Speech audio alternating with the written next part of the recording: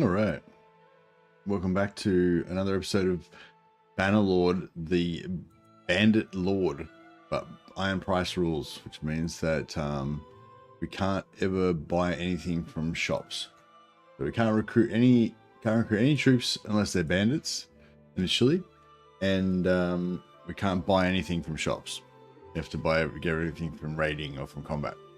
There is a perk that we can get eventually, maybe. For 150 leadership, that lets bandits be converted into regular troops. So that would be our ultimate goal, to try and get to that. So then we can convert bandits into regular troops, and get even higher tier troops than our bandits. But bandits are already pretty good, so that's not super urgent. But it's something to work towards. But even then, we'll be able to convert into regular troops. We'll still have to go around to bandit camps to recruit our actual guys. Now, there's this there's this rebel town here that I'd like to take, but it's currently got 510 defenders, and I've only got 136 warriors. But apparently that's okay. Apparently you can do this. Salmon told me that what you do is you siege with no siege weapons. You just siege and then immediately attack, and then you don't attack the ladders. You get all of your army and attack the gates, and just chop the gates down, and then you go inside and fight in the gates. And apparently, if you have a pretty elite squad, and then you should be able to win it, even with a smaller party. So yeah, but I don't think we've got a very elite squad, so yeah. I'm not sure about that. So it's thinking we'll try and get some more guys. But I don't think we're going to make it back in time. This would be the perfect opportunity if we had, a few more guys.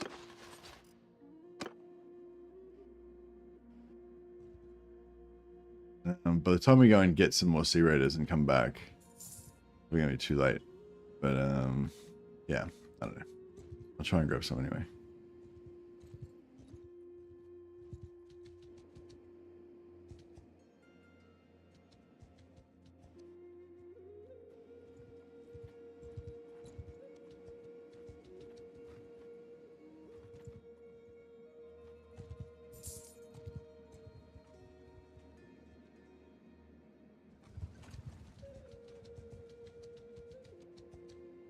We can go and visit our bandit, go and visit our companions that are running these alleyways.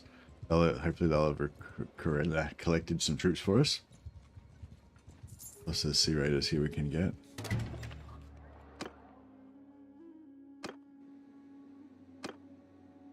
Found any volunteers? One thug and one Sea Raider.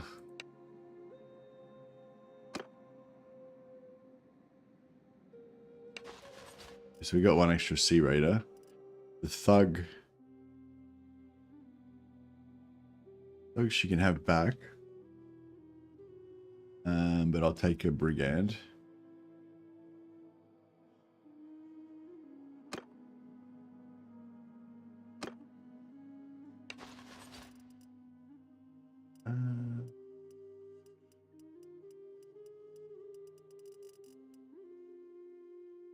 Yeah, I don't know what else to. That's fine.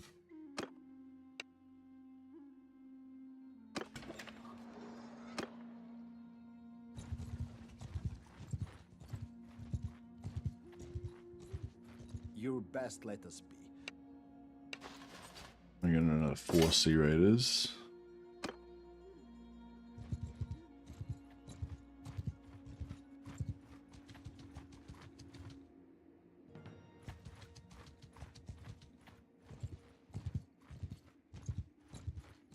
You got a problem. There's another 6 Sea Raiders. All right.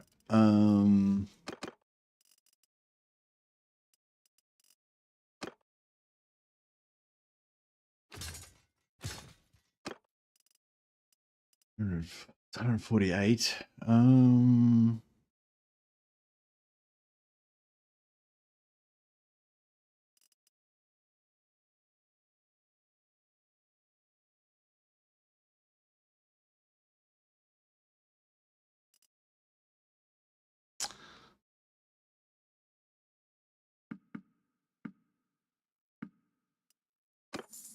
Alright, we got 144 guys.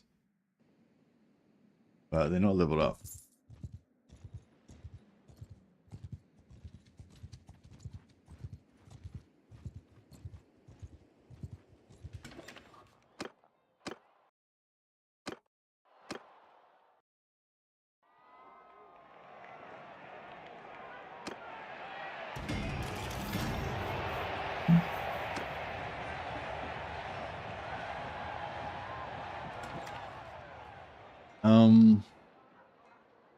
You know, it'd be nice to be able to make some two-handed axes as well. I've been hooked on Bannerlord the past few days. I finally got decent. Oh, nice. So you invested a bit of time into practicing your combat skills. Is that what you're saying? Like as a player, actually learning your combat skills as a player?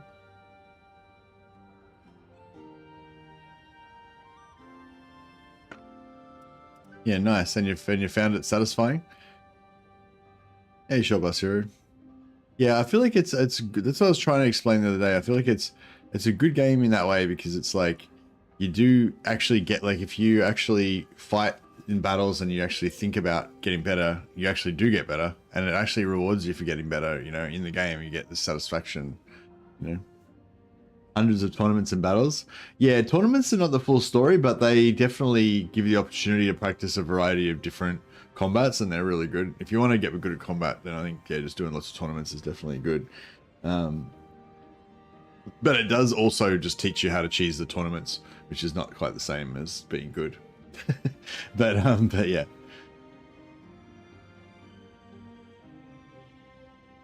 Now I want to unlock 200 axes as well,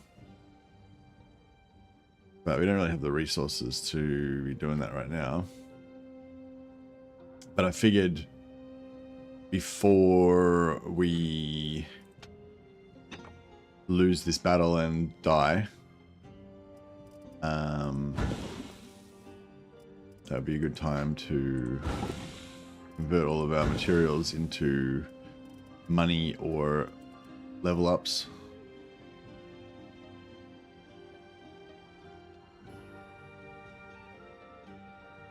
Now I can win with 400 men against 1,000 too by using smart tactics, cavalry charges, and proper army compositions.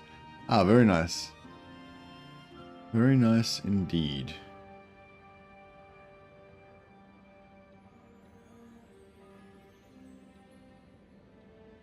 Who knew putting about 30 hours into it was all it takes? Yeah, indeed, indeed. I bet you've still got more stuff to learn and enjoy though. So not saying you need to go back and study before in order to enjoy the game, but I'm saying, like, as you continue to play, you'll still learn even more, I'm sure, and that'll also be satisfying. But I think once you've got that, like, headspace to learn, like, because that's what I was trying to explain. Like, the game doesn't really encourage you to learn to get good. Like, the game systems kind of encourage you to be quite lazy in a lot of ways. But once you kind of get your head around how you have to act, kind of act and think differently from that if you want to actually get better, then you've kind of always got that mentality after that, you know?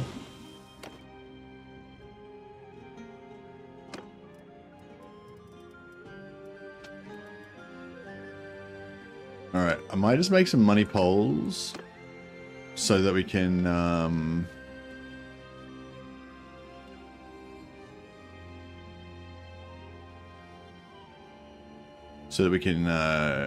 cash in.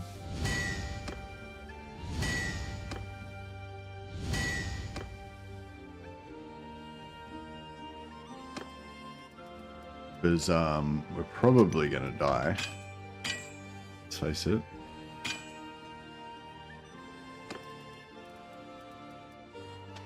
Either we'll be too late, which will probably save our lives, or we'll get to the siege in time and we'll get wrecked and die. That's my prediction.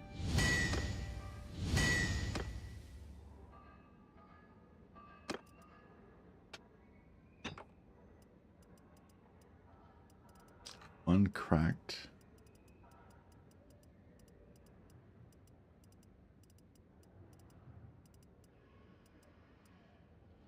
Two cracked. All right, let's smelt the cracked.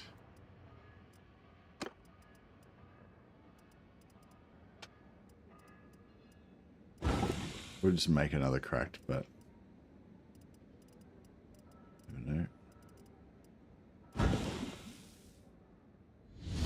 Yep. That's right.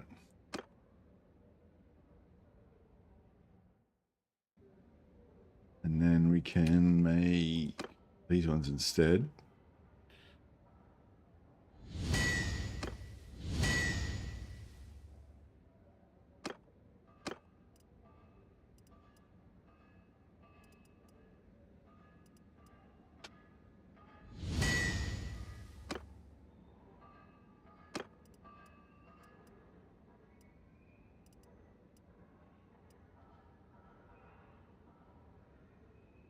And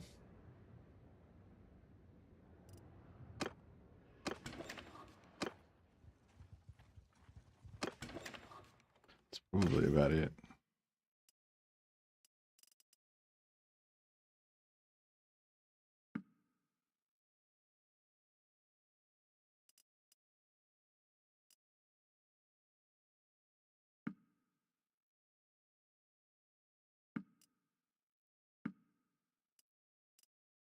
Yeah, I was thinking about giving Talia a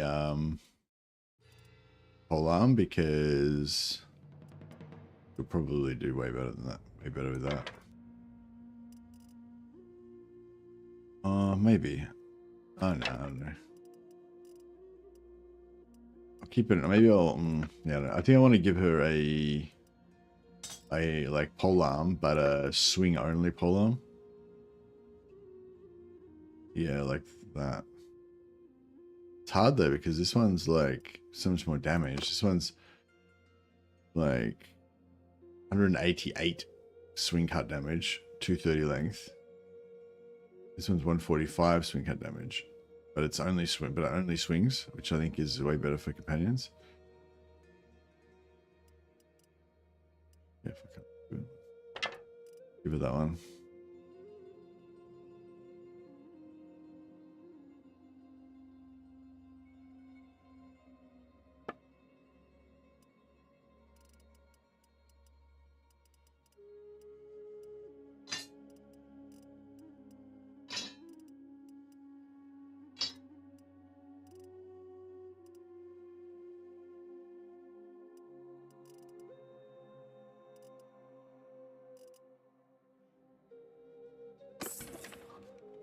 All right.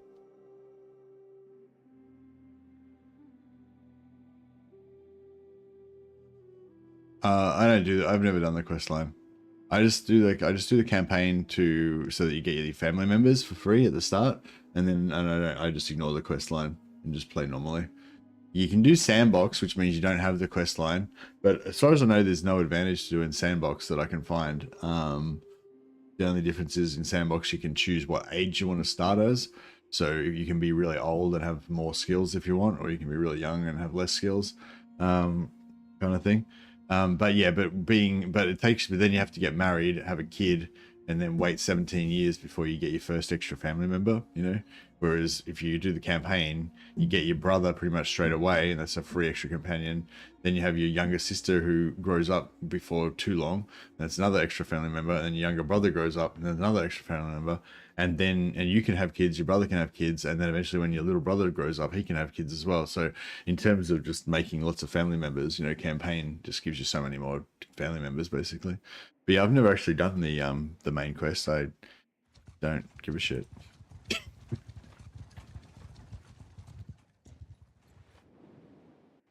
Yeah, I've heard it's not very satisfying. I think ultimately it just makes you go to war with the Empire or something. Okay, yeah. Well, it makes everybody go to war with the Empire, I think. Maybe helps you take him out or something.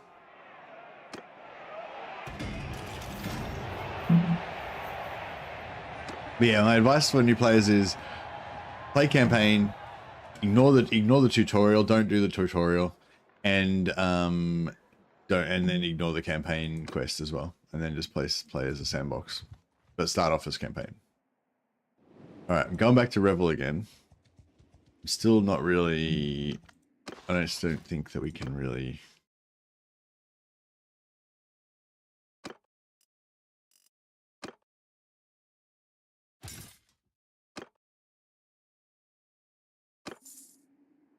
Still don't think we're really equipped.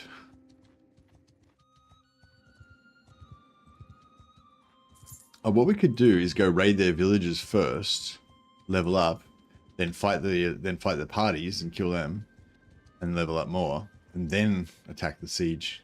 If we can make it there before the Britannian army comes.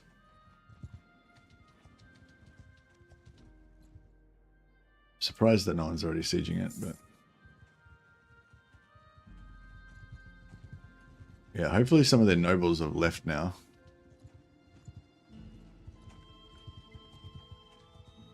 I don't know if I should wait for their nobles to leave or don't raid. Why not?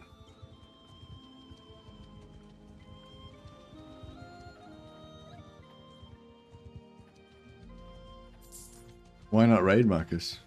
Don't I need to raid in order to declare war on them? How else am I going to declare war on them? Like I don't have the option to siege. I can't attack them unless I raid.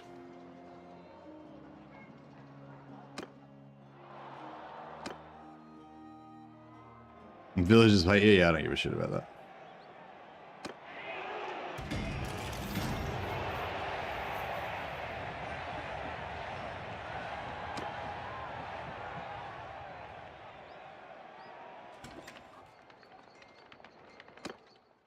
Villages are only there to be ground under my boot.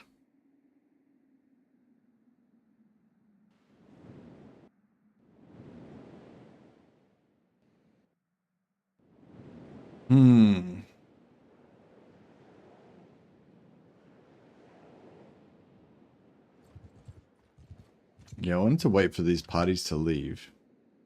The party is 70 and a party is 60.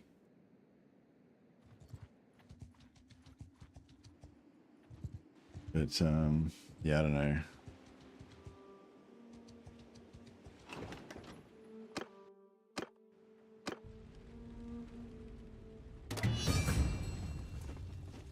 Under my orders. Yeah, thanks for the warning, Marcus. Yeah, I don't see any other way of attacking. Like, yeah, I don't know if there's any other way of attacking them unless I actually attack them, you know. So yeah, you're right. They all hate my guts now. But yeah, I don't think there's much I could have done about it. Move! Archers! Move! Forward! Cavalry forward! Rider forward! Move! Move! Move! Whoa!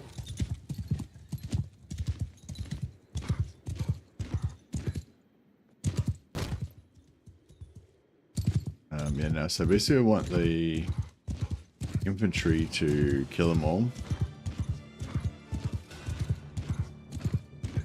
If we can. Point of this is to, well, the point of this is to get them to go to war with me.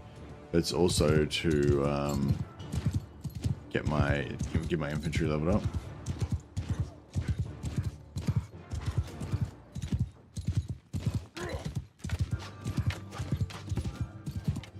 Attack!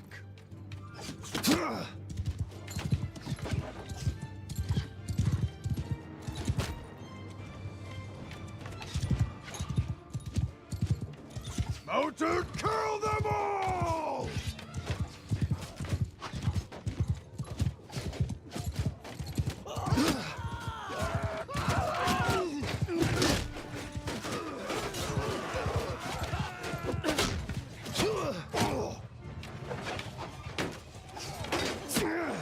Fuck. I don't know, like... Oh crap, should have left him for that guy.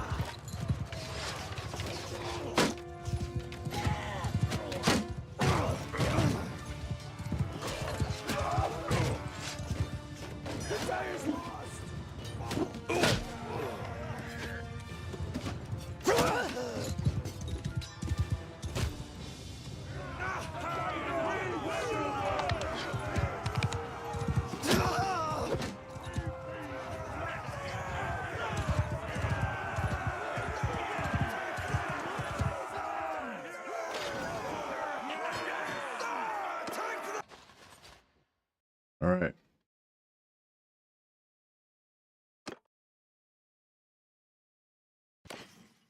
We raided the village. The villagers do indeed hate me. And now these parties are coming out to make war. I've now got the cruel trait.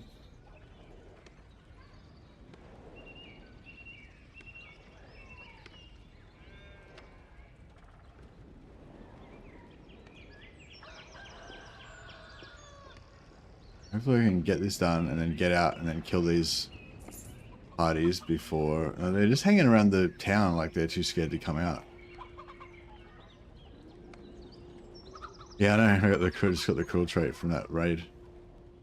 I wonder if I could have done some more merciful shit to try to like counteract it before I did that to stop it. Here we go. Not sure we got in between now, so that's the less. That's like 87 less defenders we're gonna have to worry about because we've got them outside.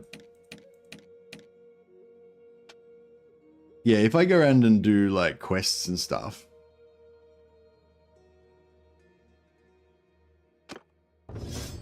If I go around and do quests and stuff, like I could potentially like take all the nice options and try to reverse my cruel trait, yeah? Or is that not really how it works?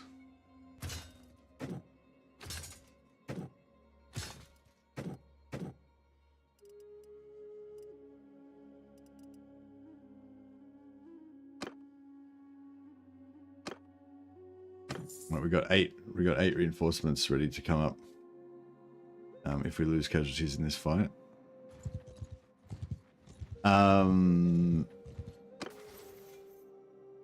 Cruel and calculating.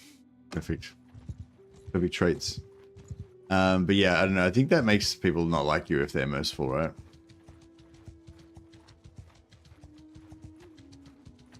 But yeah, so Salmon, last time Salmon was telling me, so even this has got like 409 defenders and we've only got 144 guys. But Salmon was basically saying that if I just go in and siege it, don't build any siege engines and just attack attack immediately and get all of my guys to just attack the gate and then just axe the gate down and then fight inside the gateway, then apparently that's the way to do it. But I don't know. I feel like, I don't know, that doesn't seem good because won't they just fucking throw heaps of rocks down and kill like 10 of my guys at once? I don't know. Yeah, they got rocks they can drop inside the gateway, exactly. So yeah, I don't know how good that's gonna work, but apparently that's the way to do it. So I don't know, I guess we could try it. Who are you? I am your doom. It's better we know each other's names, even if we fight. That's true. He's got 29 C-rated chiefs. I want 29 C-rated. No, that's not. That's my party. He's got brutes, warriors, militia, woodsmen. Yeah, he's got a pretty bad army.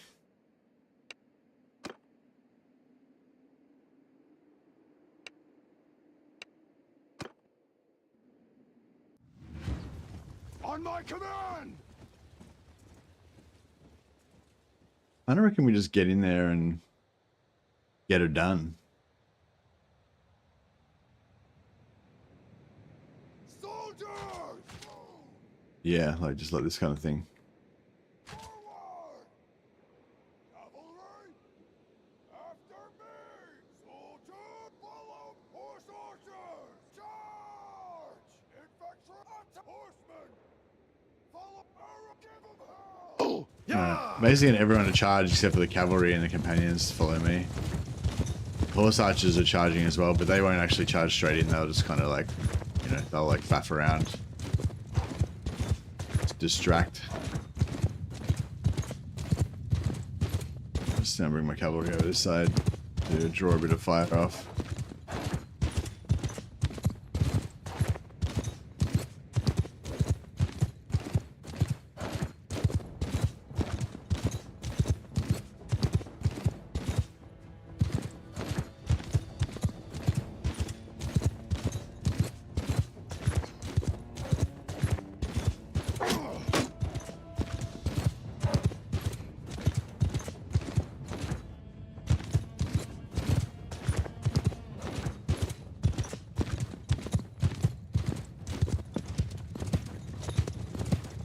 I'm in the middle of a full heavy cavalry playthrough and it's super strong. Are you playing Vlandian Knights?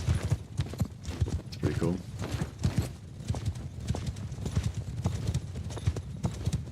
Troops charge! Oh, infantry engaging? Not yet. Nearly.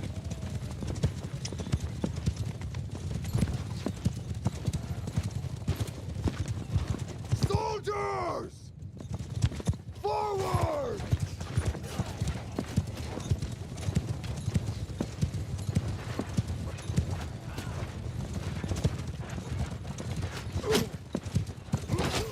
Did I just hit him with an arrow?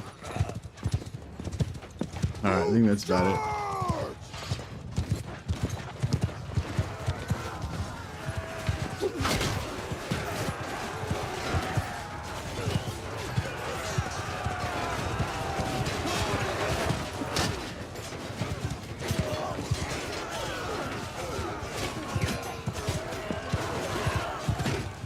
Fuck.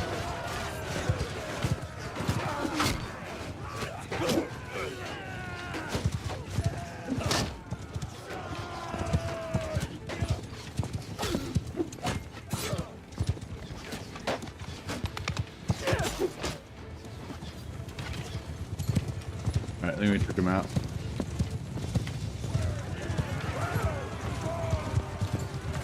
Are you allowed to ransom prisoners? Yes. We're allowed to ransom prisoners. Ransoming prisoners is part of the engine of warfare. So I feel that's acceptable. But yeah, we're specifically not allowed to buy anything from shops.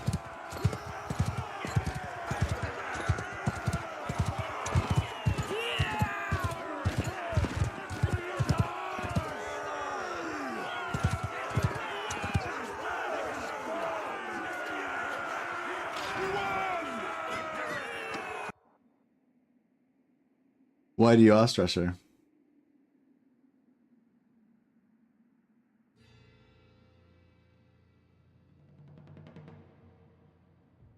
I'll keep him as my prisoner because I don't want him to raise another force.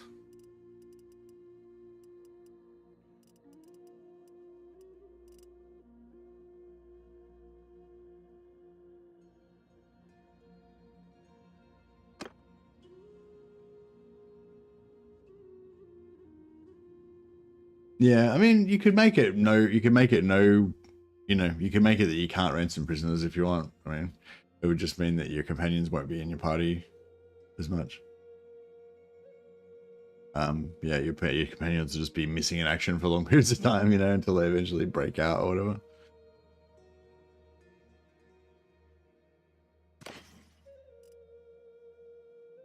We're actually going to upgrade.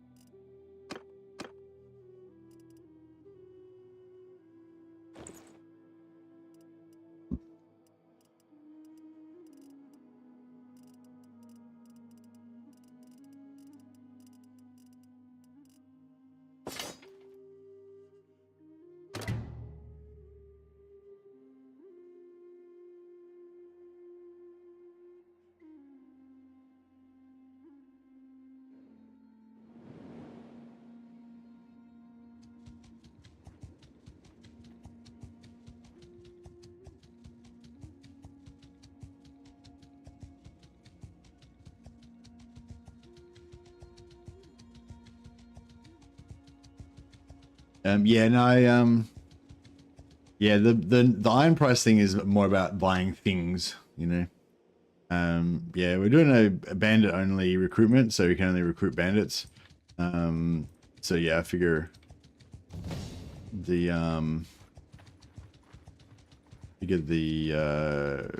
freeing my what do you call it? Paying my troops and freeing people from freeing people from what do you call it? Paying ransoms and stuff is part of, you know, hiring my troops, hiring my bandits, and all my companions are bandits now. But yeah, again, like some of my companions technically don't have bandit backgrounds, but you know, I just count all of my companions as bandits. Is my thinking. But again, you know, you could go even more deep on the role play and only be able to, you know, talk to all the companions and only recruit the ones that actually have bandit backgrounds and stuff. Is there a new Bound and Blade coming out? No, there's a new DLC coming out though, which is what everyone's excited about. The War Sales DLC is coming out in about a month.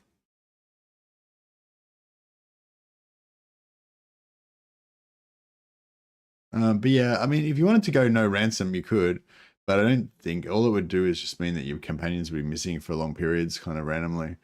But yeah, I don't know if it wouldn't really make it much harder. But I don't think it would make it much better either. Like the object of the exercise isn't really to make it harder. The object of the exercise is to make it more fun, which mostly the fun is by making it harder. but it's not really, but the objective isn't to make it harder. The objective is to make it more fun. Crash is the best bandit. Crash is the best bandit. She's actually a bandit she's a bandit alley commander now. She's in charge of an alley in one of the towns.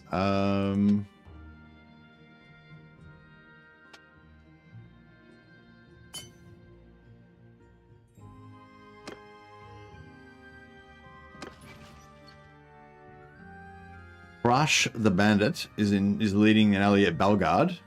Her rivals are Diffusia, who is the alley leader in Sibir, and Kuruntai, who's the alley leader in Vanapol. They're all my alley commanders. All my alley cats.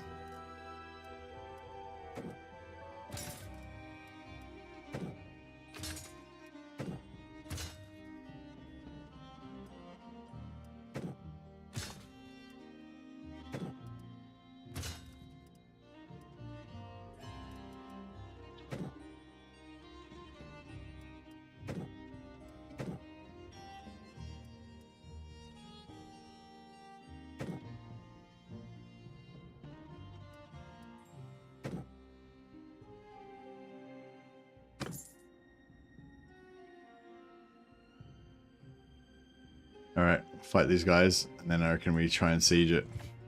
Stop there.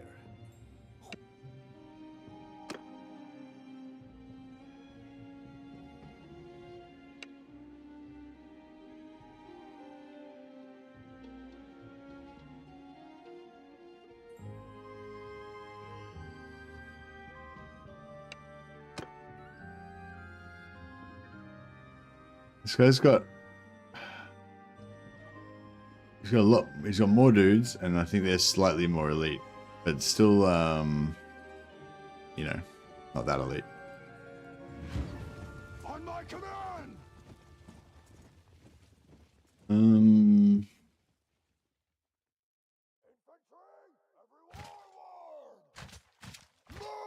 Try and take the high ground. Move!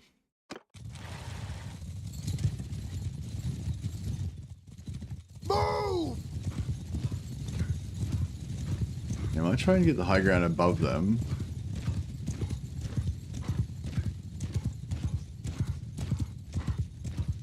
He's got 84 heavy infantry, so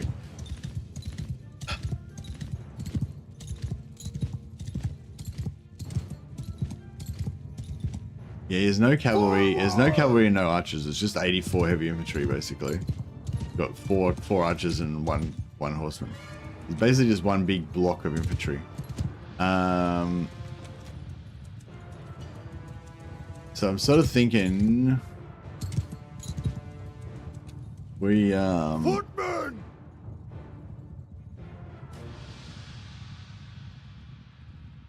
Move! Form a shield wall! Soldiers! Forward! Move! put our infantry there. Bowman! Forward! Put our infantry there. Horse on charge! Horsemen after! After, so stay close.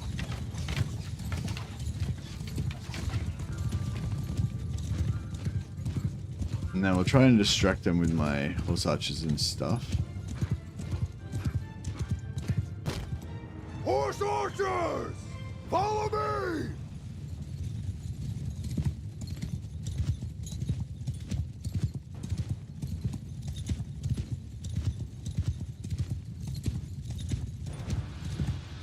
Actually, I suppose we want to go the other way, don't we?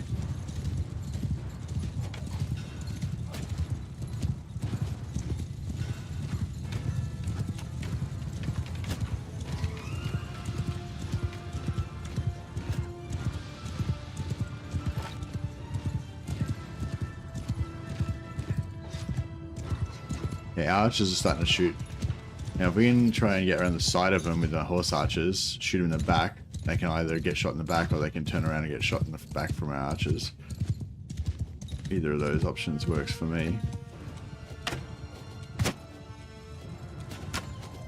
Whoops, a bit too close. A few javelin shots coming in there.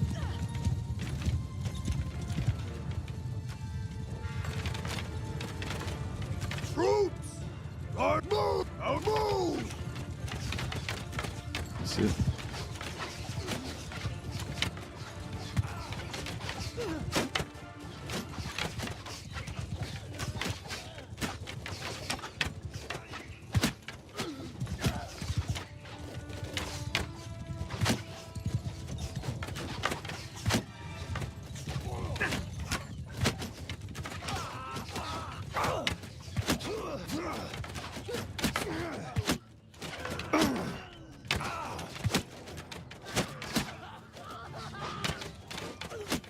Travel up, get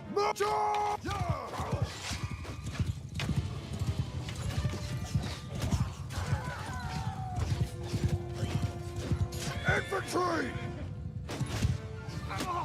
Forward!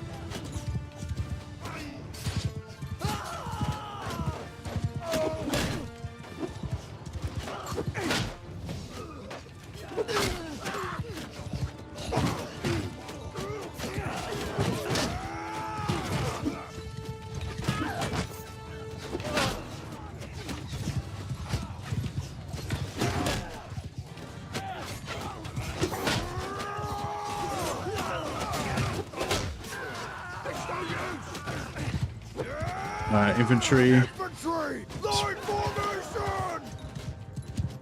Move! Attack! Finish them. They're on the run!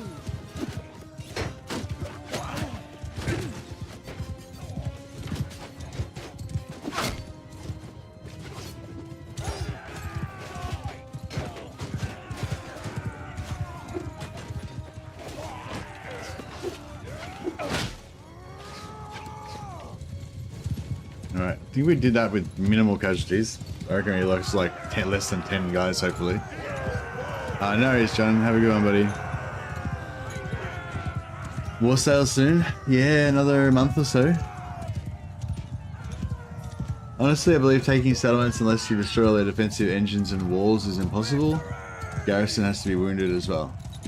Okay. So you're saying there's no way I can do it now, right now?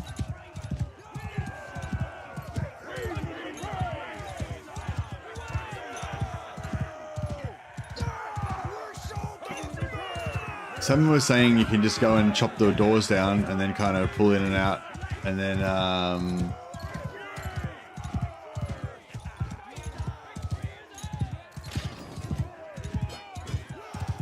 just think when Merknar the Bandit King takes to the high seas to become the Pirate King. Oh yeah, that'll be good. We lost two dead, 2 step bandits. Alright, nice. So it wasn't any of our heavy infantry, so that's good. Alright, I've taken both of their lords prisoner.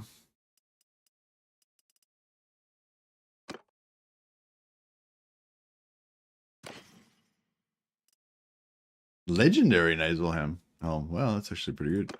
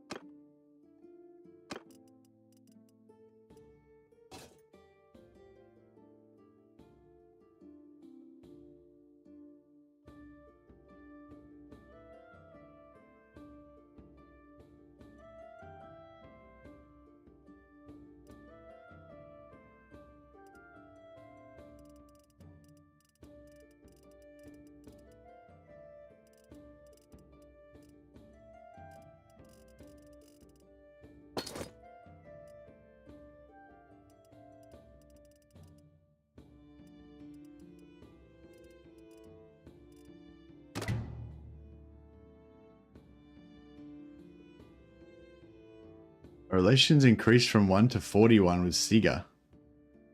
What is Siga? Is that because she's cruel as well?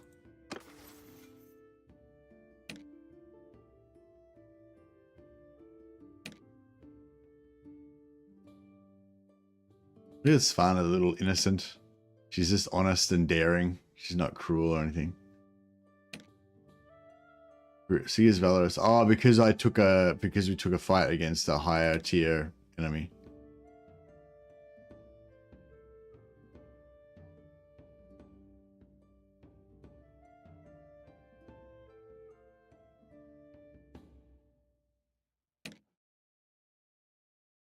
Poor Siga. Why poor Siga?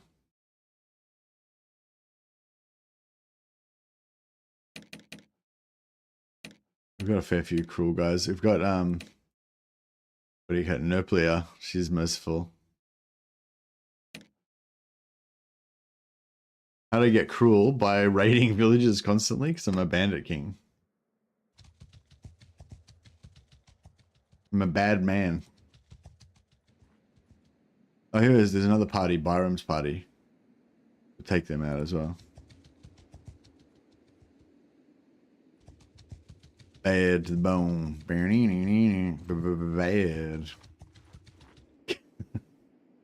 No, you're right.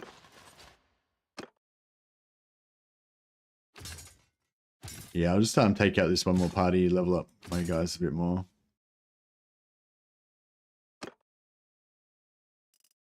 And 40.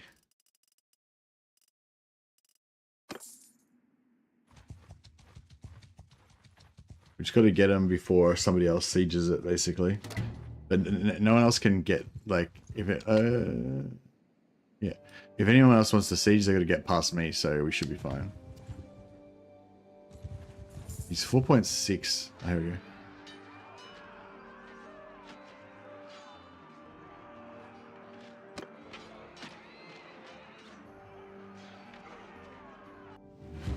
Under my orders! Infant, make a shield wall! Forward! Archers! Forward! So, cavalry, point after me!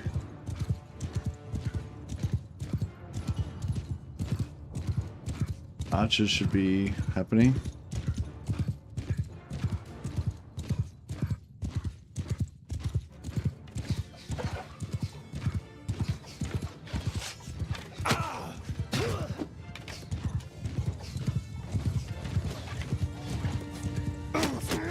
Alright. Infantry can go wide now. In charge. Everyone charge.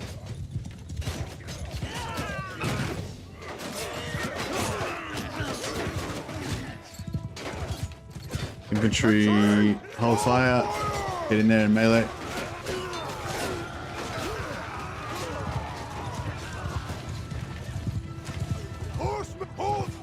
Mounted archers! Group, hold fire!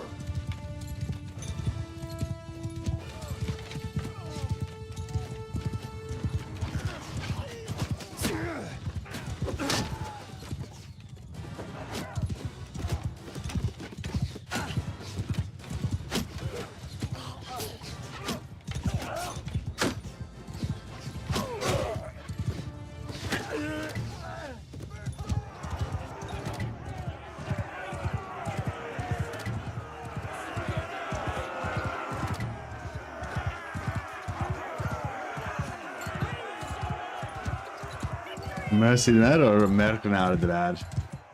Mercenary the bad, indeed.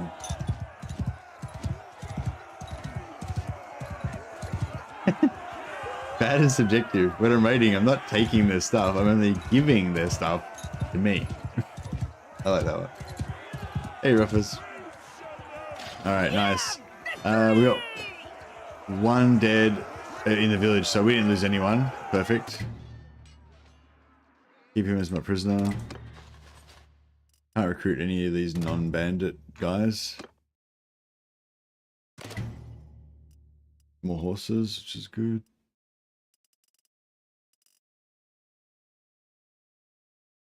This like large round shield kind of seems better than these thick round shields.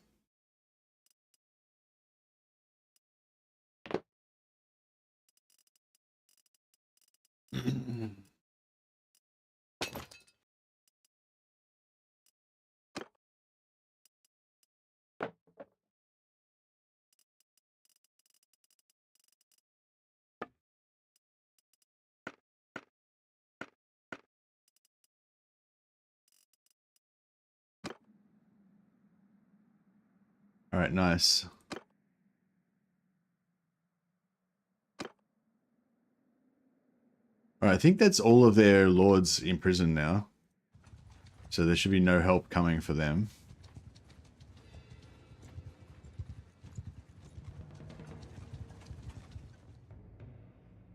I've developed a bit of a lurker mentality, but I've been following since January last year. Oh, nice. I thought I want to chat a bit more. Yeah, man. I like it where, I mean, you don't have to chat constantly, but I like it when people say hi. If you feel like it, you know, just when you first jump on, you can just say hello, whatever.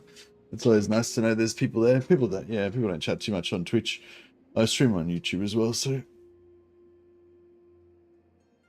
everyone's saying hi on YouTube now. Hello, everyone. Yeah, but it's nice it is nice to say hi.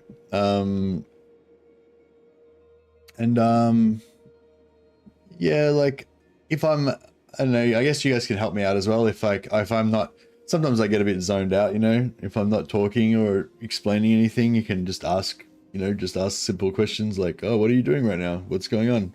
What's happening with that? Why are you doing that? You know, that kind of stuff is always good. But I mean, yeah, I mean, I might ignore you if it's a stupid question or I don't care, whatever. But a lot of times, like, it's actually good just to ask simple, especially simple questions. I think are quite often really good. Tier 3 walls. I don't know. How do you tell? Wall level 3. Yep. What does it say? Garrison 221 minus 7. Does that mean the garrison's getting smaller?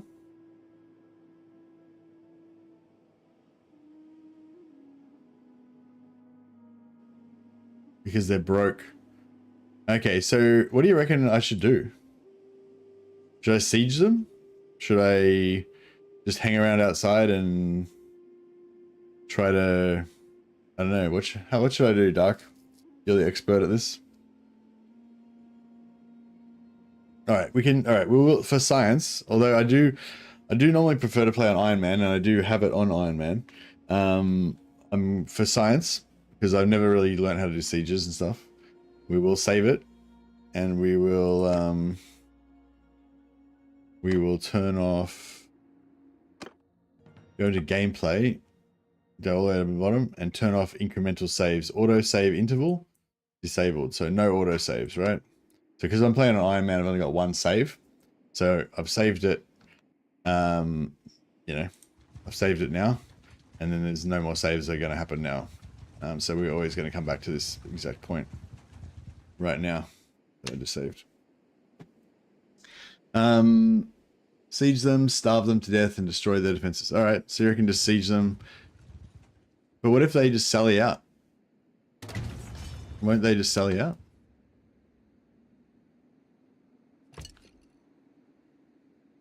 Should I make a trebuchet or an onager?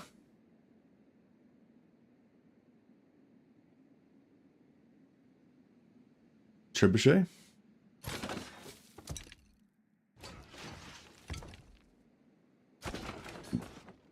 we have any more slots? What about these other slots?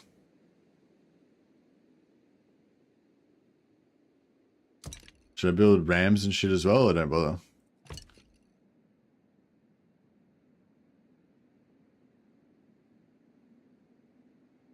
Does it slow down my trebuchets if I build this other shit, or should I just build that as well?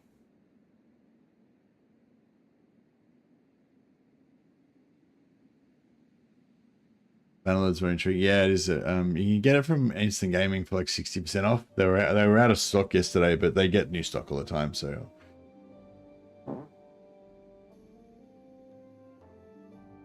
I don't need anything else. All right.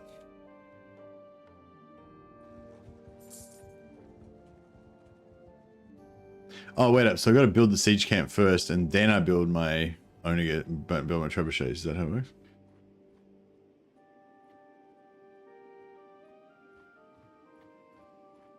Can I just keep sieging them until they eventually just die? Because they've got no Akoi sent me here. Ah, nice one. How you going, Connie? Welcome. There are 4 build slots for... Oh, there's a hidden one. Thanks. But yeah, they don't start building until this finishes, right? Are you having fun? I am having fun, man. I fucking love this game. Really cool. He's pretty cool. Akoi's pretty cool. Yeah, Akoi's really cool.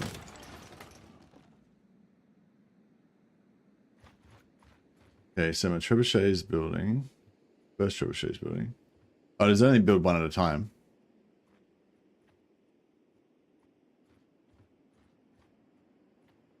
The militia never starves, just the garrison. Ah, okay. Oh, one of their lords escaped. But he won't be able to raise a new army without a settlement, will he? Or maybe he will.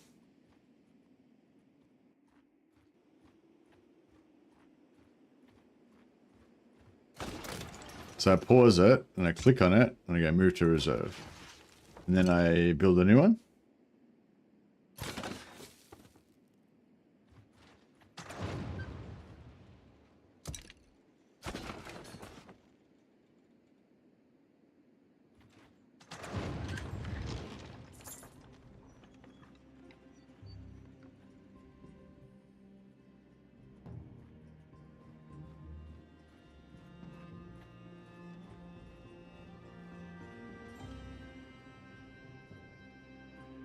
Wait until the 4 siege engines are done.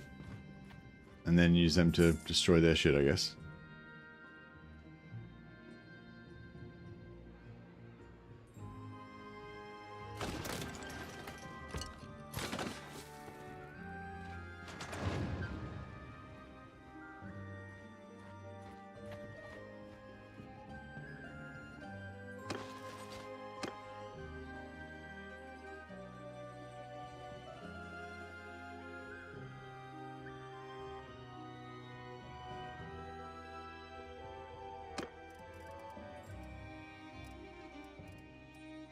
Alright, we've got a full party again now.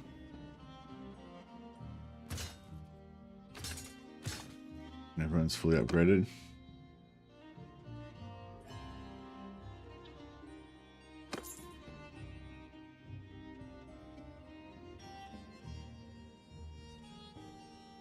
Break the walls and the town will be mine. Yeah, so you reckon we'll just... So the garrison's going to die eventually? And then there'll just be 150 whatever guys left over and we kill them. We'll be able to easily kill them.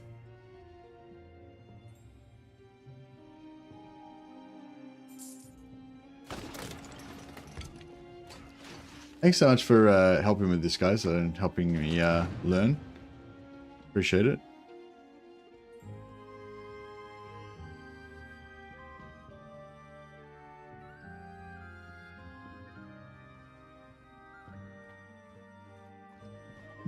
The left of the garrison is the number of food. 3 days worth of food.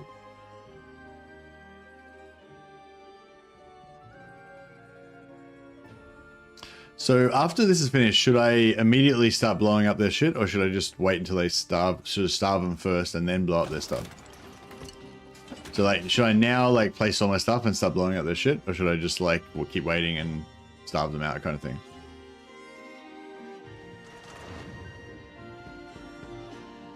What's the, well, what's the, it's my choice. Yeah, well, what's the difference? What's the pros and cons? Bombarding kills some of them too. Okay. So it'd be better to blow up their shit now. Well, I suppose if I try and blow up their shit and it doesn't work out, I can just do the, I can just build all the stuff again, right?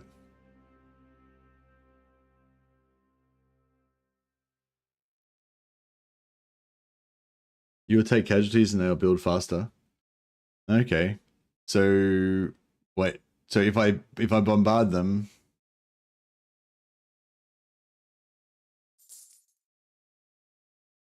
So what are you saying? So you're saying it's I shouldn't attack them now because I'll take what? If we just wait till the garrison is starved, it'll be easiest. Okay, well that's what I wanted to know, yeah. Is so got 0 days of food, they're starving now, so their garrison should start going down pretty fast.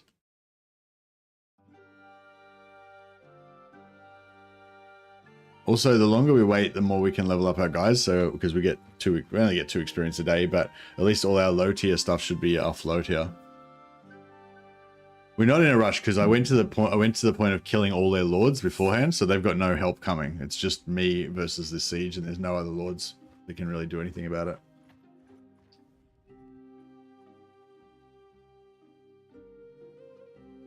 Yeah, Byram did escape, but I don't think he can do anything about it, right? Because this is his only settlement. So what's it? Can he even respawn? Oh fuck, there he is. Okay, well he can respawn apparently. So he can go around and recruit more villagers and shit now. But it looks like he's just gonna do that. Oh no, yep, he's recruiting. Well, he's recruiting slower than they're losing dudes. So okay, so you reckon we can do it now?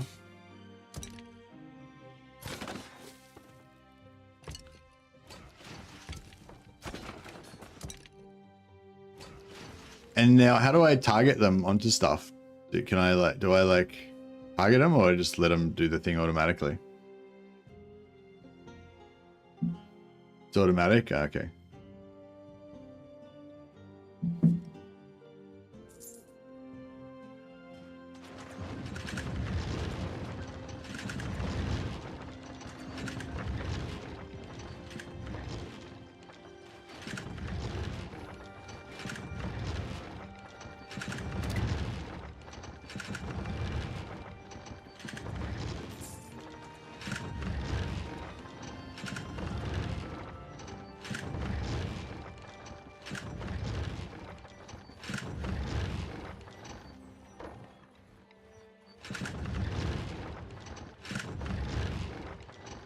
Looks like it's going pretty well.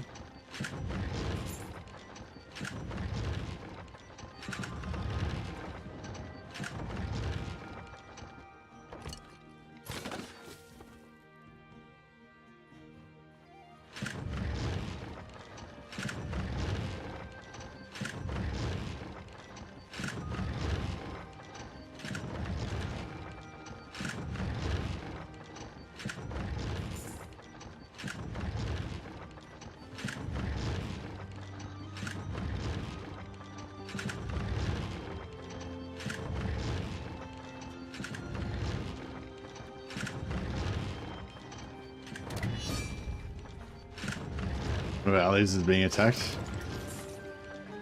Yep, so some are 2. Some are 2 at 6 days. So some are 8. Our ally's going to get taken, but that's not really a big, huge deal, I guess.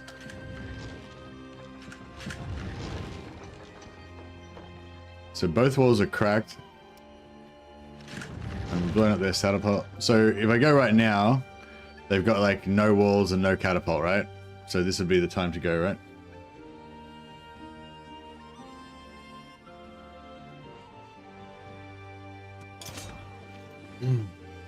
So you reckon just should we attack the gate or just go through the breaches in the walls? Oh yeah, so what do I do here? Do I do anything with these trebuchets or anything? Oh, so there's a big hole in the wall. We just run through the hole in the wall.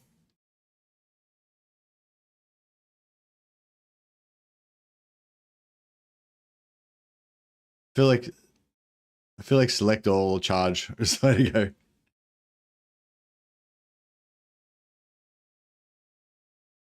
Make 2 groups of archers and infantry. Oh yeah, that's pretty good, cool.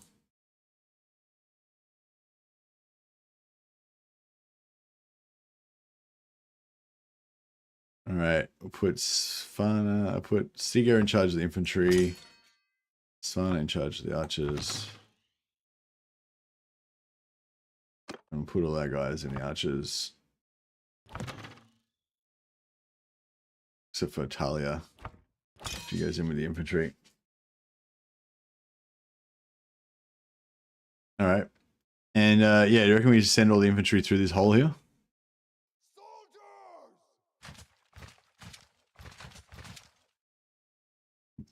pretty much lined up already.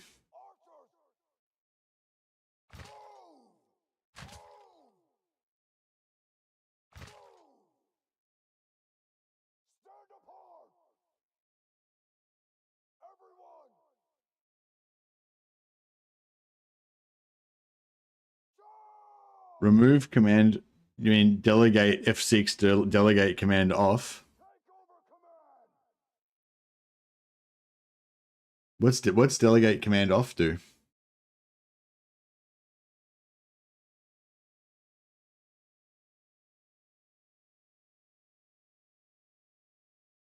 Does that mean that if I die, they won't? The AI does automatic things. Okay. Does that stop them from changing?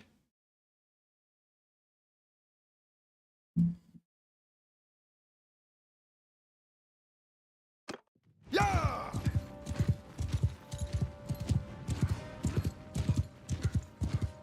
Right. Our guys seem to be taking over the siege weapons. That's good. Infantry! Yeah, well, our archers in weird places.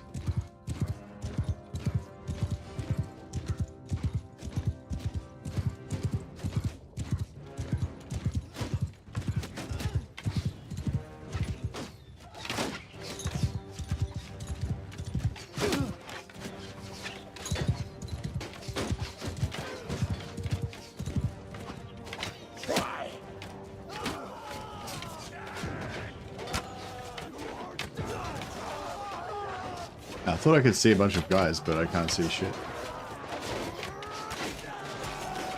I'm not seeing a lot of red.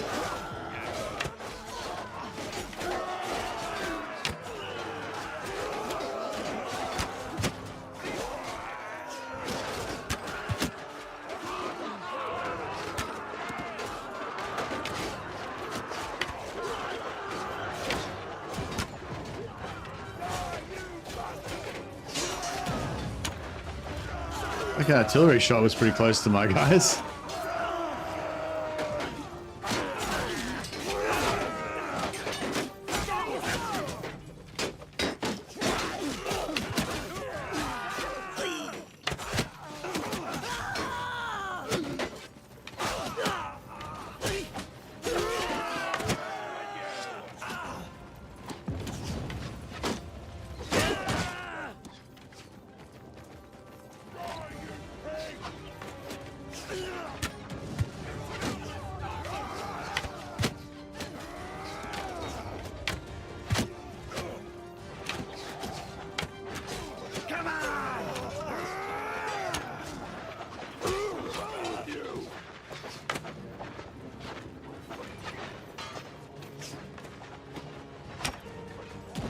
I can't hit him.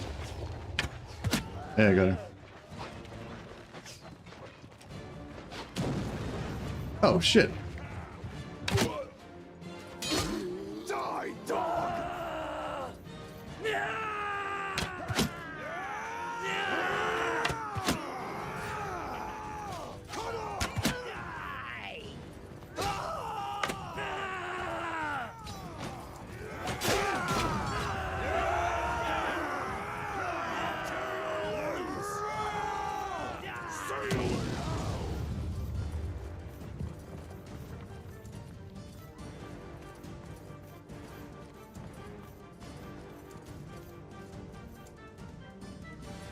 There's a couple guys somewhere.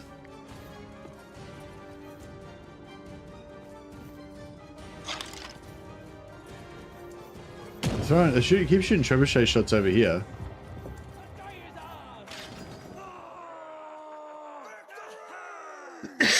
All right, we only lost 14 guys.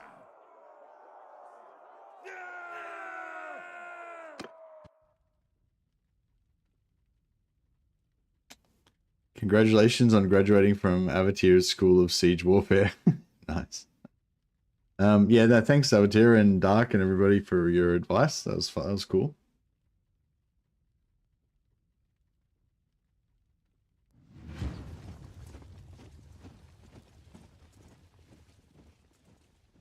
we'll let you join the siege.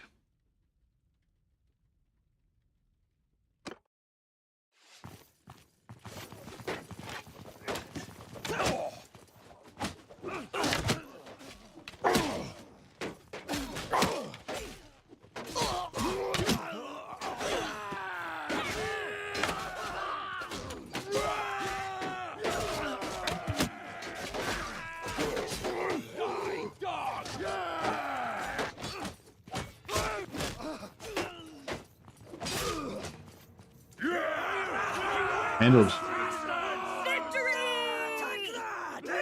You know the roguery skill lets you take one extra guy into bandit camps? Does that actually let you, that lets you take one extra guy into this as well, right?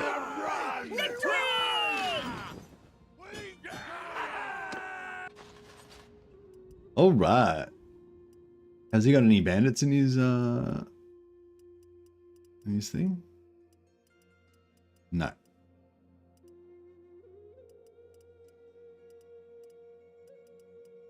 No.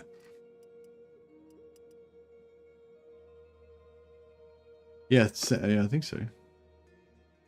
I think you normally get 10. And, oh yeah, we could have sold all the prisoners and we've got heaps of roguery. Damn it.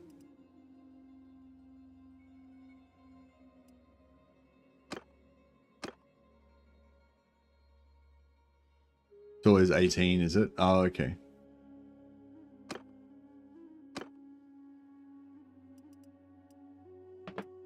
Get some bigger shields.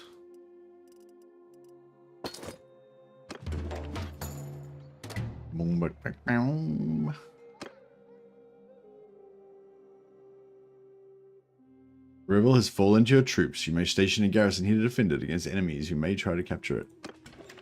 Well, luckily we don't have any enemies apart from those rebels that we just murdered. So we shouldn't really need much of a garrison. However,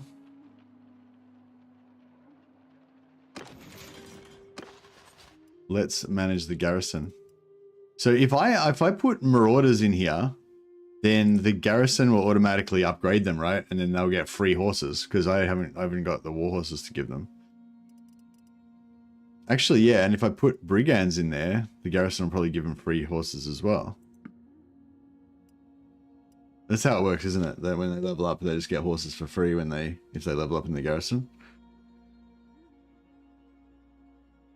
You'll need food? I've got 500 food. Can I give some of that to the garrison or what? Garrison updates are free? Yeah, that's cool.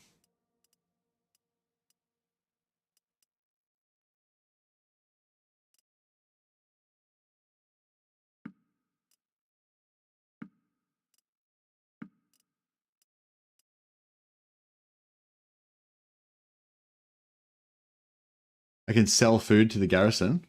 Sell food to the settlement. Okay, let's do that then.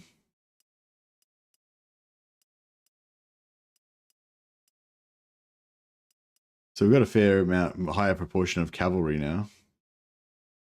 Oh, we don't have enough guys to... We don't have enough guys to run our...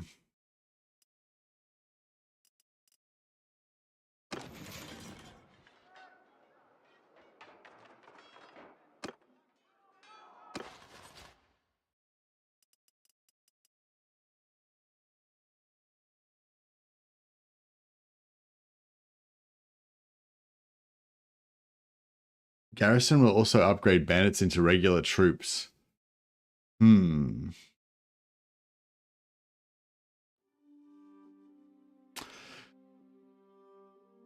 So, so now that we've got a town,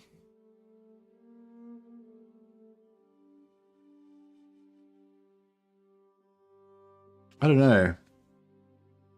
Look, it's not really recruiting if we're just taking it from the garrison, so I kind of feel like that's fine. I'm trying to think how it's going to change the playthrough.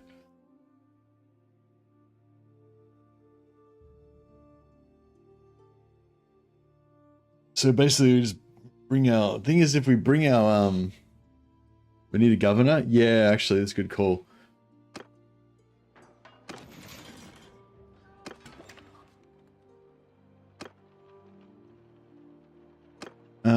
So Seeger's our highest level.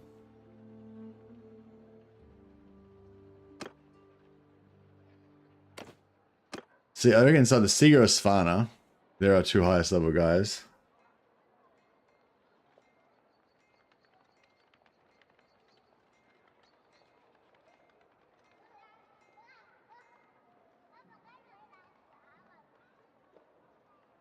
Yeah, they're both Sturgeon, yeah. They both give +1 loyalty per day. Svana seems to have faster building construction because of engineering. Seager likes me more. Does liking me more do anything good?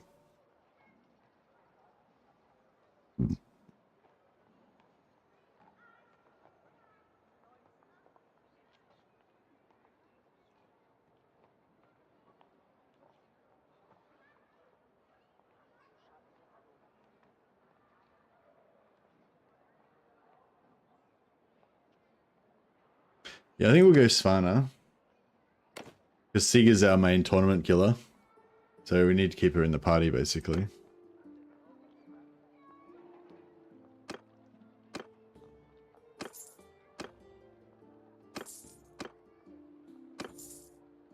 Put 30k in there. Now we need to get the productivity up ASAP. Where's the gardens? Gardens? Do we have gardens? Orchards? Orchards, food production. Yeah, I feel like orchards is first priority. Get rid of this shit. Is that aqueducts? Oh yeah, I guess we want to finish that. We'll leave that. What's this one? Fairgrounds.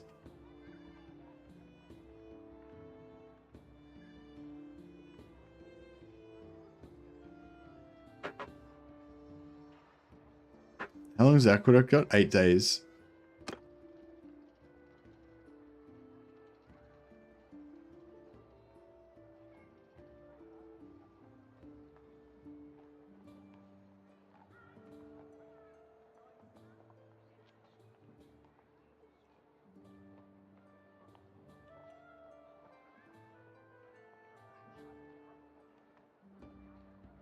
Need to have loyalty 50 plus to not have a building penalty.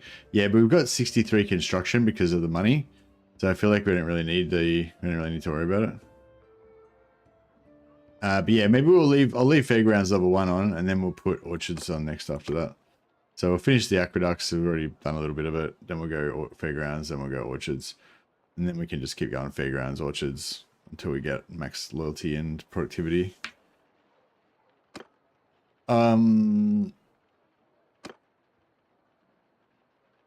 So you turn off auto recruitment. Where's that? Manage keep? Manage garrison? No. How do I turn off?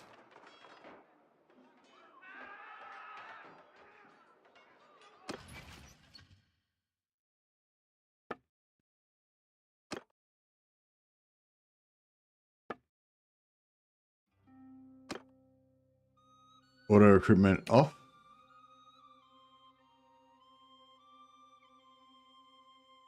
Do I want to change the parties or anything? Yeah, I think that makes sense. So we have auto recruitment off because we don't recruit non-bandits. We only recruit the most surliest.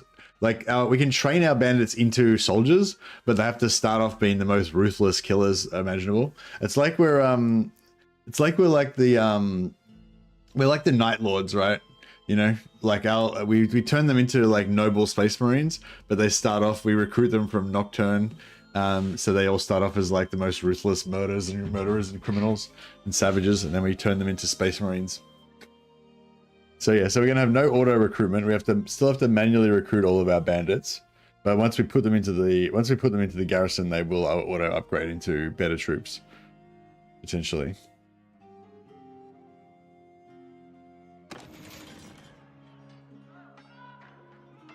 There's no way of stopping him from upgrading, is there?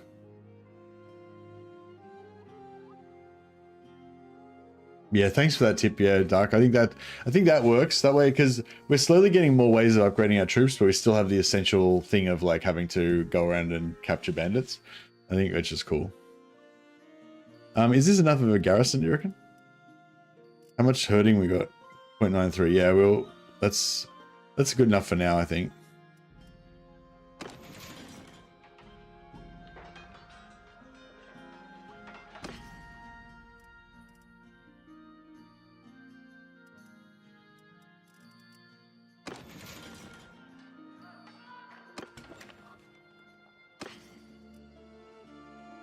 Oh, yeah, so the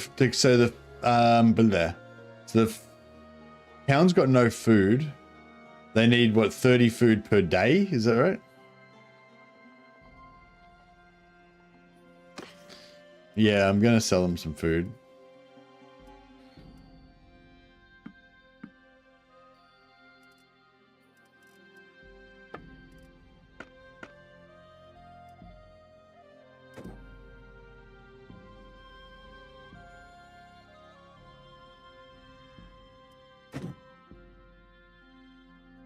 Got to keep my warriors fed first, though. The priority. I'm going to slaughter all of our... I'm going to slaughter all of our sheep.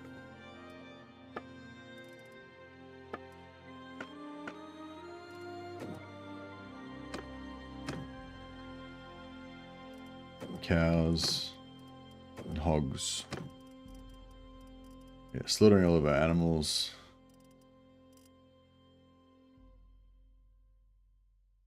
Like, yeah, they got rid of most of our herding penalty.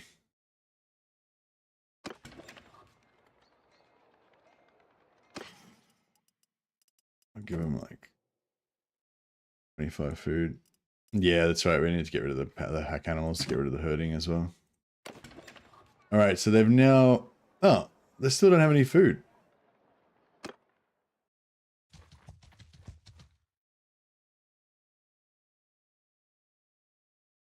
Oh, I just got trading penalty from that. I mean, trading... Oh! So when I slaughter animals, that counts as buying it, apparently. Buying it for free, I guess. And then when you sell it, you get trade.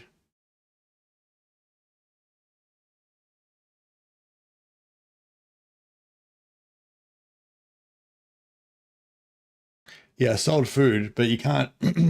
Yeah, I sold food, but you can't get a trade. You can't get trade unless you buy the food first. Like, if you steal food and sell it, you don't get trade level up for that.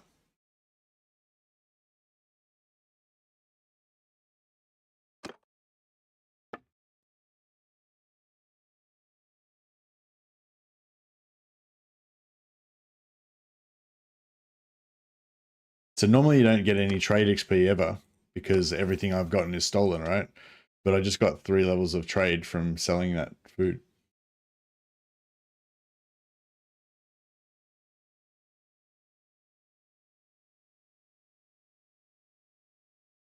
Yeah, but you get trade when you sell. You get trade when you sell products for much higher than you bought them. But since I never buy anything, I can't get trade. Yeah, grain was 31 gold each, but I didn't buy the grain.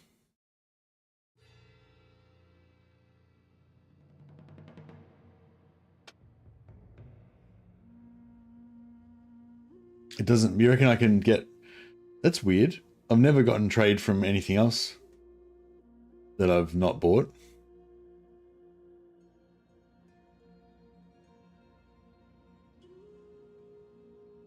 Yeah, but I'm saying the price doesn't matter because you don't get, you get trade based on the difference between your buying and selling price. So if you don't buy it, there's no difference. Like the XP is based on my profit, but the game doesn't know. The game doesn't know how much. But maybe I bought the gold. Maybe I bought the gold for 100 fucking each, so I didn't make any profit. You know what I mean? It's based on your profit, not the value of the item.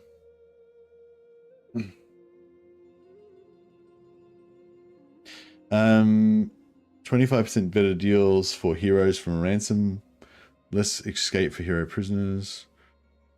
Damage for civilian weapons. Ooh. 10% damage. So my hammers are actually civilian weapons, so that'll give us 10% extra damage. That's pretty cool. 30% less escape chance for hero prisoners. I think mostly I'm going to release my hero prisoners anyway, so I don't really care about that, I think. So I might go for the civilian weapon damage. Got to bonk more. I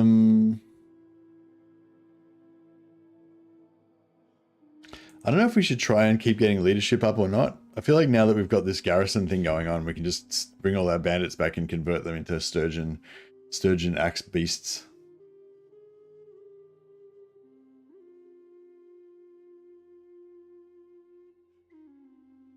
Yeah, under normal circumstances, the prisoner one is better, but in this specific instance, I'm not really trying to conquer. Like when you're conquering, you want to like capture all the enemy lords. You don't want to kill them because killing them gives you a really bad rep. So you want to capture them, and then you want to keep them captured. So you want to get like maximum horse riding or whatever it is. Yeah, it's 50, get minus 50% escape prance for prisoners, and then you want to get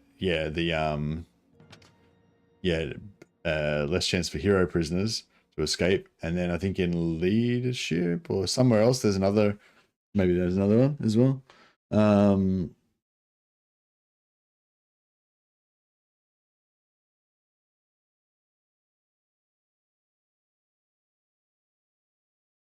Mostly it gives you trade up when you gain it, make a profit. It does not matter where anything comes from. Yeah, you say that, but I'm saying I've been playing the whole time for fucking a week. I've been selling fucking billions of gold worth of shit, and I haven't gotten a single point of trade because I didn't buy any of the stuff. You don't get the trade up unless you buy it. You have to buy the thing first and then sell it for more. Like you don't get trade if you sell shit that you didn't buy.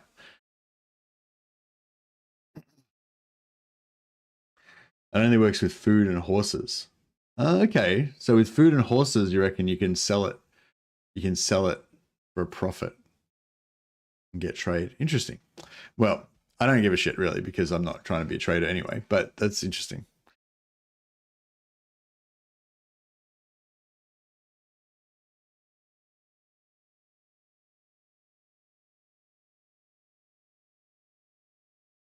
I don't know. It sounds wrong, Dark. It sounds wrong. It sounds wrong, and it's of no relevance to my playthrough, and I don't care anyway. So, but I'll agree that that's what you think. and it may be correct, it may be not correct. I don't know. I don't really have any way of validating it. I'm not interested enough to try. And there's no practical application for it anyway, because if you were, there's no situation where you want to do a trading playthrough and only trade in stolen food and horses. So it doesn't really matter. There's no use case for it.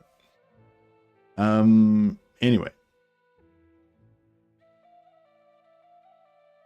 I think since we've got 10 cunning, we may as well go all the way and go 5 roguery, I guess. Let's say roguery growth. Well, we've got 11.5 learning rate, so I guess we're not really starving for growth. I might get my bonk on.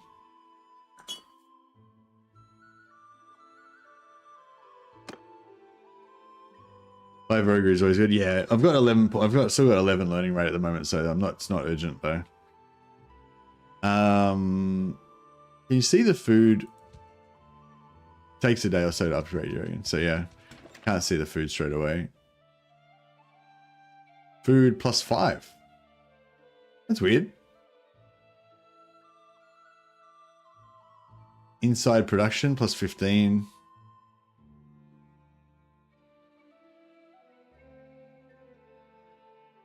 Yeah, no, it seems to have fixed it. I think I might have gone a bit overboard with the amount of food I gave him.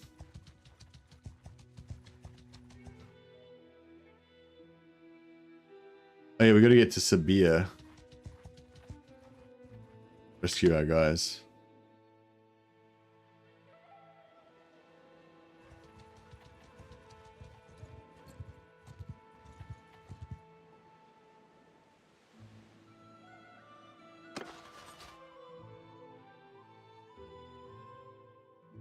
Yeah, I know Vozenex. It's alright.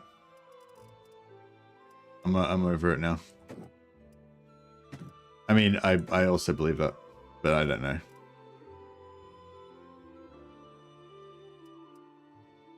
Unless you want to make a merchant campaign? Yeah, no, it's not really relevant in a merchant campaign, because in a merchant campaign you would just buy the food, which is way easier than trying to fucking loot it all. You just buy it cheap and sell it expensive.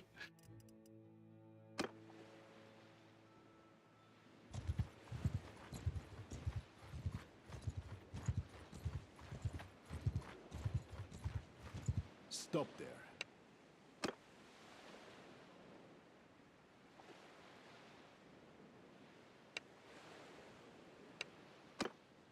Right.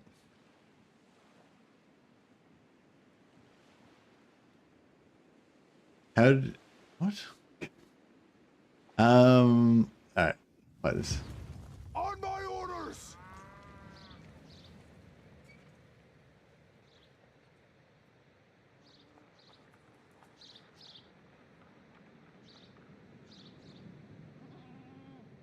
Yeah, we're not doing a trading playthrough today.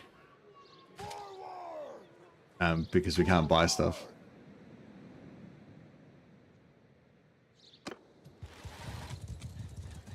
Trade campaign's fine, but you don't trade. You don't do a trading campaign by looting food and horses and then trying to sell them. that's fucking retarded. If you if you want to do a trade campaign, you do it by trading. That's what I'm saying. There's no use case for it, so it's like, who gives a shit? It's irrelevant. Everyone, give him hell!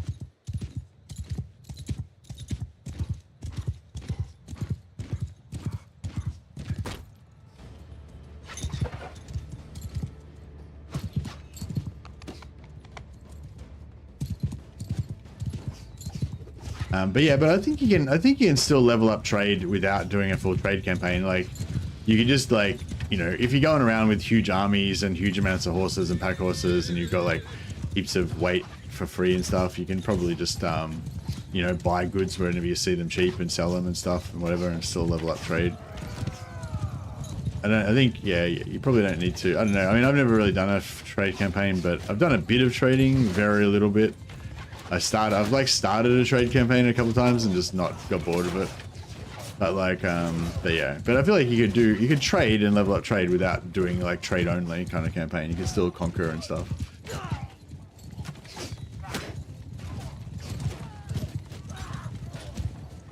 Infantry, hold arrows! Let's get the infantry to hold their arrows and just get in there and get amongst it. Just finish them off. Boom, 10% extra damage. They felt that. I just killed 3 guys at once. Boom. Oh, it felt like it did anyway.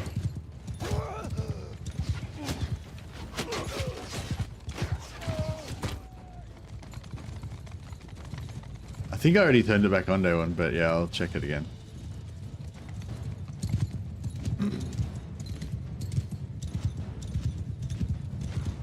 Everyone, fire at will!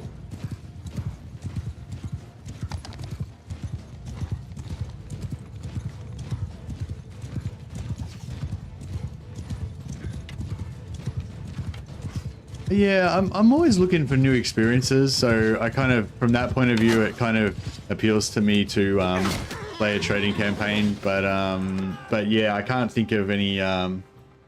Hey, Dylan. No, that's all right, man. Thank you for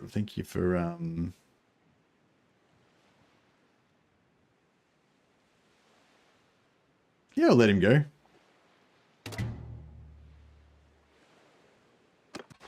He can raise another party and we kill them again, get more experience. I'm down with it. Oh yeah, these prisoners, we can sell them, can't we? I'm used to not taking prisoners because I've got nowhere to put all my extra dudes.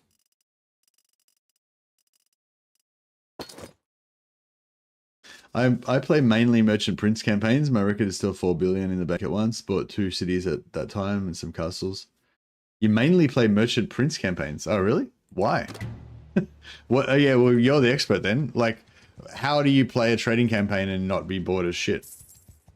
What makes it, like, not boring?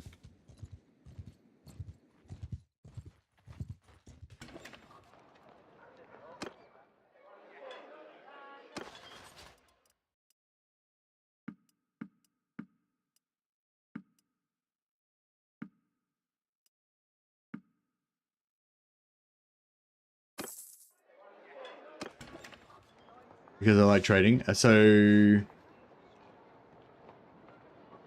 you reckon, so it's just the nerding out of, like,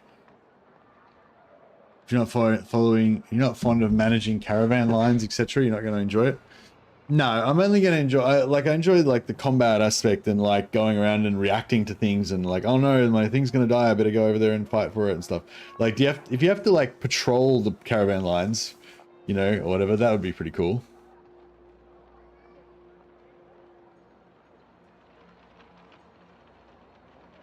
But, like, yeah, just the logistical stuff, like, you know, like, I don't mind some logistical stuff if that plays into the whole thing.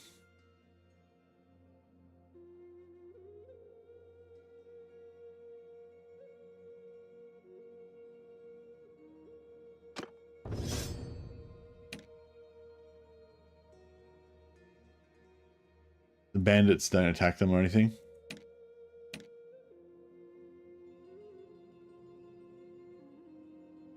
If you're at war with somebody, sure. Oh, so you make your own kingdom. Why don't you just remain independent? What's the point of being a kingdom if you're a trade guy? Do you get any advantage of having your own kingdom? Wouldn't it be better to just not be a kingdom so no one can declare war on you?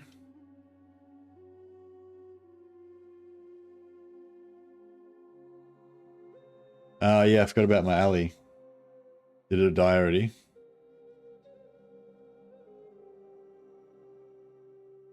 Nupli is my main smith, so I guess we better keep going with that.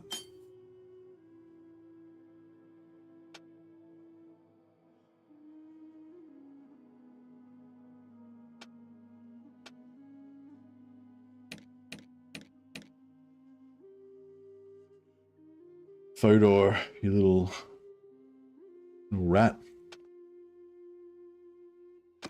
All right, he's not quite caught up to 120 healing like I had, but he's getting up there.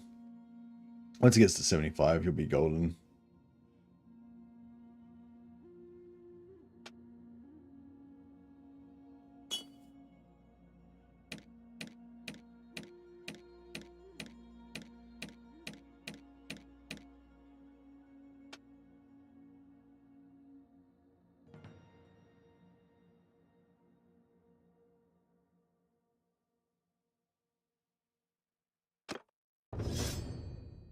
Rusha's leveling up her charm.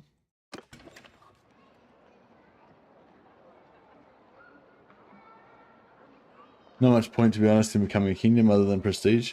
Yeah, it seems like it'd be heaps easier, heaps better just to not become a kingdom. But I suppose, yeah, I guess the trading thing probably gets a bit boring after a while, and then you want to go and conquer some people.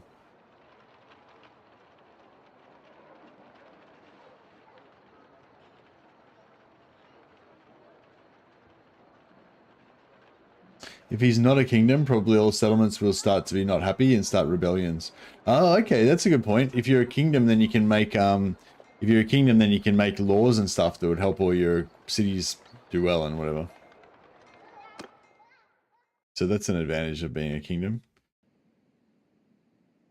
Check out the Schwarzkraken.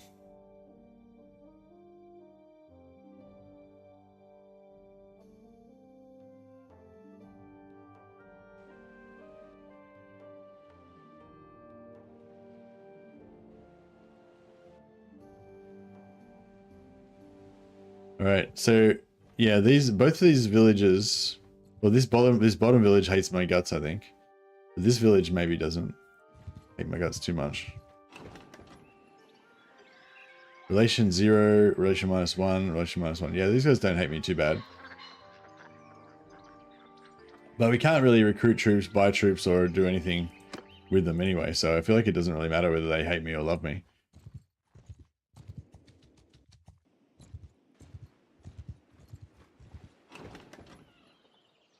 He hates my guts, he hates my guts, he hates my guts. Yeah, so all these guys hate my guts, but I don't think... See, normally that would matter because you would not be able to get as many recruits, but because I don't recruit normal troops ever, and I never will, then I'm pretty sure there's like no reason to ever give a shit about them. Like, I can make these guys -100, I don't give a fuck, right? It doesn't make any difference. And I can't buy things, so I don't care about that. It's like, yeah, so I feel like there's just nothing to worry about here.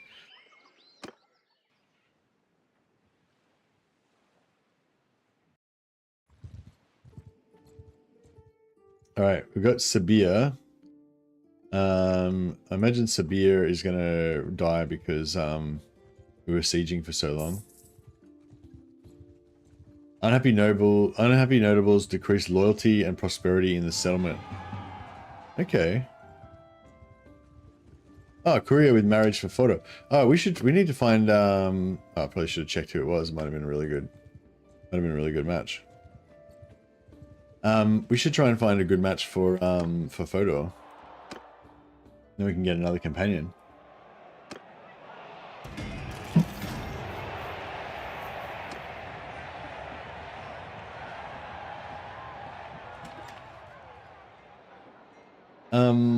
I think we want to have. I think we want a sturgeon wife for him, because if you have a Vlandian wife, then the kids will be Vlandian.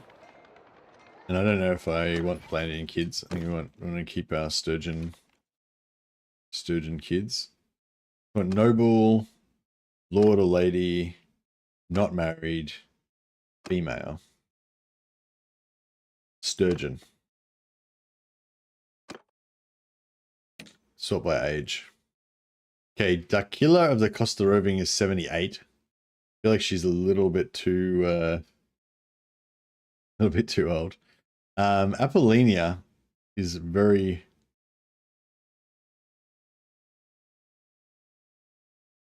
See, is about the 20 life. Yeah, that's it. Hey, Big Bad Russian, how you going, buddy?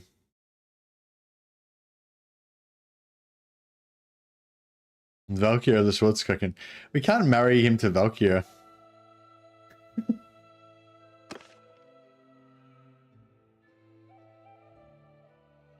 She was reputed to be thoroughly conventional. That's the worst thing you can be. Alive. Jesus. Alright, Apollonia. So I think Apollonia is actually... She's the oldest, so she's going to have the highest combat skills. Yeah, so I think she might actually be our best option.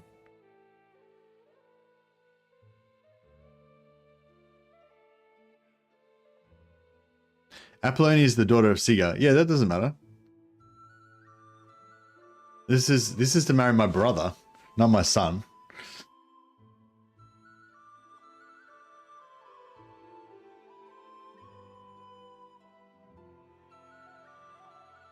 She looks sufficiently crazy. 10 out of 10. She does look pretty crazy. We can always change her appearance as well. Actually, I probably will. Maybe I will change her appearance. Yeah, because you can edit the appearance of anybody in the game if you want. You can just go in here and like change everything.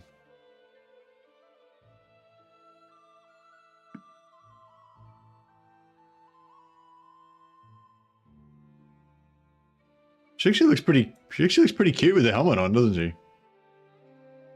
Take the helmet off. It's like, I mean, she doesn't look that bad. I think it's just a bad photo.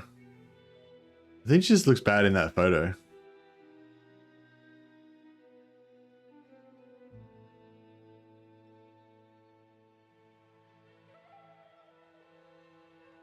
Buff her up a little bit.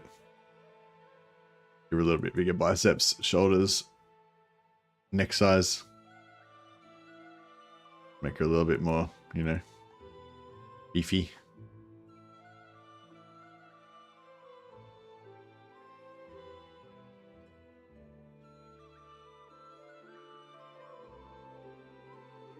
I feel like she's actually pretty. I don't know. Maybe we don't need to change her.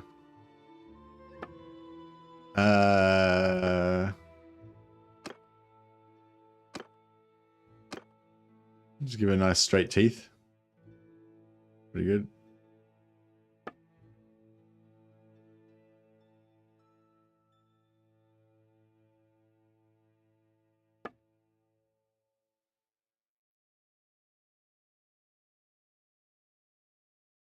Yeah, I don't know. I feel like she's pretty cool. I don't know. Let's leave her alone. Let's see what she looks like. So she looks pretty bad there, right?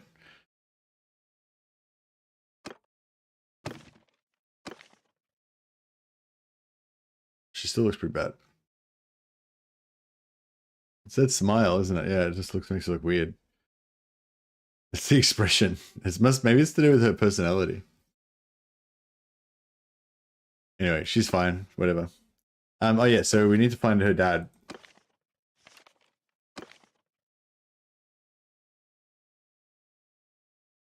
Last seen near Omkami.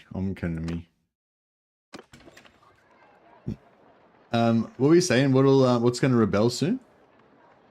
Varcheg. Oh, Varcheg will probably rebel soon also. Oh yeah, we could take over Varcheg as well. How cool would that be? If that rebelled. Loyalty 23 minus 34. When does if loyalty gets below 10, is that when it rebels? You just said you don't want perfectly conventional. Yeah, I guess that's true. Where's Sabir?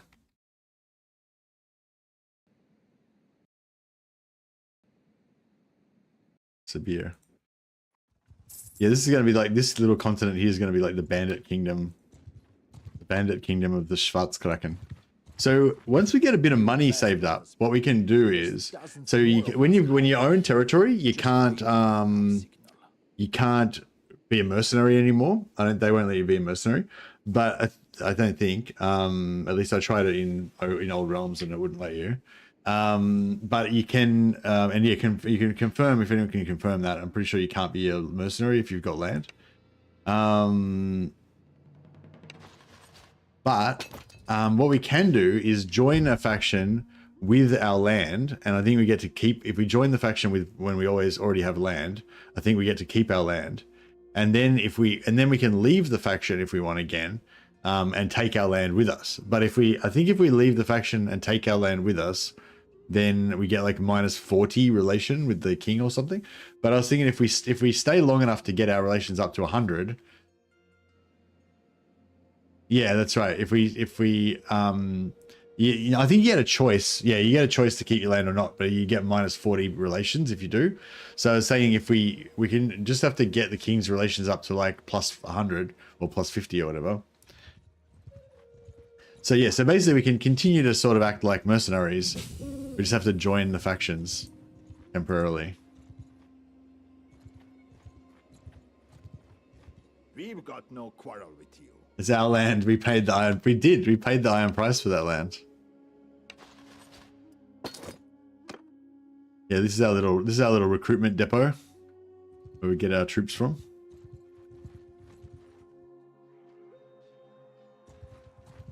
Trying to get to Sabia, but I don't think we're going to make it in time. But I should probably try and make an effort. Oh, there's so many troops here. We'll grab them on the way back.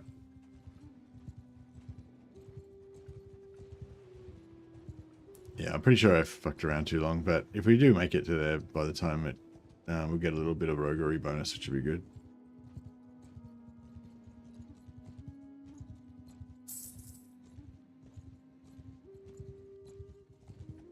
Bet it ends just as I'm about to get there. No. What?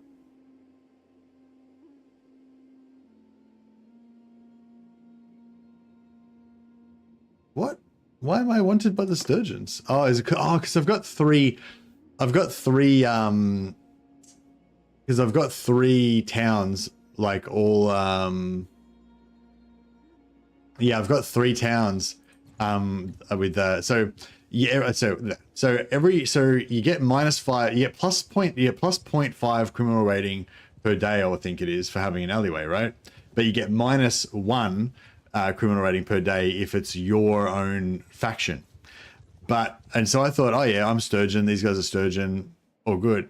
But yeah, I'm not Sturgeon. I'm not part of their faction. I haven't joined their faction, so I don't get the -1. So basically, with having three all in the same faction, I've been getting like +1.5 criminal rating per day. So I guess we have to just let all of those alleyways get destroyed, and then we have to try to wait for our criminal rating to go down.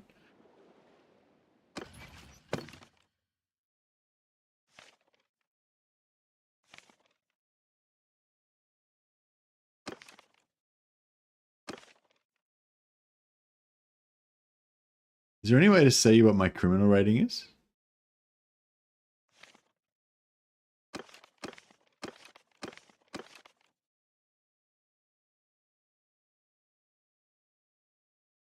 Yeah, normally you can see criminal rating when you go into a town of a particular faction, but I can't get into the town if my criminal rating is too high.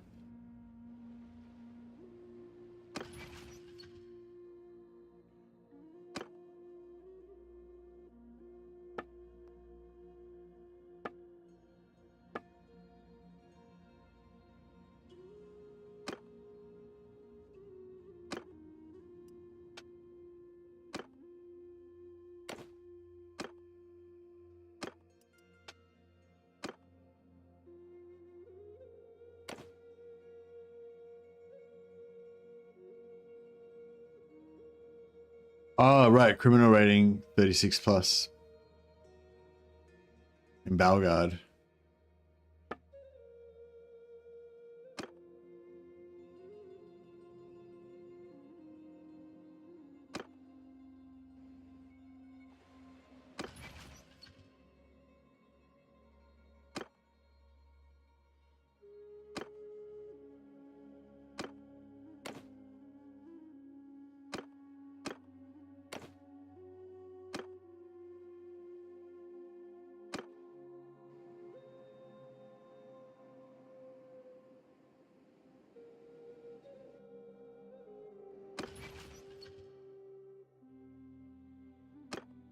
Right, well, we've got one staying at Revel, so we can go and get them.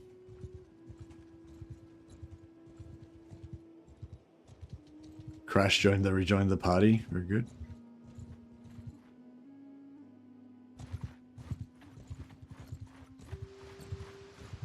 We're just harming.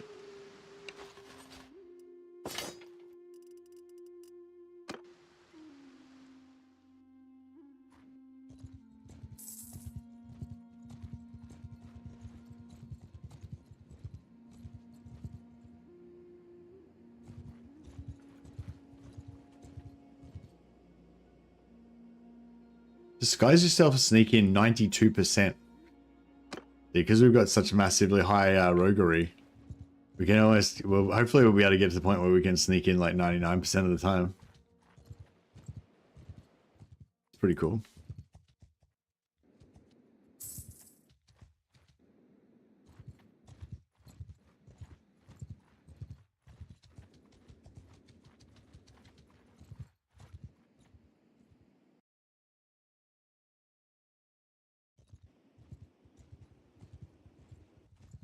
So how long do you reckon it'll take for Revel to rebel?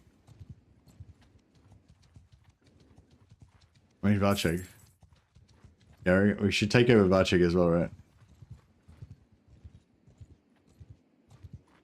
Yeah, I'll try. I mean, if I get any quests for Kabur and whatever, I'll try to rebuild their prosperity. Rebels have risen in Ortizia. We just take over all the rebel towns now.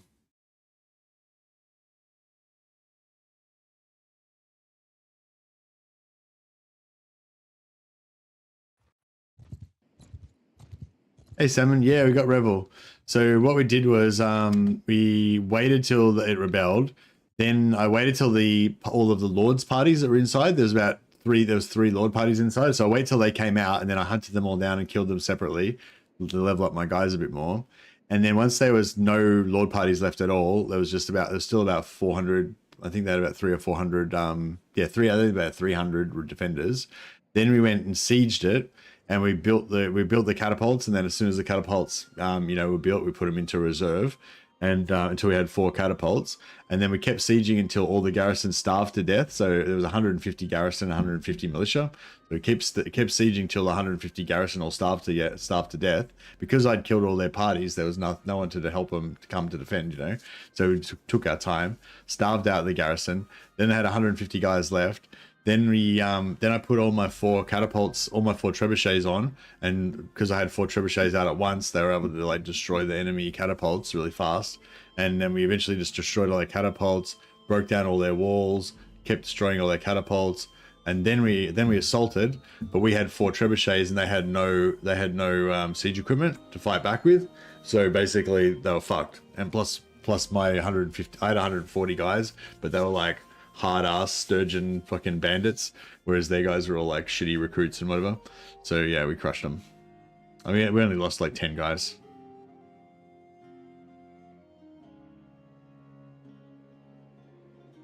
What are you talking about, Ava? 36 life sentences. Oh, you mean we just recruited 33 new bandits? Yeah, really easy.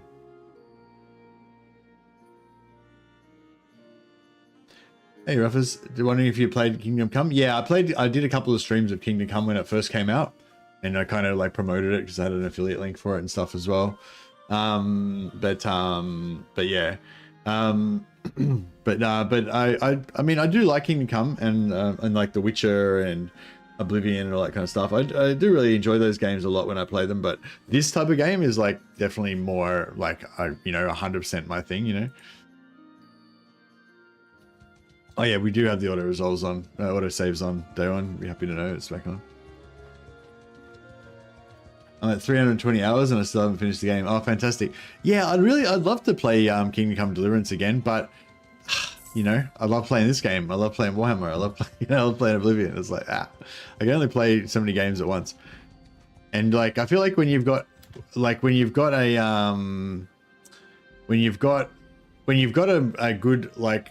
When your head's in like a particular game, like when you've got a really good storyline in your head or a really good theme or whatever, and you're really into it, like it's just good to like stick with it. You know, I feel like if you try to like, I don't know, jump around to all the different things that are nice, like you kind of don't, I don't know, get as much out of it.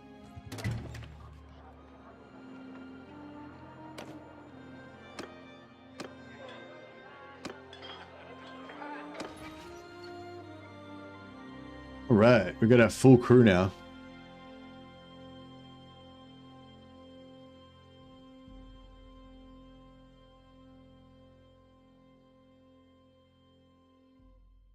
You know what is a campaign you can do? Find and execute every lord. Is finding and executing every lord fun? I feel like you'd get to a certain point and it would be not that hard. Like, because then you don't even have to fight any sieges. Like, yeah, I don't know.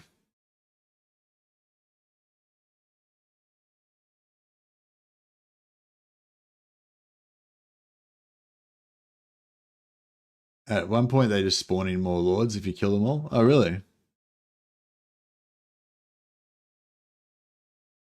Yeah, it's Kingdom Come is your homeland. Nice.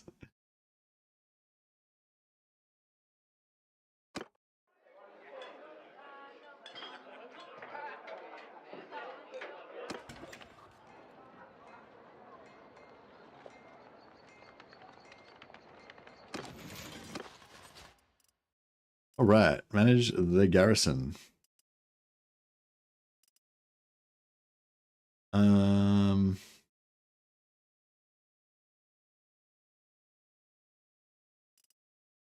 So if I put C-rated chiefs in here, then they'll turn into Sturgeon Heavy Axemen, won't they? Oh no, they won't. They might, but they might not.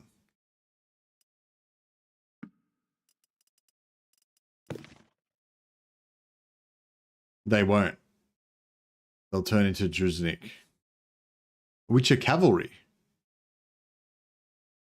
which makes us faster.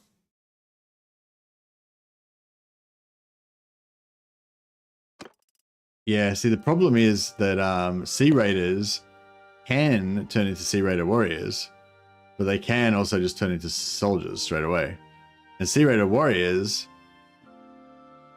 can turn into Variags, but they can, well, they just, no, Sea Raider warriors just automatically become. But yeah, Sea Raiders have a 50-50 chance of going like Sturgeon Soldier or Sea Raider warrior.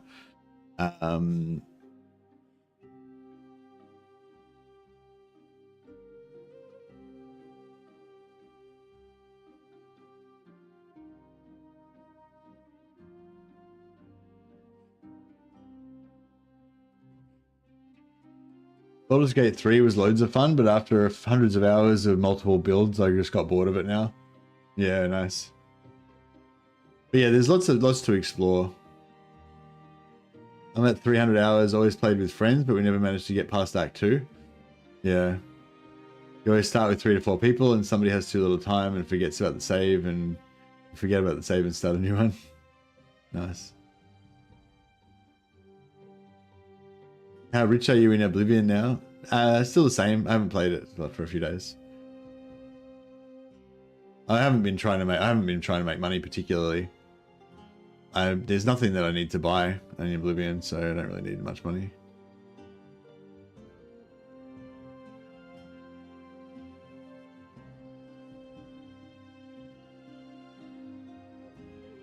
Got over 1 million gold. What do you do with it, MZK?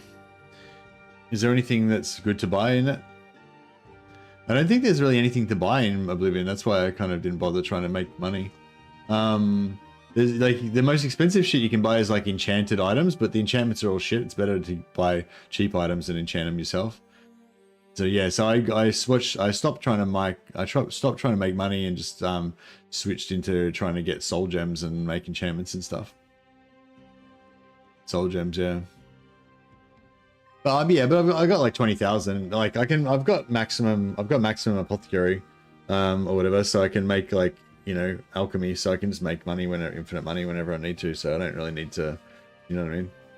Don't need to sit there and make millions of gold. I can just, if I run out of money, I can just make more money. Is my thinking. But it is, I mean, it's nice to make millions of gold just to say that you've got millions of gold. So there's a certain satisfaction in that. I get it. I get it.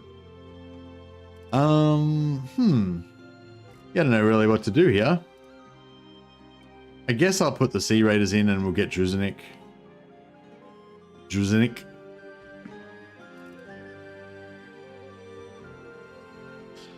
I don't really want to put the Sea Raiders in because I want to level them up myself, but yeah.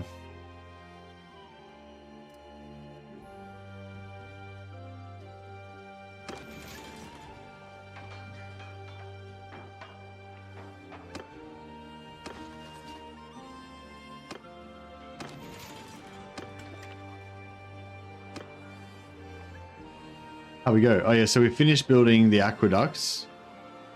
Plus 0.3 prosperity. What's the difference between food production and prosperity? I guess prosperity gives you more money. And food just gives you food. With Druznix, you can be a Norse Rider Chieftain. Yeah.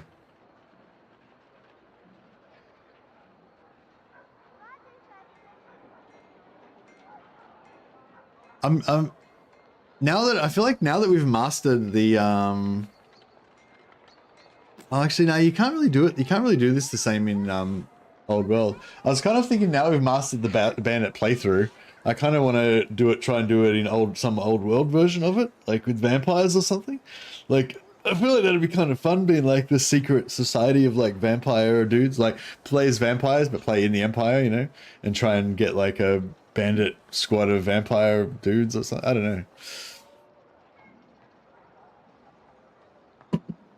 But I don't know, can we take over bandit settlements?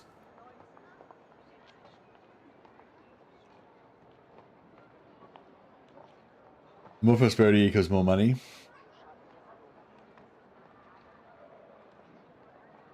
That won't happen unless you've got the skill to transform them into actual units. Oh, really? So, oh, okay. Because somebody was saying that they actually just will automatically convert.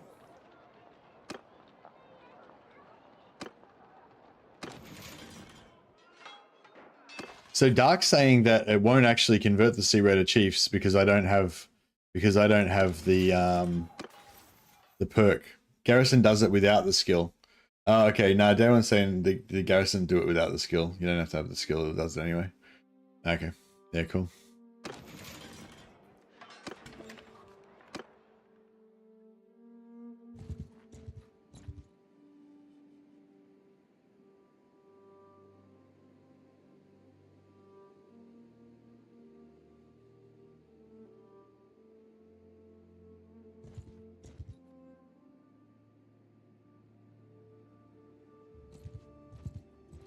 What are you saying, Dark? Are you saying you day one, you are day one?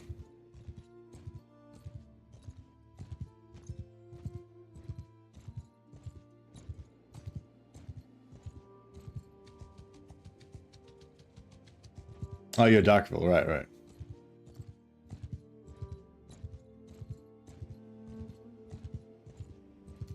Oh, maybe the owner of the settlement has to have the skill, you reckon? The guy, like the governor.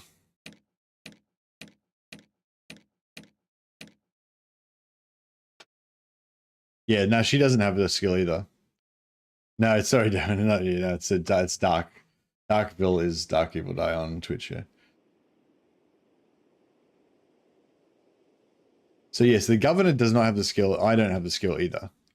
So we'll leave a bunch of dudes in there and see if we get any Druzniks, and then we'll know for sure.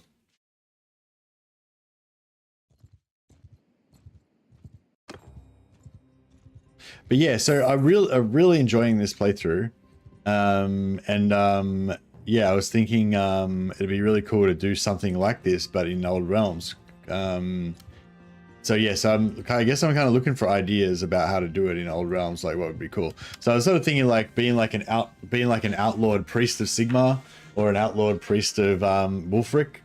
Priest of Ulrich, sorry, and like only being able to recruit like the scum of Empire society. So obviously not, so normally we'd go like chaos or whatever, so we won't be able to go chaos. You can't recruit any marauders or beastmen or any of that bullshit. You can only recruit humans. Yeah, so it could be like an outlaw priest of Ulrich that follows the old ways, and like, but all the other Midlanders and Ulrichans have like cast you out as a heretic because you're like too violent and psychopathic or whatever, and but you've like got your own little cult of like the wolfkin or whatever.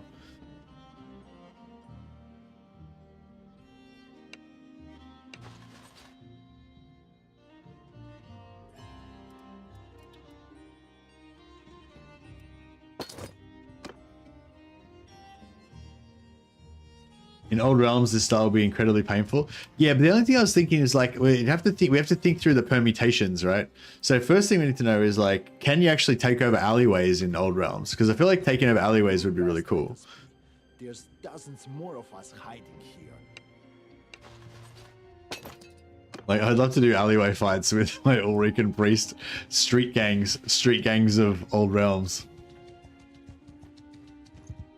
Hold up, they got a sturgeon peasant in there. Oh, what?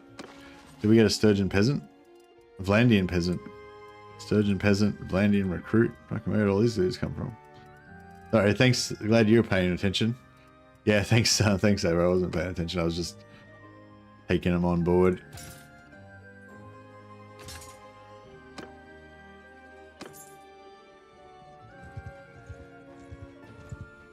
Well, technically, I did recruit bandits. It's just that they happen to be non-bandits. But yeah, no, we don't play that shit. It's only pure bandit reavers. Actually, we need some more archers as well. Oh yeah, we need a wife. Fuck, where's our wife? We need to go and get that wife.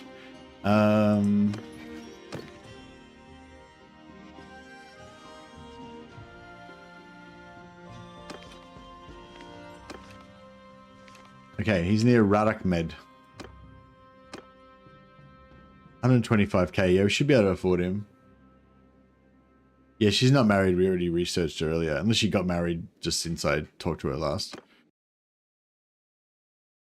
Since I checked on her last.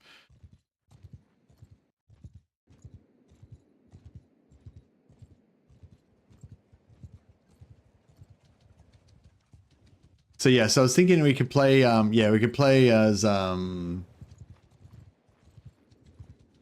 armies are very cheap. Yeah, they're very cheap, and they don't use much food either, which is really cool, because they only eat half the amount of food as normal.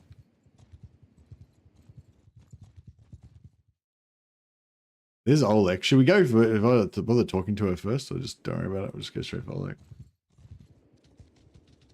Yeah, we won't bother talking to her first. We'll just buy her. Apollina, very good.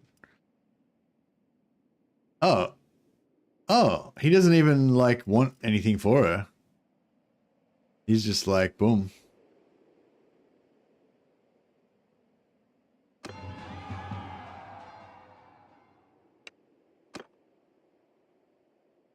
He wants to get rid of her. Yeah. Has our criminal rating gone down enough that we can actually do a tournament now? Yep, they're good now. But yeah, I was also thinking like if we were gonna go Priest of Ulrich, we should make it that yeah, you can't recruit any vampire heroes or undead, obviously, and you can't recruit any Sigmar priests because they are all think you're a heretic. Did you take the alleys in Rebel? No, not yet.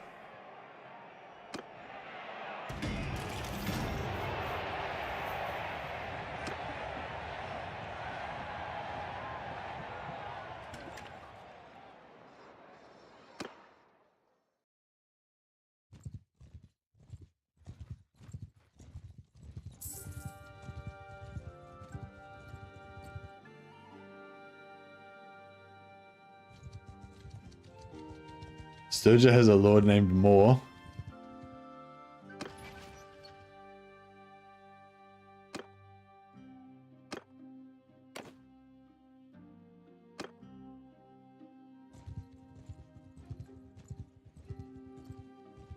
Moore means mum in Danish. It's similar to the god of death in Warhammer, but not quite the same.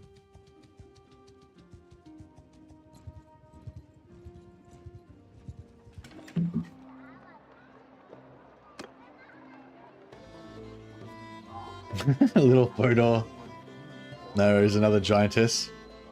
Oh, she looks pretty much the same as Svanna. I slightly changed her face and now she looks like pretty much identical to Svanna.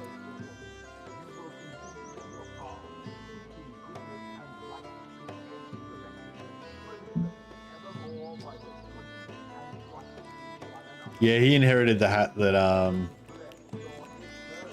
he inherited the hat from oh no, that's his own hat. Yeah, sorry, no. The old hat, the hat from Valkyria went to Talia.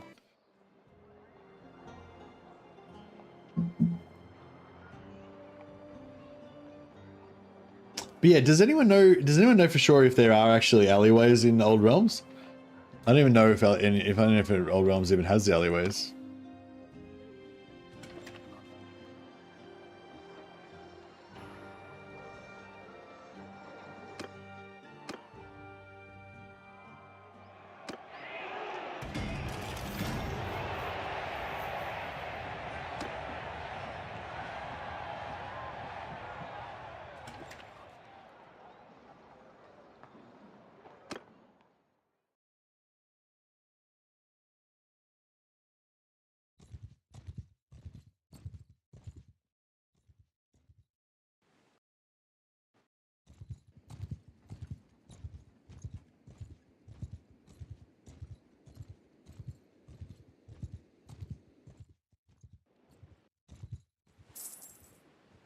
Hey, Extra Man. The banner loading is going really well, but I'm kind of getting more pumped about trying to start a new Bandit campaign, but in Old Realms.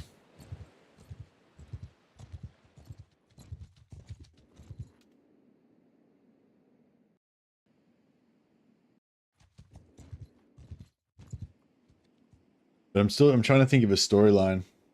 Bandit campaign in Total War Warhammer 3. Nice. I'm trying to think of a storyline to make it good.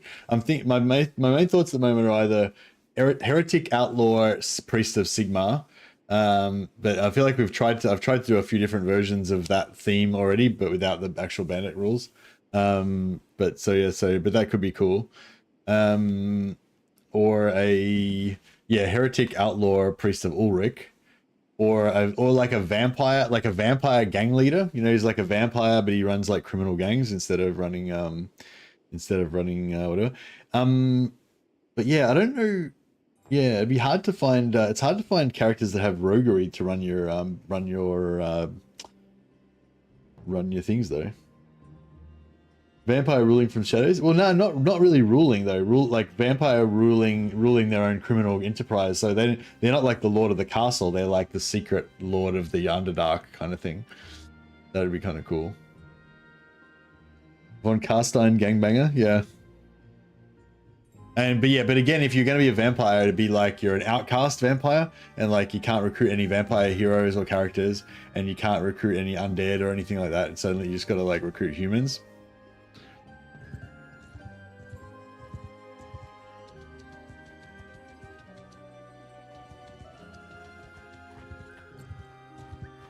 We are not looking for a fight.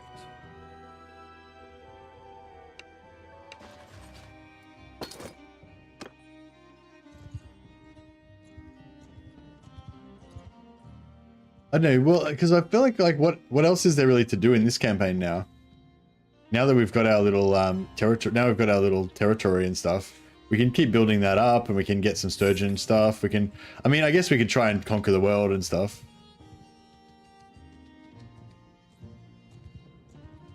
We can just, maybe when Varchek rebels, we can get that, but it's pretty much going to be the same kind of thing. We can evolve into a vassal of Sturgia. Yeah, I think that would be pretty cool. We can try and basically save Sturgia by bringing back the old ways. Save Sturgia and be voted in as king.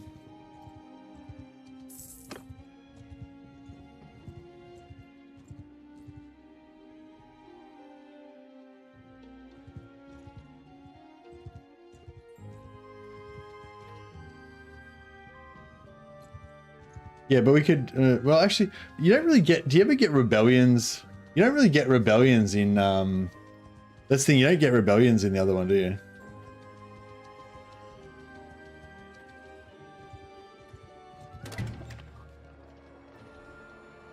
Yeah, well, no, thanks, guys. I've been wanting to do this for a while, but no one really ever actually explained to me how to do it, and I had no idea.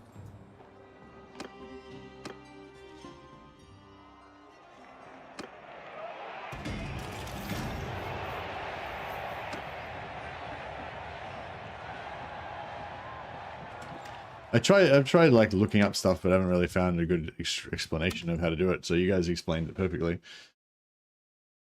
The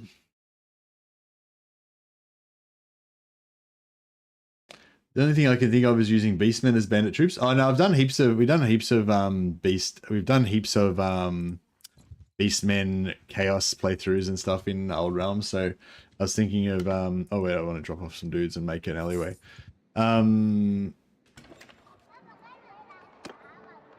How's she doing? Making the fairgrounds, another 14 days to go with that. Yeah, that's pretty good. Loyalty is not quite positive, but once she gets the fairgrounds up, that'll start growing. Construction's good, prosperity's good, food's good. I think so. They ran out of food a bit. I think I gave them like 250 food, so they're down to 100, but now they're starting to produce, so I think they should be fine now.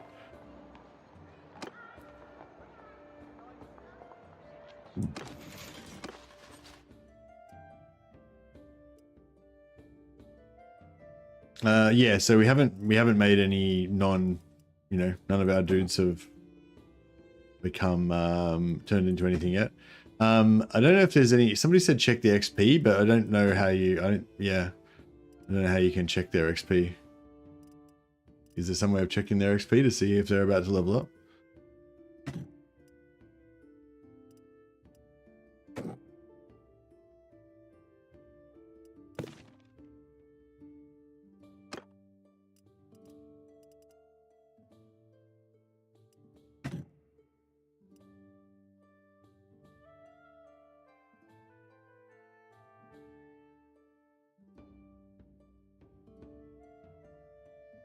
Check any units that's not max level.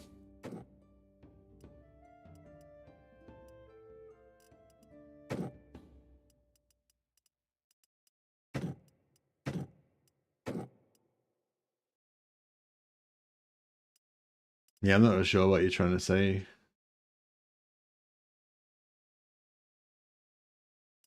Can only see it in your own party? Yeah, I can only see it in our own party, I think. I don't think there's any way of checking whether these guys are leveling up apart from just waiting to see if they level up.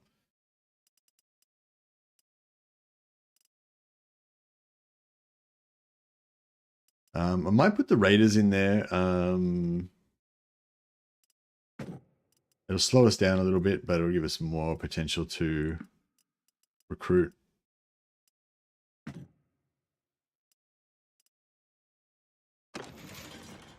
And then we'll go and try and get a heap more dudes.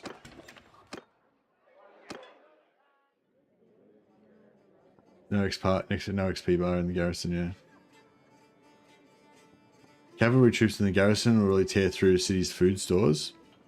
Alright, we'll have a look at that in a second. They're at plus 25 though, so hopefully they're alright. I'm yours to come.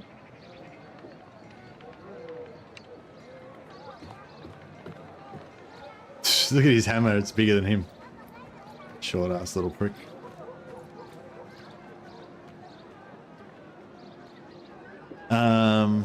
Right.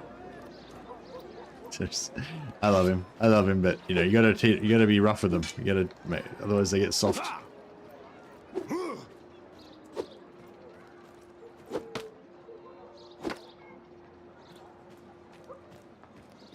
Just practicing my diplomacy, my negotiation skill. But yeah, I was sort of thinking about maybe either outcast Sigmar priest, outcast Ulrich, or an outcast like Blood Dragon maybe. But I'm trying to think of something else. Oh, wizard, outcast wizard, outcast wizard could be fun.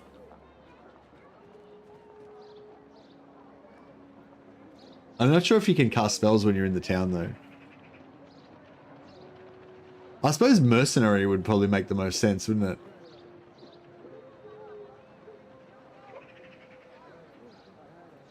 Negotiate with the hammer. Yeah, nah, but I think mercenary would kind of make the most sense, but I think mercenary doesn't have the same flavor as like the underground vampire lord or the underground Ulrican priest or whatever.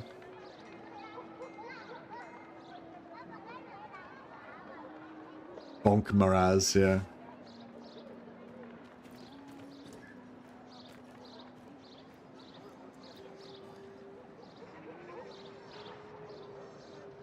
Should probably test things and see how they work in Old World. Yeah, that's true, yeah. Maybe we can do a bit of a test in a sec.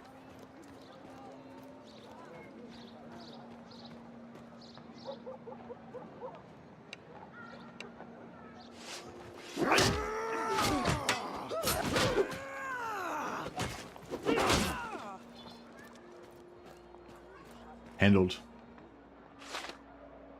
All right, take over the alleyway. Put where's Crash? Oh, there's Crash. Crash in charge of the alleyway. And we'll give her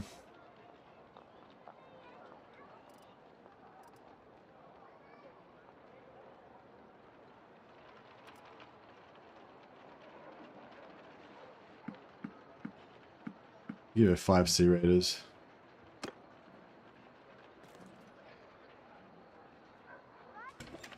Okay, so now our criminal rating is not showing up yet. But basically, I think we get plus 0.5 criminal rating for having the alleyway, but we get -1 criminal rating per day for being same race. Oh, it's our city. Oh, so we can't get a criminal rating because it's our own city. Okay, that's cool. Well, if I was part of Sturgia and this was a Sturgeon one, then we would get plus 0.5 criminal rating for the alley, but we'd get -1 for being Sturgeon and having it in our own culture. So it would be fine to have like a couple of them. But yeah, it's not good to have 3 of them in an enemy in a foreign faction that you're not a part of. Apparently it doesn't like that. So yeah, I'm gonna keep an eye out for quests with these guys. See if they should be 3 alleys in every city. Yeah, but you can't take over all 3 of them, can you? You can only own one. You can only own one, can't you? Can we take over another one? I thought you can only own 1 alleyway in each city.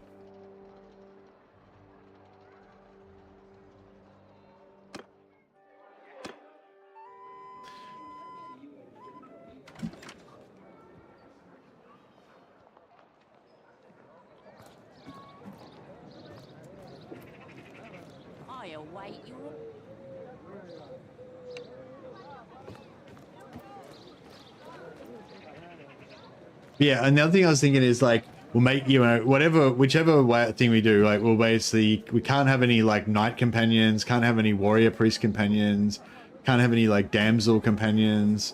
So yeah, so basically we can only have like hunters, witch hunters, priestesses of Shalia, just all the like the shitty companions, like we're not be able to have it, no vampires or white kings or anything like that.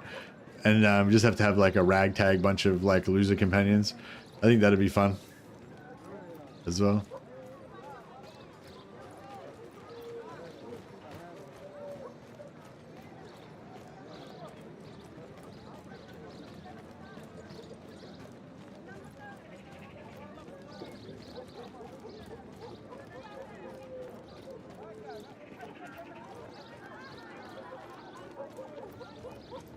Sounds possible, but really painful.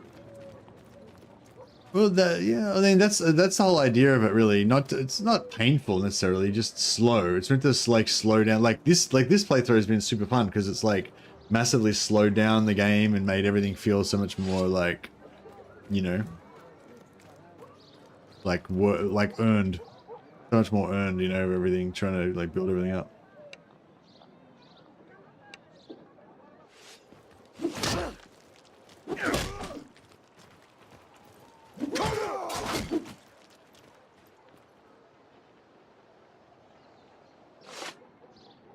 You're already owner of another alley.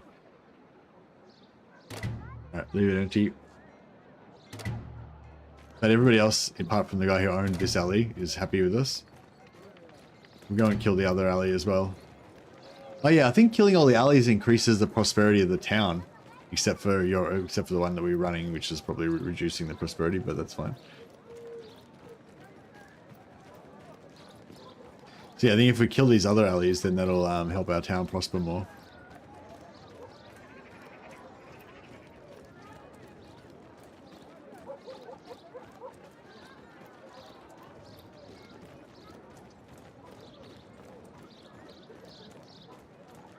You know what would be really cool is if they brought in like Warhammer themed stuff, like town stuff, like cults, like you know, like cults like that try to take over your alleyways and you fight off the cults and stuff. How cool would that be if there was a whole like secret war between like the bandit gangs and like the cults that are trying to take over the criminal enterprises and shit? It's like the Empire's going to hell. Good old Empire. Good old Empire bandits can't even run an honest alley these days without these filthy chaos heretics trying to take over. That'd be great.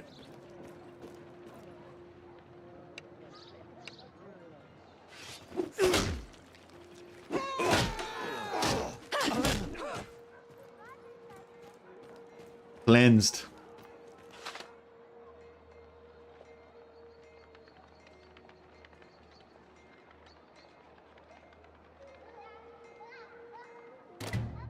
All right, nice. All right, I'll do a poll, which I'll probably ignore, but I would like to find out what people think anyway. We'll start a poll.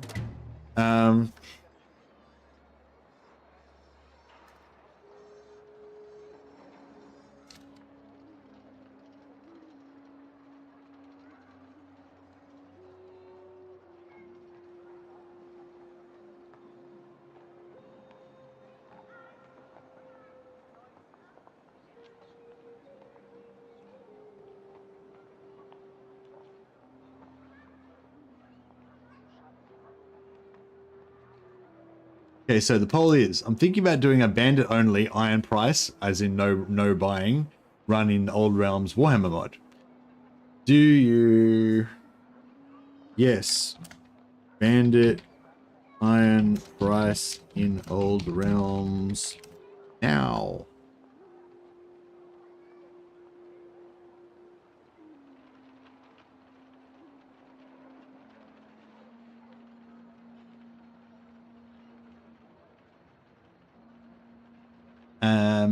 No. More vanilla bandit lord. Or let's just investigate. Let's just investigate Old Realms.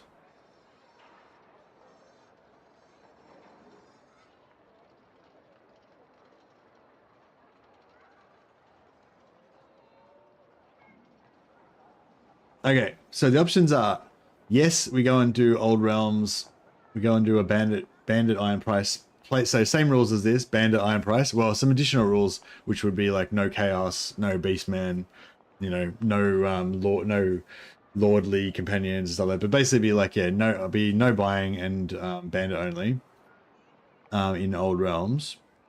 Or no, we keep going with this playthrough, more Bandit King. Or we go and investigate. We have a little break from Bandit King. We go and investigate in Old Realms, see whether they have alleyways, see whether, figure out whether we think it would work or not, and then we decide after that. So those are the three options. I'll just do a poll on Twitch as well, even though Twitch people don't usually do polls.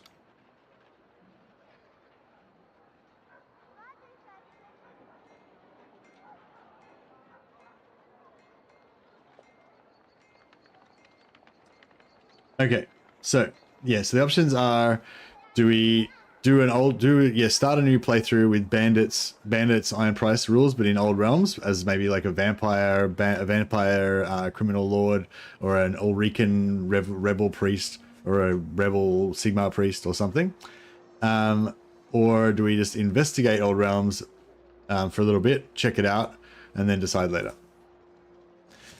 So I'll let the poll run for a bit while we continue.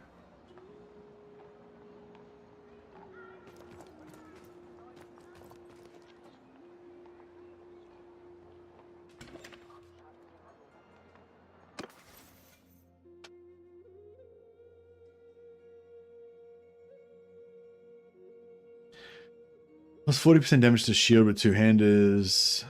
Yeah, I feel like I like the shield damage, actually. Like, you can get 30% extra damage to shield with two-handed weapons there, and then you can get another 40% damage to shields with two-handers here. So I didn't take that one.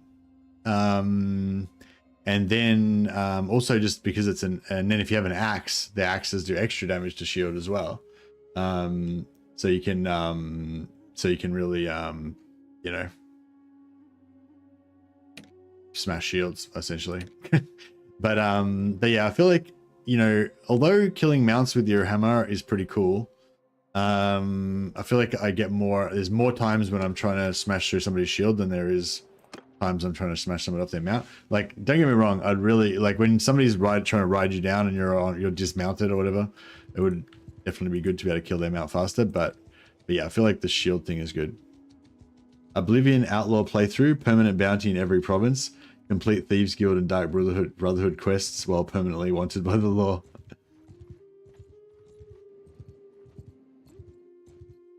Having me a fine foul bachelor frog moment. Got a big salad and was like, why put salad into a bowl? Seems wasteful. Just cut up some tomatoes into a bag of salad, shook it up with some dressing and ate the entire thing out of the bag. Nice. I'm not sure how that was relevant, but that was nice. We just got a little window into Big Bad Russian's world there. Apollonia's had a child now.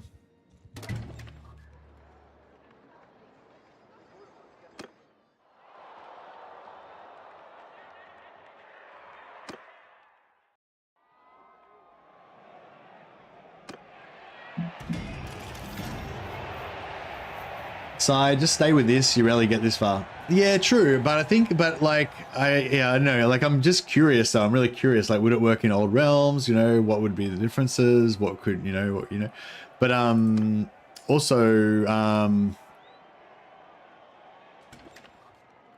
also, if we start again, it'll be way faster this time. You know, because we'll know we've learnt a few tricks of the trade.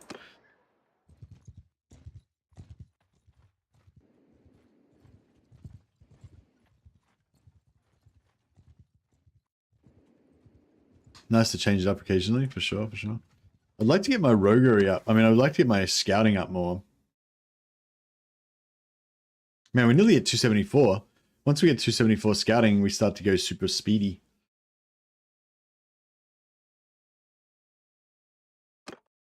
Yeah, do you not like old realms, Marcus, or it's more just about getting further in the game that you like? Because like in our old realms playthroughs, we've had settlements.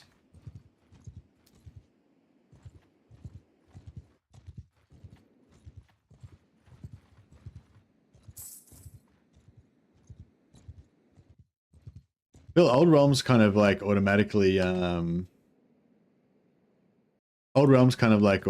keeps you going because you have to get to tier 4.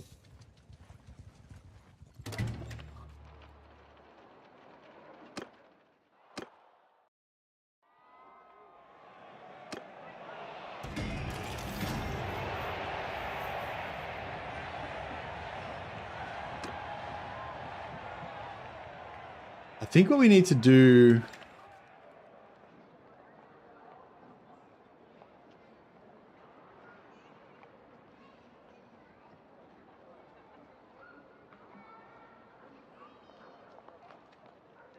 so far the poll is saying 50% are saying investigate old realms and decide after, 30% are saying yes, old realms, 20% are saying no, more vanilla Bandit Lord. So I feel like that's pretty much exactly how I feel about it. It's like, I'm really curious about whether it would work in old realms, and what it would be like, but I don't necessarily, you know, I'm actually still enjoying this playthrough as well.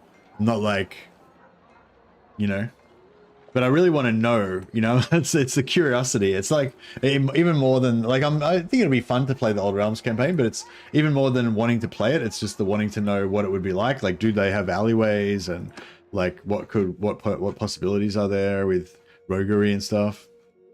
What kind of companions could we get? You know, all that kind of stuff. Be interesting to explore. But yeah, in terms of like if you don't have a preference between Old Realms and this, but you like the longer campaigns where we get like further into the game and get more, you know, get settlements and stuff like that.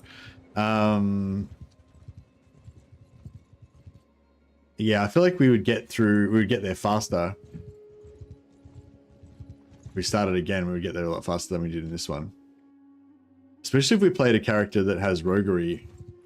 Like if you played like a Bretonnian, a Musion Lord that gets roguery for kills, or a Bandit, or a Witch Hunter that gets roguery from headshots. Hey, Great Book of Grudges just raided on Twitch. Hey, hey Nathan. Hey, everybody coming over from Nathan's stream. Welcome, welcome. Hope you guys are having a good time.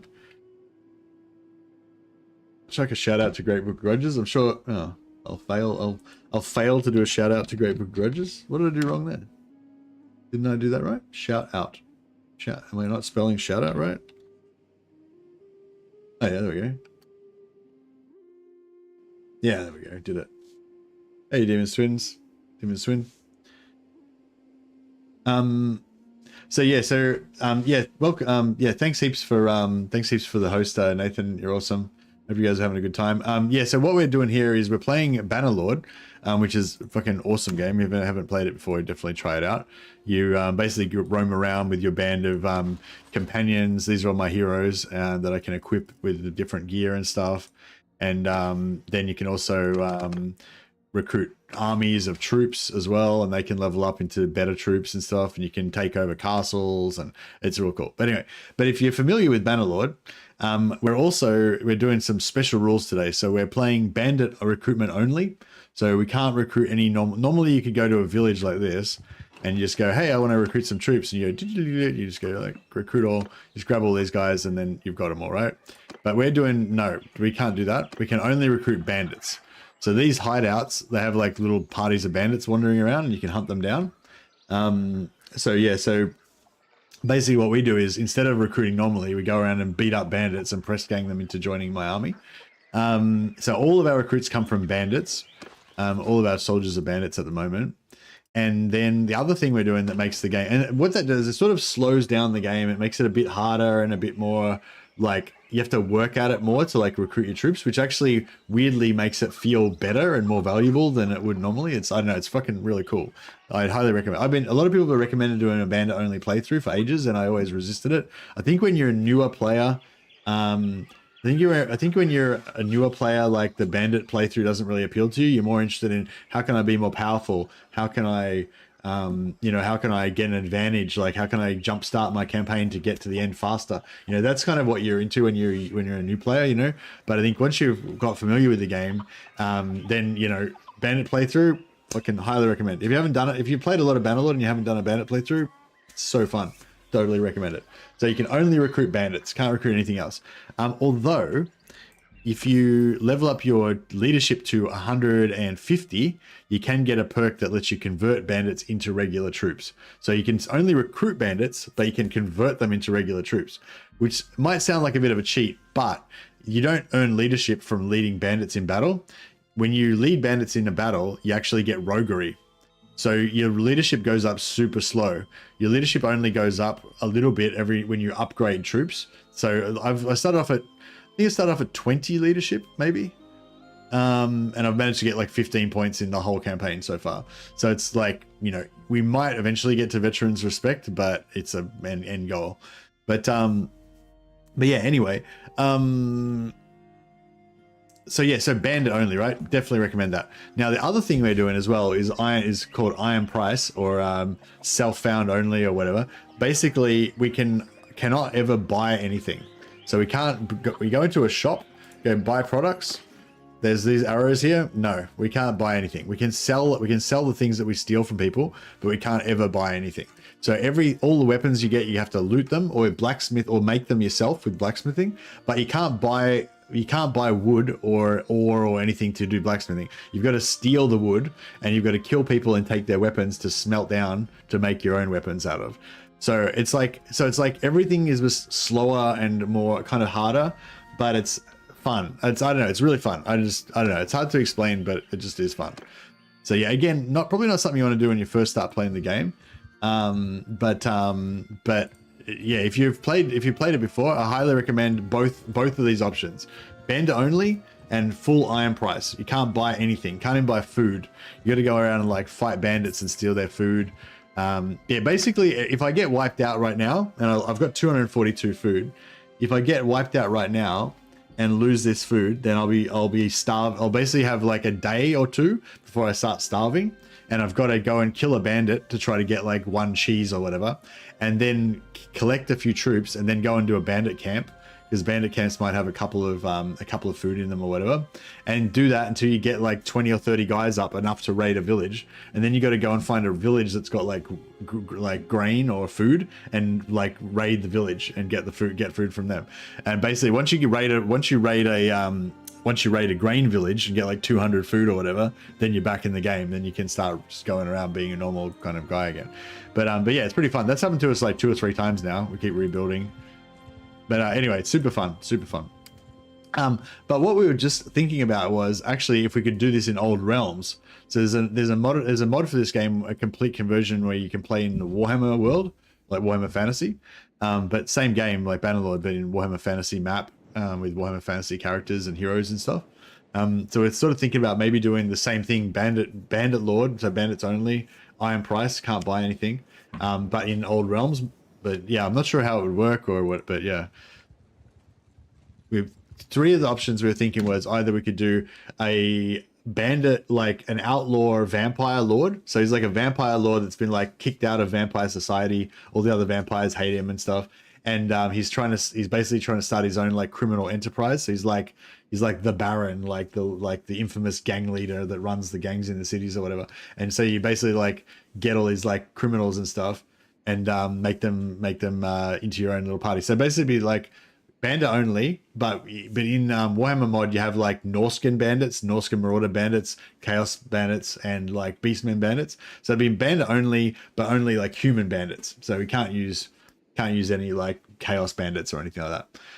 Yeah, so one idea was Vampire Lord. Other idea was a Priest of Ulrich, like an outlaw Priest of Ulrich that's like too violent and psychopathic to be like part of the normal cult of Ulrich. So he's been cast out, and now he's starting his own like underground cult of Ulrich out of like criminals and stuff.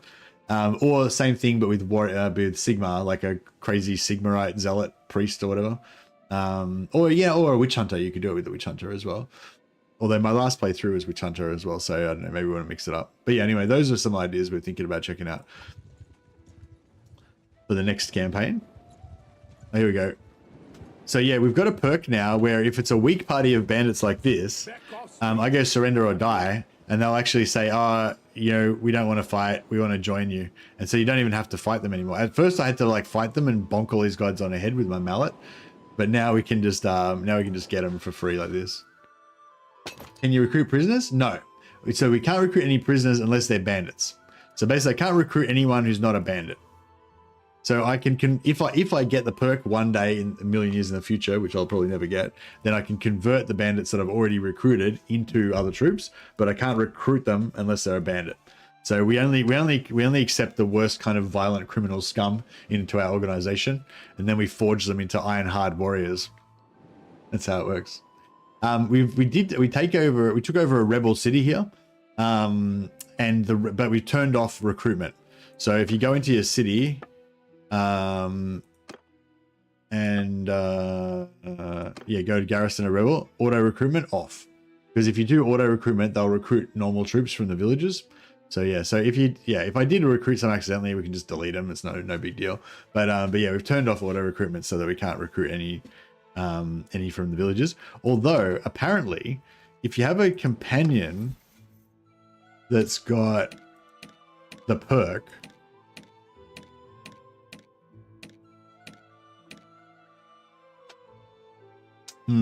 if Siga had 150 leadership and she had veterans respect, and then we make her the governor, she might be able to convert the garrison into real troops.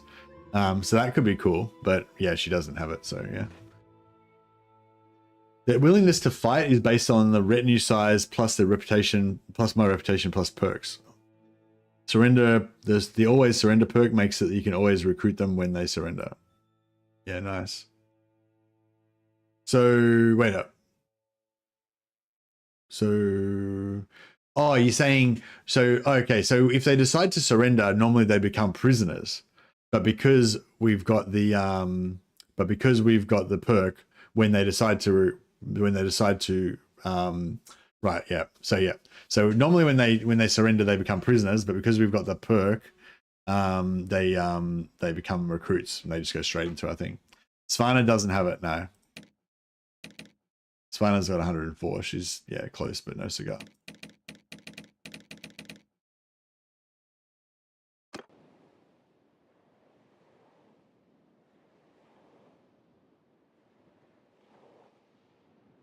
Hey, Stephen Hill. I didn't level her up. She was already, we married her. She was already like that when we got her. But yeah, good trip. Good idea. Need orcs for Iron Price. Actually, yeah, Iron Price orcs would be fun too. But yeah, apparently it's still going to be a few months before we see the next update. So in Old Realm, in Old Realms, there's a new update coming out in a few months, hopefully. That's going to be orcs and dwarfs. And and of course there's the War Sales DLC coming out for Bannerlord in about a month. That's going to bring in naval combat. Yeah, Iron Price greenskins would be really cool. Okay, we've got archers. These guys actually make pretty good archers. They use woodland longbow, which is the same bow that the fucking Botanian Fiend champions use, woodland longbow. So, yeah, they're pretty good.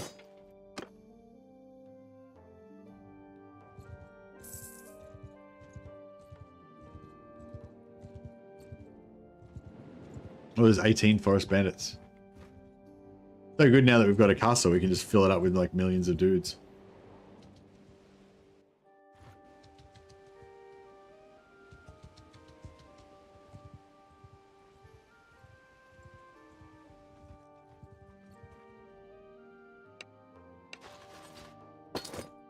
Yeah, see, normally these guys would go into our these guys would normally go into our captives, but because we got that perk, we just recruit them straight in.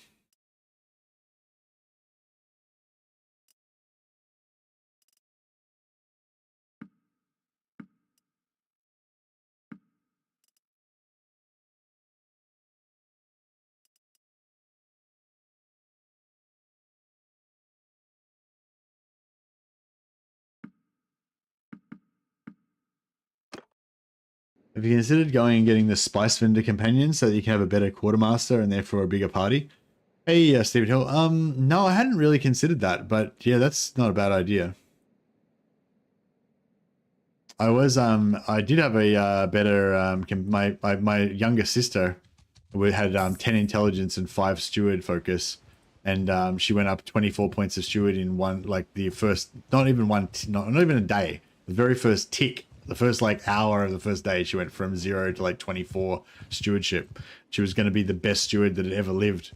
And then on the second day, she got javelin in the face and died permanently dead. I've already got the perk that breeds horses.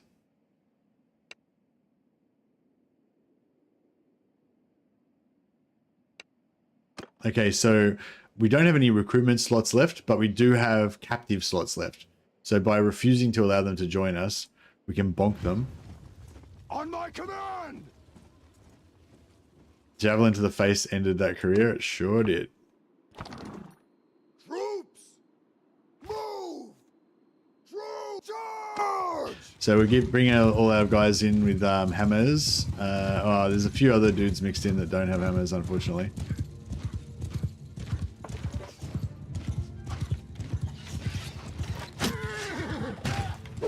Oh, missed.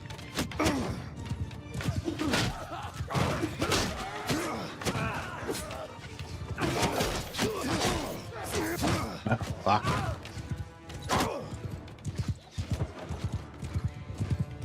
Yeah, I got stuck. I got slowed down too much.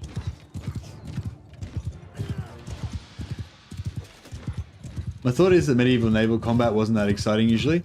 No, it's pretty much just ramming to sink enemy ships and then boarding, lots of boarding. I imagine it's going to be more boarding than ramming. Like, I mean, you can ram and sink them, but it's probably going to be more just ramming and boarding.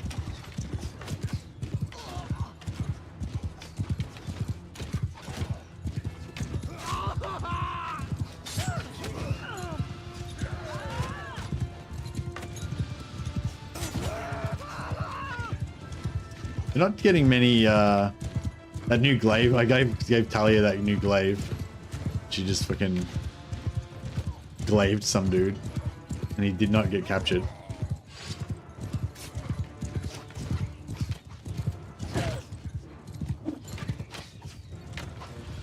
Oh! Oh. That stuff. Did she just glaive my fucking horse? Stupid wench. Ranged bonk. We got range bonked. I paid the iron price. That's right.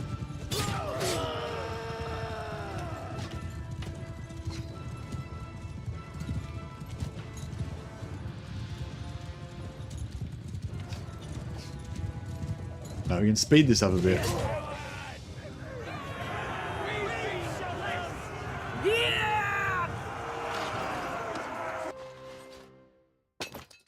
Alright, so we were maxed out, but we didn't lose anyone. That's cool. Still got full. And we now got 6 extra guys we can recruit. Ranged troops typically make for the best garrison troops, so recruiting a lot of forest bandits isn't a bad idea. Yeah, for sure. I feel like they'd be good for attacking settlements as well. Although our just taking a shitload of heavy infantry just through the breach seems to work pretty well too.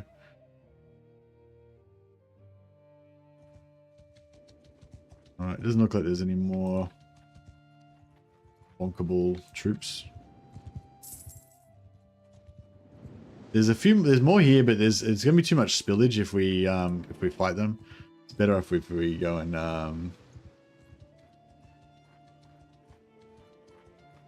there was flamethrowers used by the Byzantines, but I don't know if that would fit in Mountain Blade. Greek Fire, yeah. Yeah, I wonder if they'll bring in Greek Fire. That would be pretty insane if they did.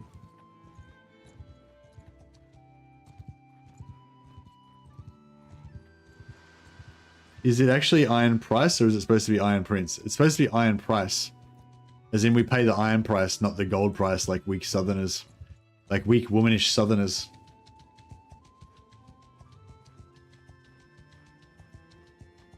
That's the thing. If I even buy a single item, like if I even buy a single item of armor or a hat or something from the shop, next time I see my old dad, he'll be like, "Where'd you get that hat? Did you pay the iron price for it?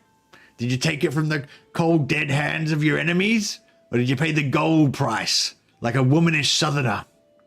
You've always been womanish. You take after your mother." The old bastard. So that's why we can't ever pay the gold price, because otherwise our dad will humiliate us in front of all my bandit friends. My dad will just like embarrass the shit out of me. That's why that's the root of the iron price.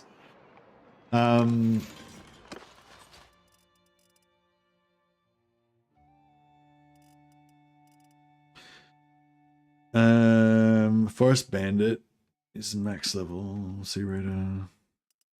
See, I kind of want to level up my guys, but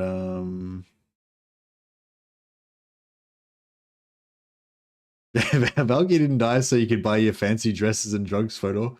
Exactly. I'm trying to keep these step bandits so I can level them up, but they're not really leveling up very fast.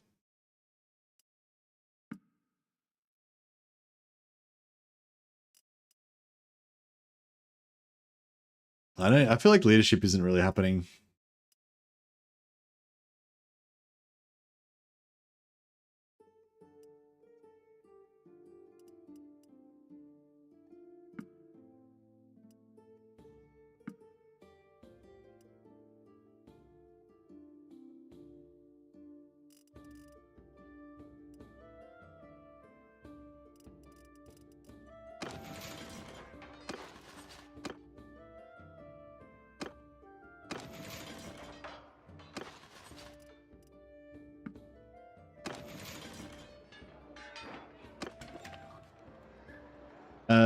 Oh yeah, how's that town going? So loyalty's still not quite there. Fairgrounds are very close to completing though. Once we get that plus 0.5 loyalty should kick it in. You're in the plus 0.5 loyalty is enough.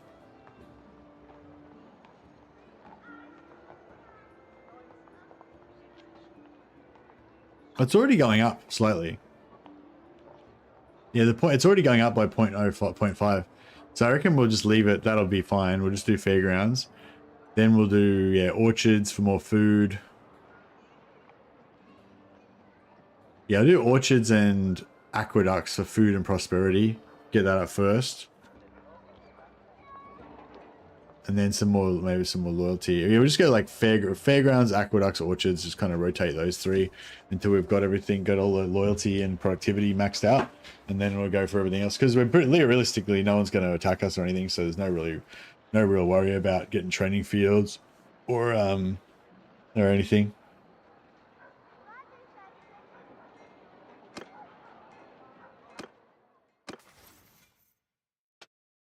Oh yeah. So what's our speed currently? 4.8.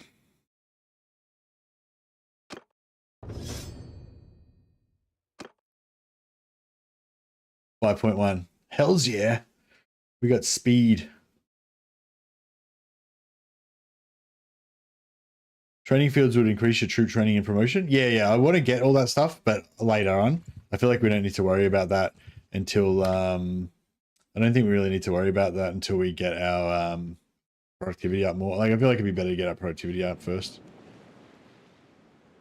Oh yeah, actually let's go and see if any new alleyways have come back. Speed is crack. Speed is good.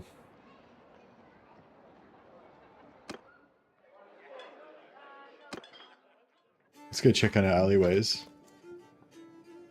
I'm honored to meet you. Let me introduce.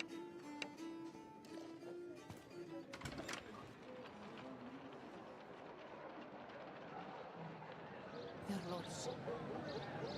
She's still got that wacky smile. All right, so there's our alleyway, green. Looks like that's it. There's no other alleyways. All right. Well, I might maybe let's just go and put another. Let's go and put an alleyway in Varcheg. Let's just go and put an alleyway in Varcheg. Close by, that way we can get there if we need to fight off our enemies. But yeah, I reckon like having alleyway fights and stuff with a vampire lord would be really cool, or even just like a ragtag priest of Ulrich. Like I just feel like lo-fi characters, like a haggard priest of Ulrich in rags with a wooden mallet, fucking leading his band, his street gang against the rival heretic gangs. That'd be cool.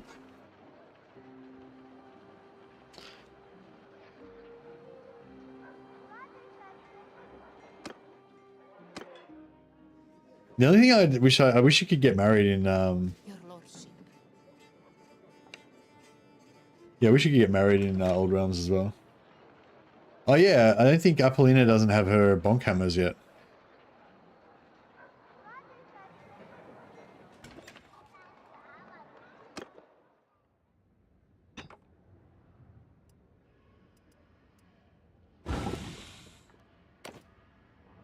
Yeah, wooden hammers are the shit.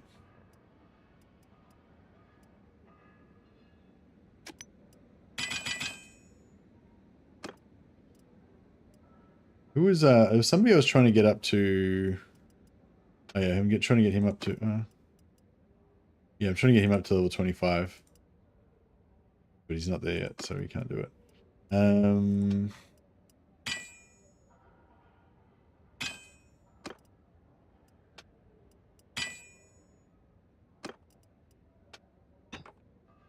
we go, hammers. Because every time we can make 2 wood into 3 charcoal. So anything that's got more than 1.5 wood basically makes a profit of wood. We use less wood to smelt it than we do get back from it.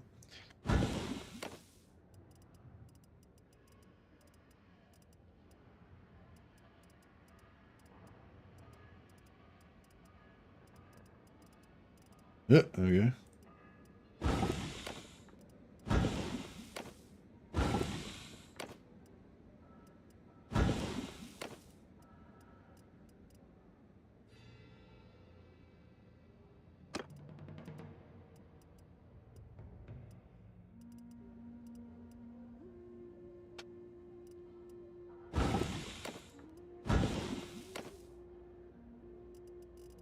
Okay. Then we need more wrought iron. But what do we need for the bonk hammers?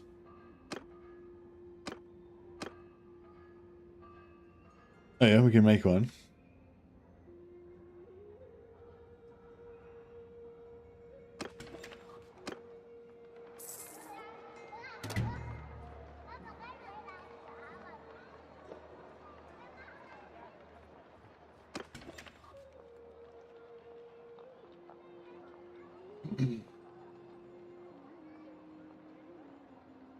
Um,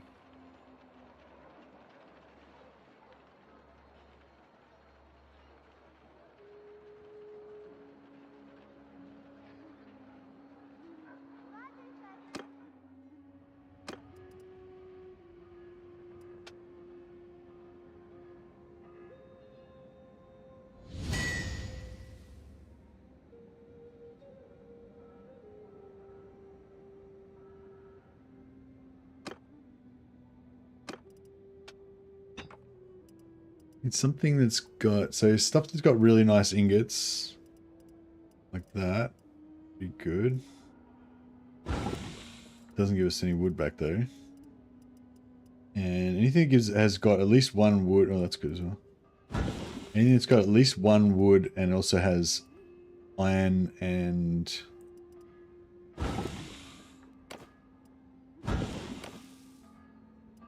at least one wood that also has iron and wrought iron. Yeah, one wood and a heap of wrought iron. Not bad. Oh, good ingots there. Good ingots there as well. Really good ingots. Long war swords are fucking amazing.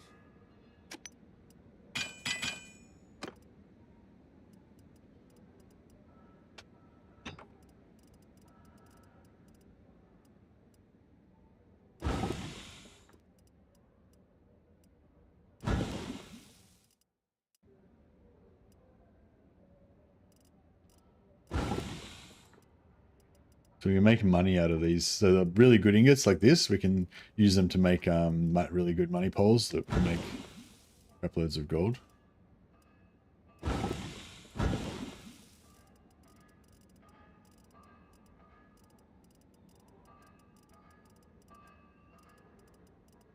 Alright, that looks pretty good. Then let's go for our best smith.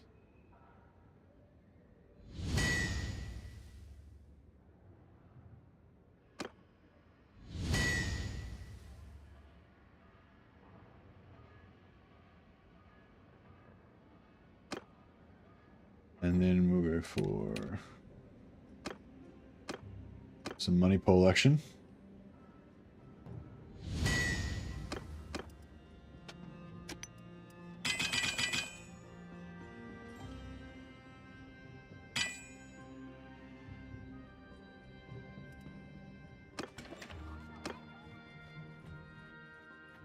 Oh, Varchek's about to rebel, is it?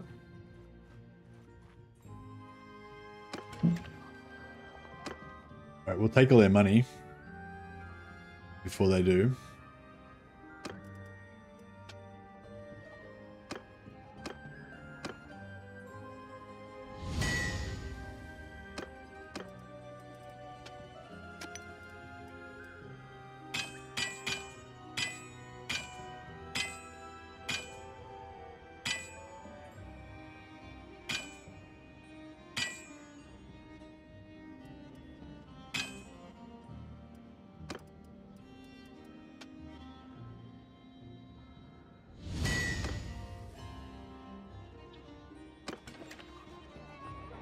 Loyalty 21. Yeah, it was like 30 before or something. It's got to go below 10 for rebelling, yeah? Or is it below 20?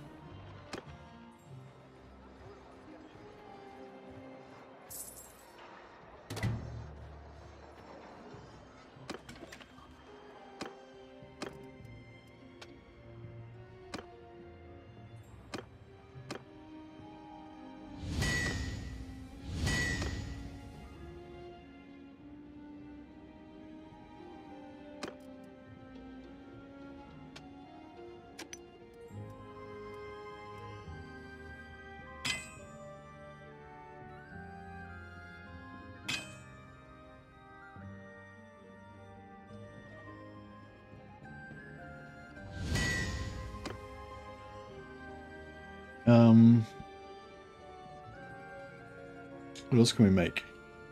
We can make these, but we don't have enough ingots. We can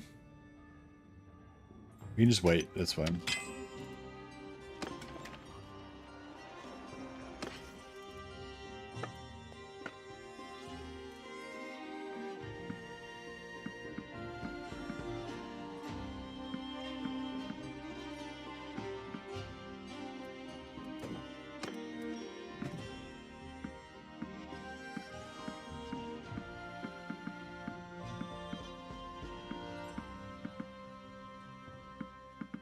Oh yeah, before we accidentally sell our... Oh, she got an axe as well.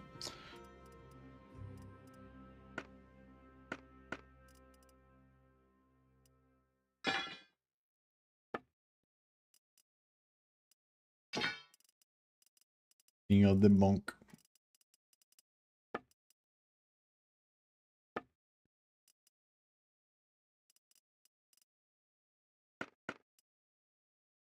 Seven, 9. Slightly more total armor, but the fur's got more body. I prefer body. Nice helmet she's got. Splint boots. Upgrade on her boots. Gloves. Upgrade on her gloves. Very good. Large bag of arrows. Better than her small bag. You can trigger now. It's a mix. The chance is a mix of loyalty level low, garrison size, etc. Militia will always join the rebellion. Yeah, nice. The perfect woman. That face says, "I'll love you, but I'll also stab some people." That is the perfect woman, isn't it? What we look for in a woman.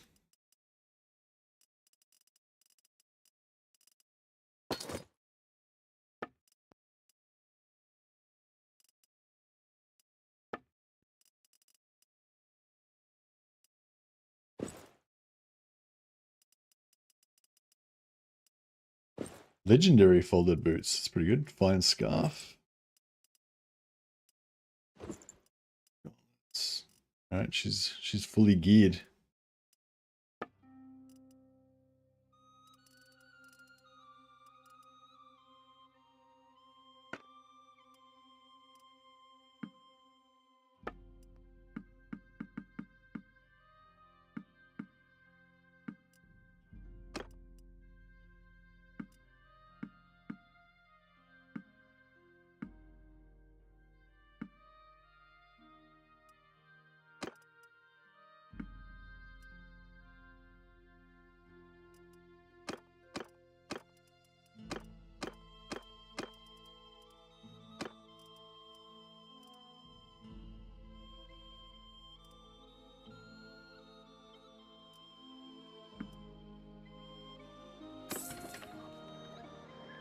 All right.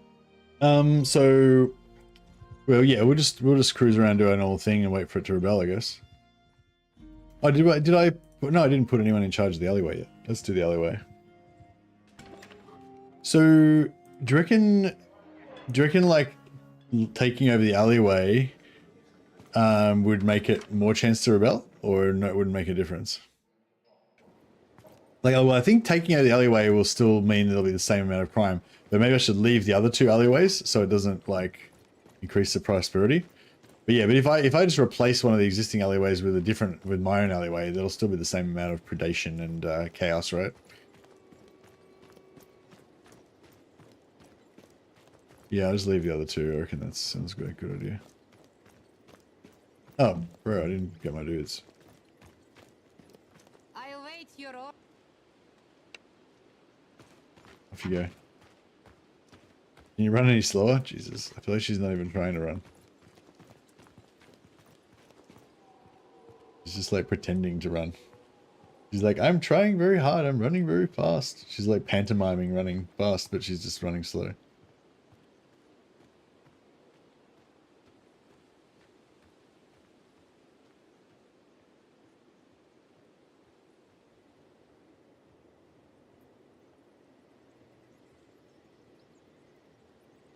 Anyway, we'll let it give us some time to catch up to us. Oh, this whole clearing is the alleyway. Oh, this one's, yeah, this one's a big one. So there's a lot of area to cover. Get a few practice negotiations in. Loosen up the shoulders for, loosen up the negotiating shoulders.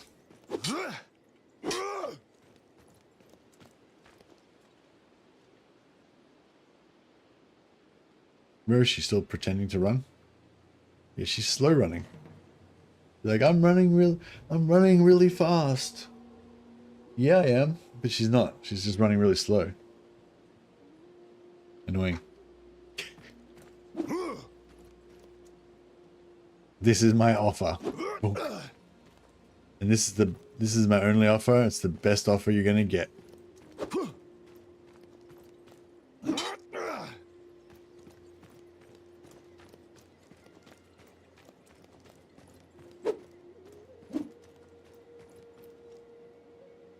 Where the fuck is she? Bruce Willis School of Negotiation. Indeed. Oh, here we go. We got a couple of dudes here. All right, let's do it.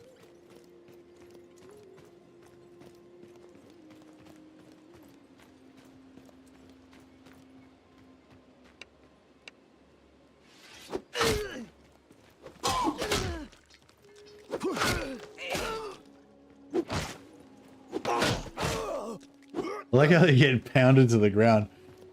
Smashed. Put Diffusia in charge of this one. Crash is already here. Diffusia the Shadow, yeah. You have 5 dudes.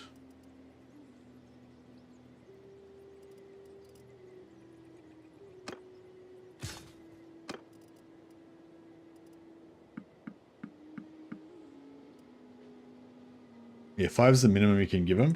I'm not sure if that makes them like rebel faster, but yeah.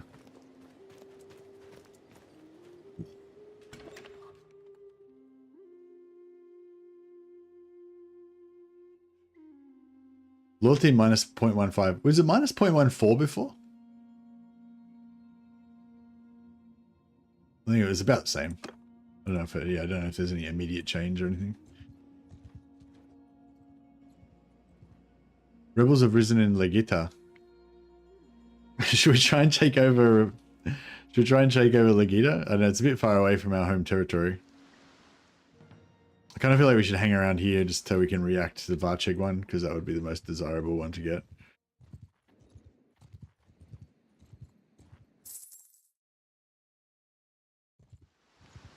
I'll put another alleyway in Omor as well.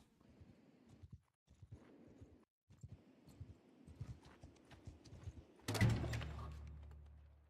feel like Omor's loyalty shouldn't be that good either, because it's been taken over a few times. Sergil has 3 major cities, yeah, that's right. I await your order.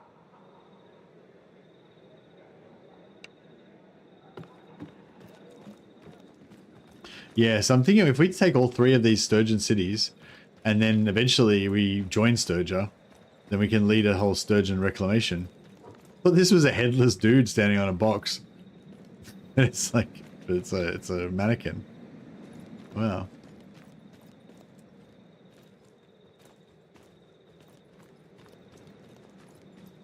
Waterfront? Alright, let's do the waterfront, I guess. That is the standard. That is a headless dude standing on a box. I thought so.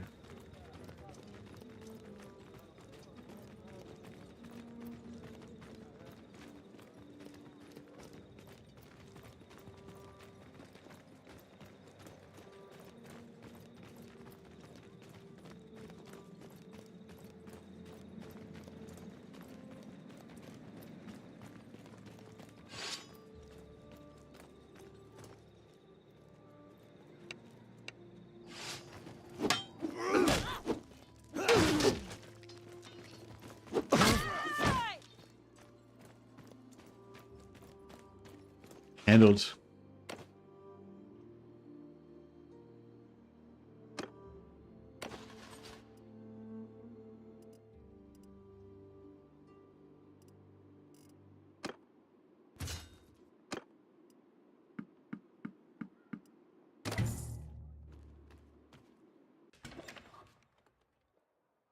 Loyalty plus 0.02.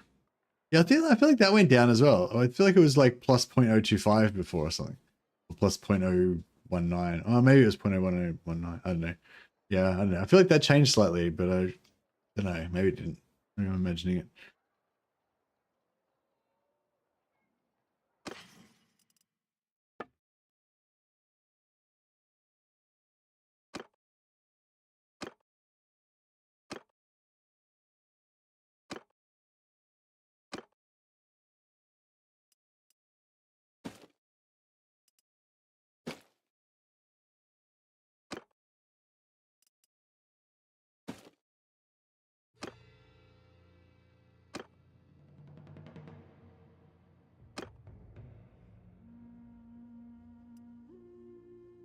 I've got balanced arrows instead of large bags of arrows. Less.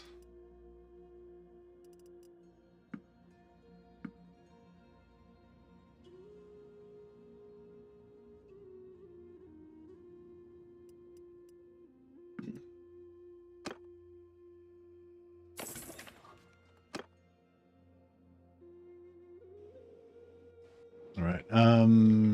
Yeah, some archers there. We can go and raid. We can go and raid Legita.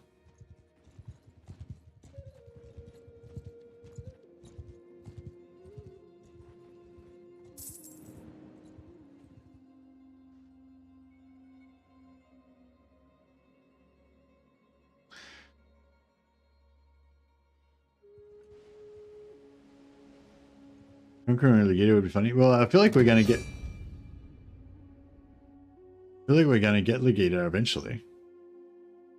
Hopefully we get Varchek next, but like if Legita's rebelled once, it'll probably keep rebelling, you know? My theory. How come we only got 6 days? The first time we did this, we had 8 days, but now we always seem to only have 6 days. I'm pretty sure the first time we got to defend the alleyway, it was 8 days.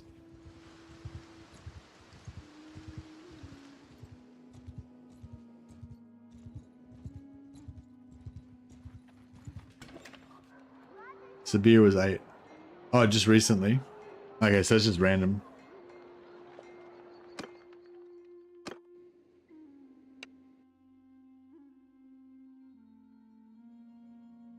So yeah, when you first take over the alleyway, you use town clothes, but when you defend the alleyway, you use your war clothes.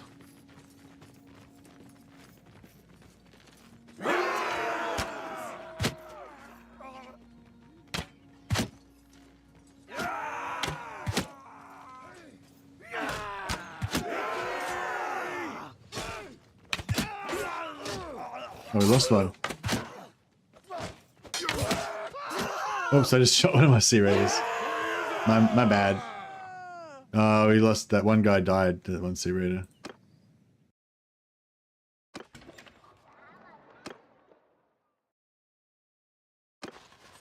So they got 4. Do you reckon if I leave her understaffed like that, they'll actually make her have more chance of getting rebels? I don't know, maybe I should just give it more.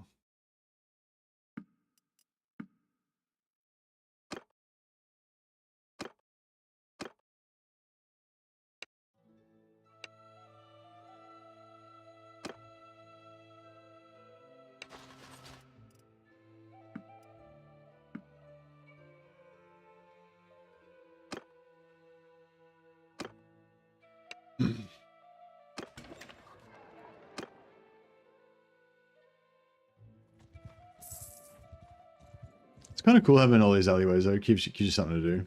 Keeps you occupied. I always wonder where these Sea Raiders here come from.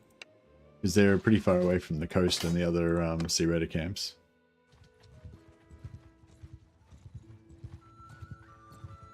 We are not looking for...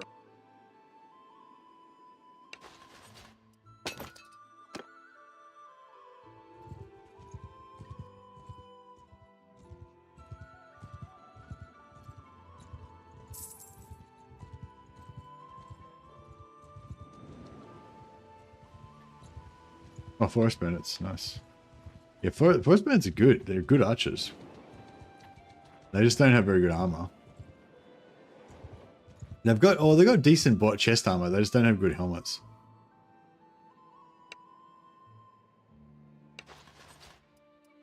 Yeah, the forest bandits have this pretty good chest armor, 36 body armor. That's better than some of my companions. But the head armor is only 16. But yeah, the bows are top notch. And they've got 2 quivers of 40 arrows. Botanians have got 2 quivers of 32 arrows, so that's pretty badass. They got a lot of arrows, 64 arrows. But still. But yeah, they're sort of like they're not on the same level as Fian champions, obviously, but they're like, you know, they're in the same, they've got the same weapons, I guess, basically. They're pretty good. They're pretty good. Yeah, we won't compare them to Fian champions, but they are pretty good. They're better than Sturgeon archers, I reckon.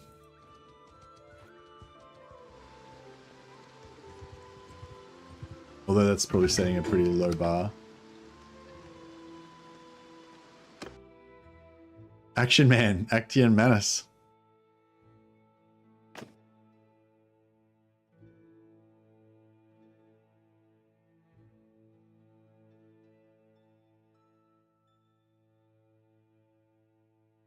Yeah, one thing that's annoying with kids is like, even if you go everything into roguery, like even if you go roguery every choice you possibly can in cunning and roguery, I don't think you can get roguery up to 30 by the time you get them, by the time they come of age.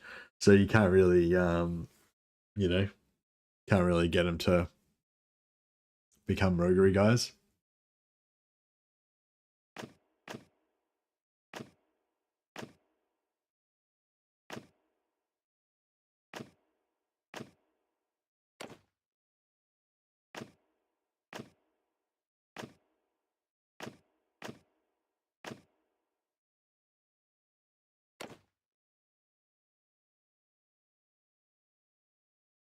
Should be all combat. He's the action man. That's true. Some skills are hard for NPCs to level. Yeah, I think you can level them up if you like if you give them their own party and you tell them to be aggressive and they raid like enemy settlements and stuff, they might get some you know, they might get some roguery from that. Yeah. Should I just siege this for fun? Can they sally out because they've got lord parties in there?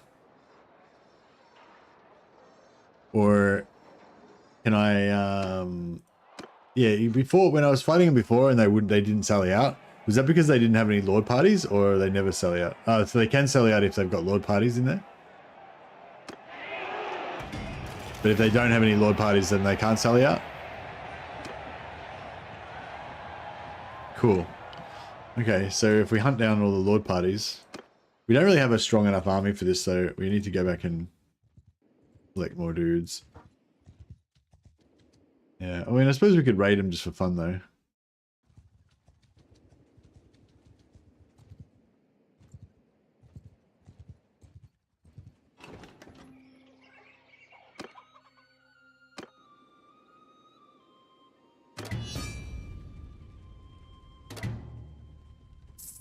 Alright, we're at war with them.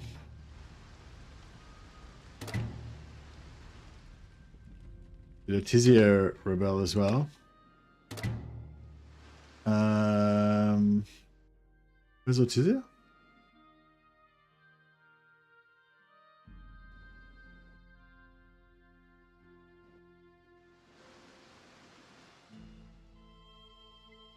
Oh, down here. No, Ortizia's not rebelled.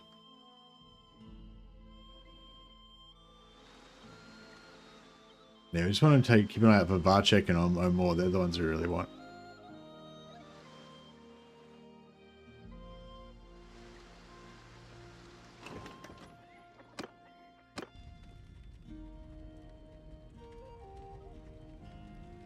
I was hoping they were going to actually fight so we could get some experience and level up.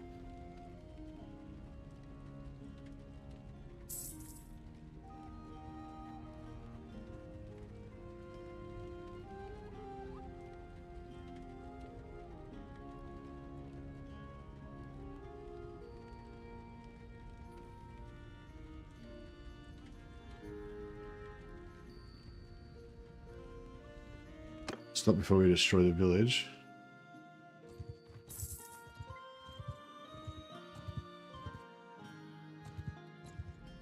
I don't know if we want to take on this group of 90 guys.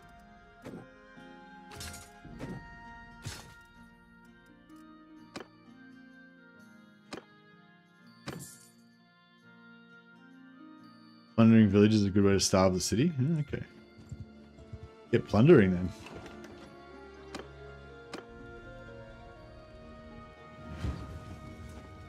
Under my command! Archers! Forward! Loose formation!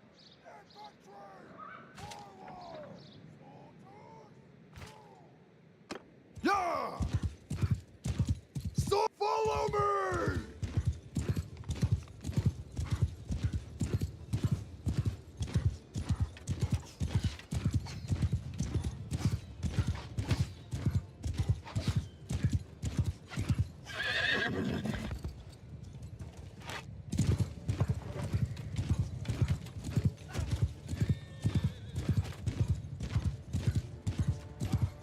Alright, I think that's disrupted them sufficiently.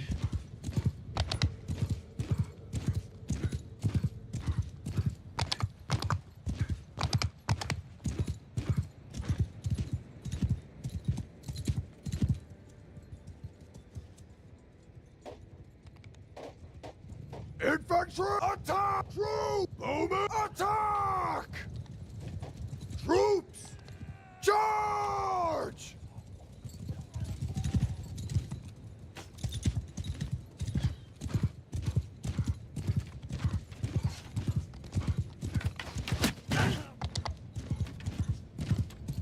I'm just trying to distract them. I'm trying to level up my Sea Raiders. Let my Sea Raiders. Let my Sea Raiders come in and kill these fuckers.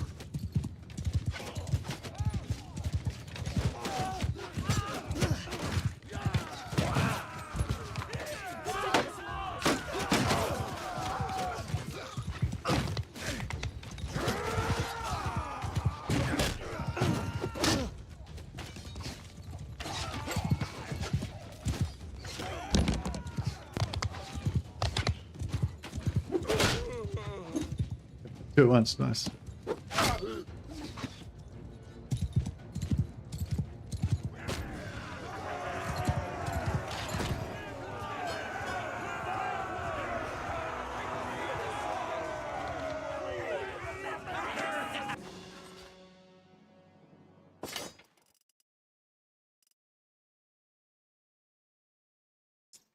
don't really need those prisoners. Oh yeah, the other thing I was trying to figure out is whether the bandit to do with the possibility of doing an Old Realms version of this Bandit Iron Price run is whether it would actually be better in Old Realms or whether it would actually be better in vanilla. It's pretty fun in vanilla, I gotta say.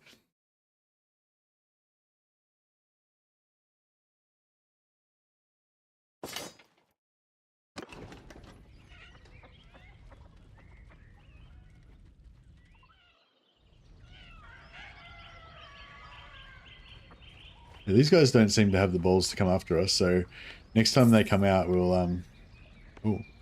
But I've got all these getting all these pigs. Oh. All right. Well, too late. Doesn't matter. I mean, it was I was gonna chase down all the party members, all the lord parties first, and then go back and siege it and blah blah. So yeah, there was no way we would have got it. They would have interrupted us at some point. So there's no biggie. We got a good rating in anyway.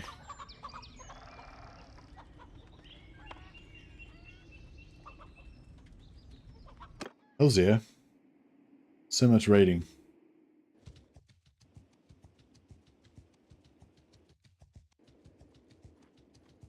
We may as well kill that Rebel Lord as well on the way out, just to get a bit more XP on our guys.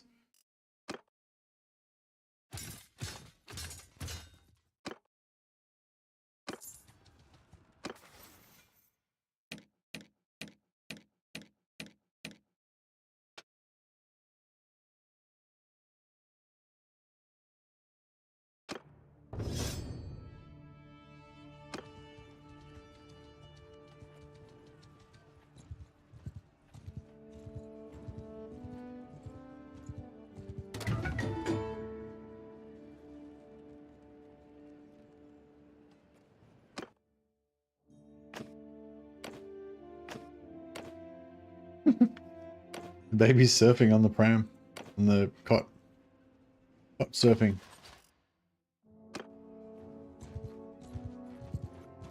If you please.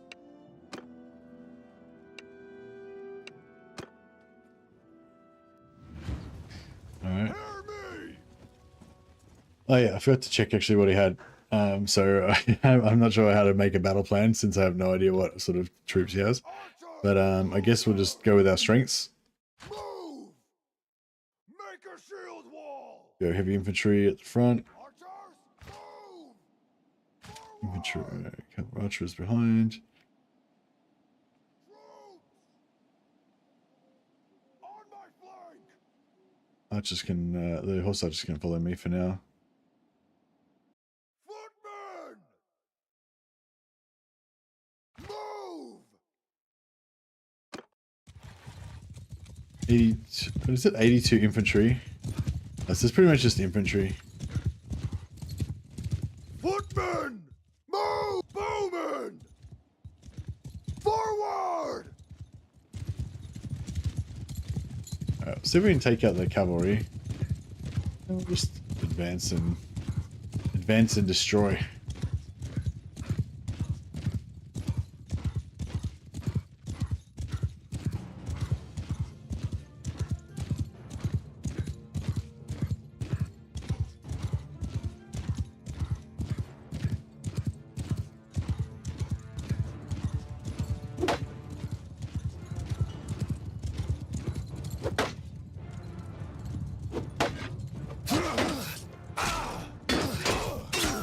Oh, fuck. Alright, charge. Everyone charge. I think I was in between two of them. One was hitting me in the back, or one was hitting me in the front there. Glorious. Not my most glorious moment. Although it does make the battle a bit faster.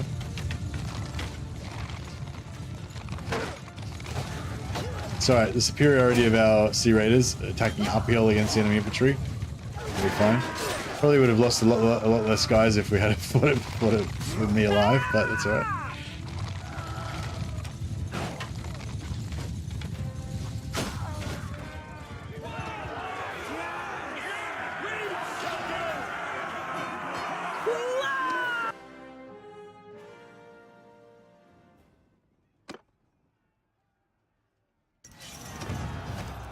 We're free to go. None of those are bandits, so we can't recruit them. Oh, legendary reinforced.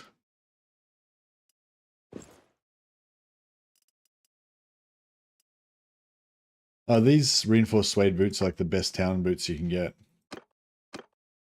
If you're trying to make your ultimate town fighting suit, this is what you want, reinforced suede boots. You could, I guess you could get legendary suede boots or something, but yeah, but this is the type of boots that's the best.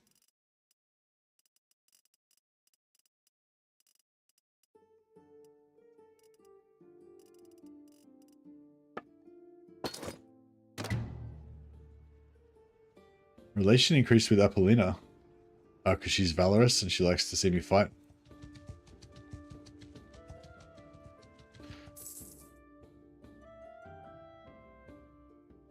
He's loyal and he likes to fight.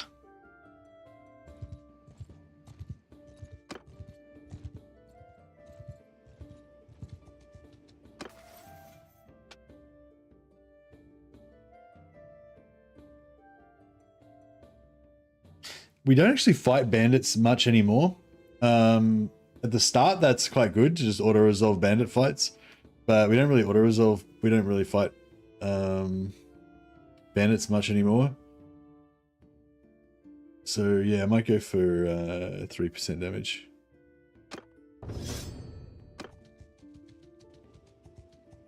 I feel like the 3% damage one's just better anyway. Because you don't fight, you know, even if you do, if you are still recruiting fighting bandits at the start, you still want to fight other stuff as well. Mainly villagers at the start.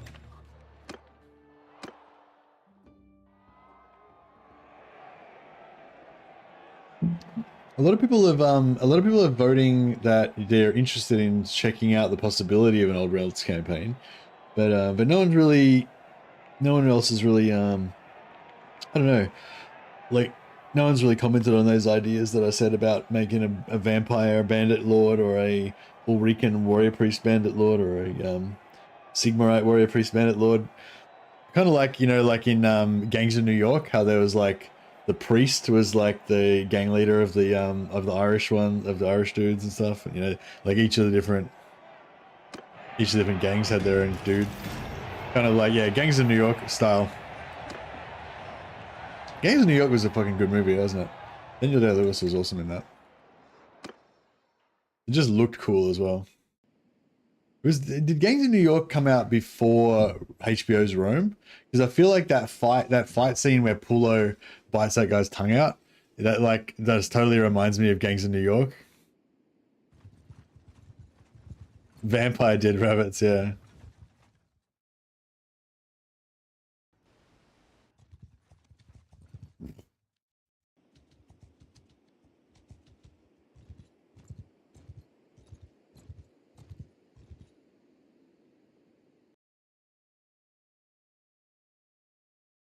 Daniel Lewis is going to be in some good movies. Have you seen that one, There Will Be Blood? That's fucking dark fucking movie. It's pretty good though. It's grueling though. It doesn't really feel good to watch. It's a really good movie, but it's really just doesn't feel good to watch. It just isn't a nice movie. It's just really harsh.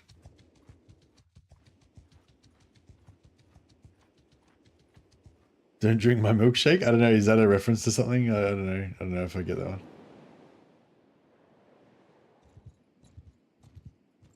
No, I might just keep, we haven't got a full party, so I might just keep building up.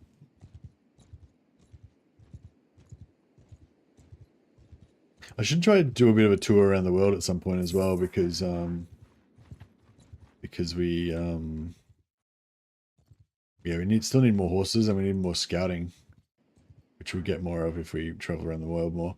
I think just riding around in the forest gives you scouting XP, but you get the most by finding new bandit hideouts.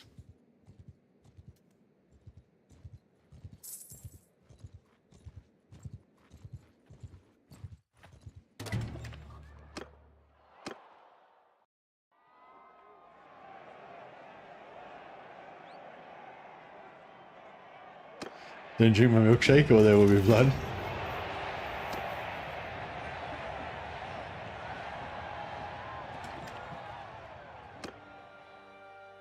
I think I saw 17 Sea Raiders up here somewhere.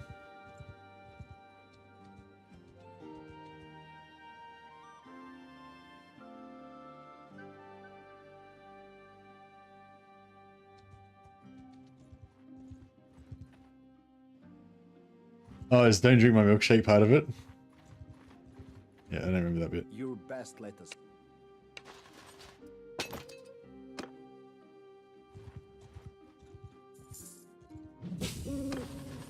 Oh, we got another hideout.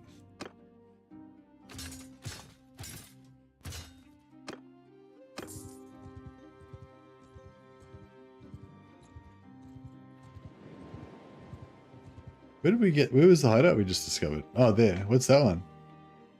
A forest bandit hideout. Nice. Hey, so if I go and keep destroying all the hideouts in other places, but I don't destroy any of the hideouts here, will more and more hideouts just keep spawning here until this whole peninsula is just covered with hideouts? He's talking about stealing oil from an adjacent land. Oh, as in the milkshake is the oil. Oh yeah, the straws. Yeah, the straws. Yeah, I remember that now. Yeah, you're saying like, because if the oil's underneath and like drills here and drills here, you can put your straw in and suck all the milkshake out from the other side. Yeah, I remember that now.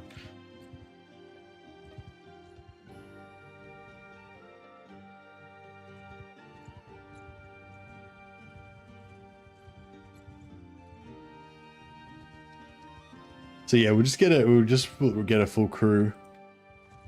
Get a full crew again, and just keep getting ready for when Varcheg, if and when Varcheg ever rebels. Yeah, is there a certain amount? Is there a certain amount of bandit camps in the world, or do the bandit camps keep getting like? Do bandit camps ever get destroyed by the AI, or do they just keep getting more and more bandit camps forever, or how does that work? I don't feel like you do keep it getting on more and more forever. So I'm guessing there's like a limit to how many there can be. So presumably, if we keep killing all the ones that we don't want, then we'll get more of the ones we do want. Maybe.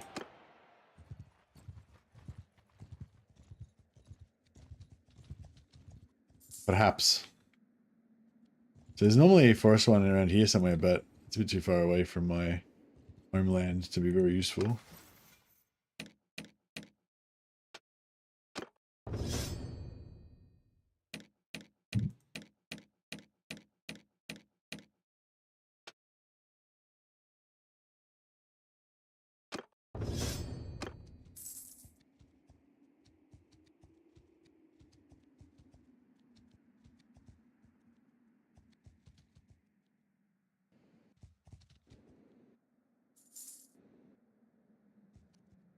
We're going to be able to get back there in time. Yeah, I don't want to travel too far away in case it kicks off. We need to get back there quick.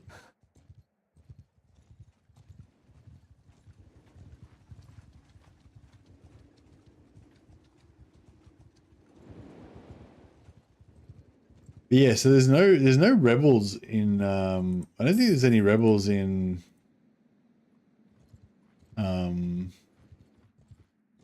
yeah, I don't think there's any rebels in Old Realms except for the Chaos Rebels, and they're really strong. Like when the Chaos Rebels rebel, they always have like 500 Chaos Warriors or whatever, right? Or I don't know, maybe.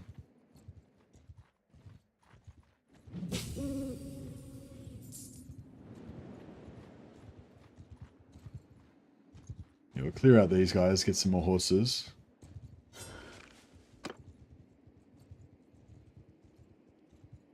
Hello. All right. Get Apollonia in there. Get Avatar in there. Get Fodor in there. Fodor's got a good bow. Get him in there as well.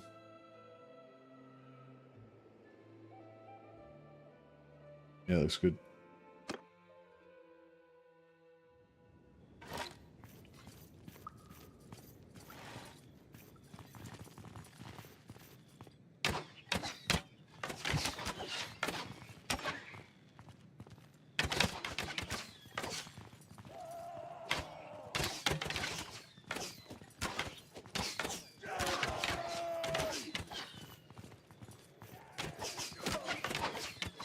Hey, Nikos. Yeah, it's going good, man. They're we've taken over a city.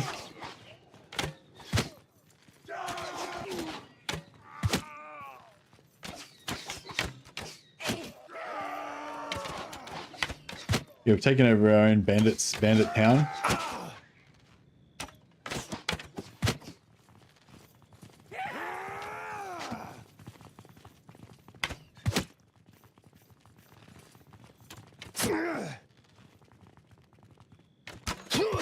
I think have you ever tried the Europe mod? It's pretty fun. Nah, like I was saying, I think I'm not really into map mods anymore.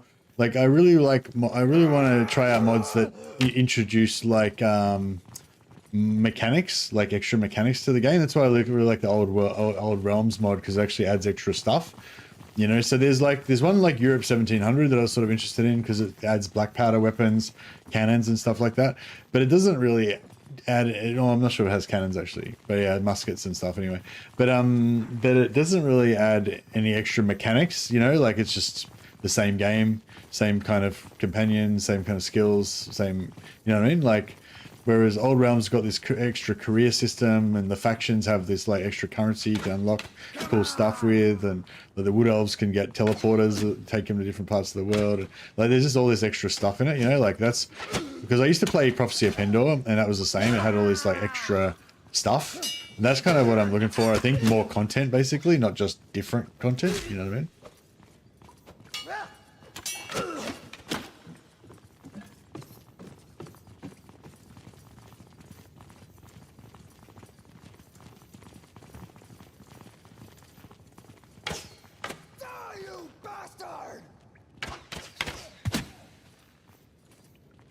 Prophecy Pendor, yeah, Prophecy Pendor was my jam. I played 99% of my time in Warband, it was all Prophecy Pendor.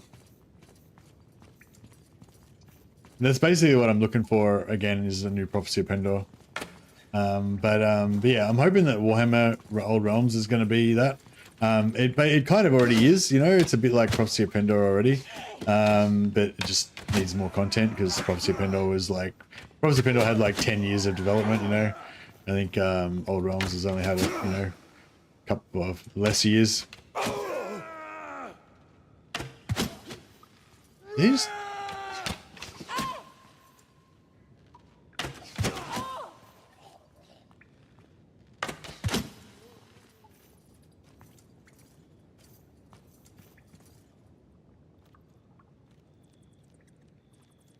In Old Realms, you can get pretty OP after a while, but the mod is great. Well, that's what it's there. I was sort of thinking maybe there's playing banners like Bandit only and can't ever buy anything like Iron Price. I feel like that could be cool in Old Realms because it would slow it down a bit, you know, maybe.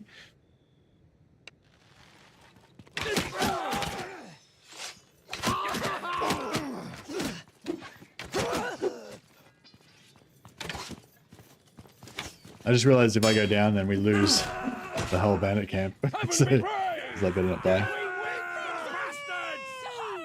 You know what's more annoying than a skilled archer? Warp lightning being cast on your troops. Yeah, well, I was thinking we would stick to like fighting other bandits and like well, at least in the early part of the game, we'd be mostly just fighting other bandits and taking over alleyways and stuff like that, you know? So we wouldn't have to deal with warp lightning and stuff too much. Well, there is no warp lightning in Old Realms yet, anyway. But yeah, there's other devastating spells.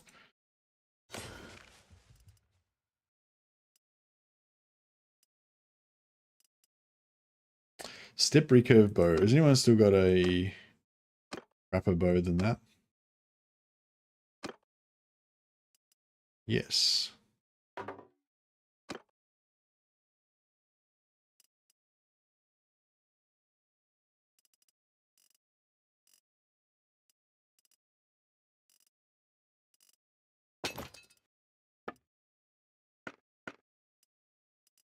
Large bag of arrows. I need a large bag of arrows. Yeah, I've got balanced arrows. I need large arrows. Nice.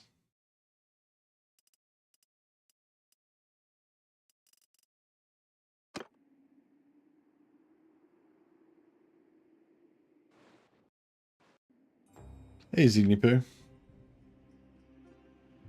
Alright, so we did that. I'll hit this tournament over here. Oh, how many horses did we get out of that?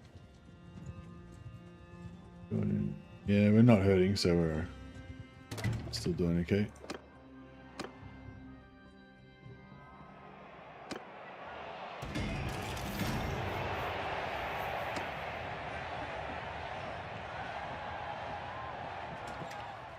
Oh yeah, does anyone know how the game determines who fights in tournaments? Because I noticed that like in Old Realms, for example, like Priests of Shalier don't fight in tournaments. Wizards don't fight in tournaments. I don't think Witch Hunters fight in tournaments. Warrior Priests, Vampires, White Kings, Knights, and Glade Captains, they all fight in tournaments. So I don't know if it's to do with their skill level, because those guys have the highest combat skills, or whether it's like because they're like flagged as nobles or something. I don't know.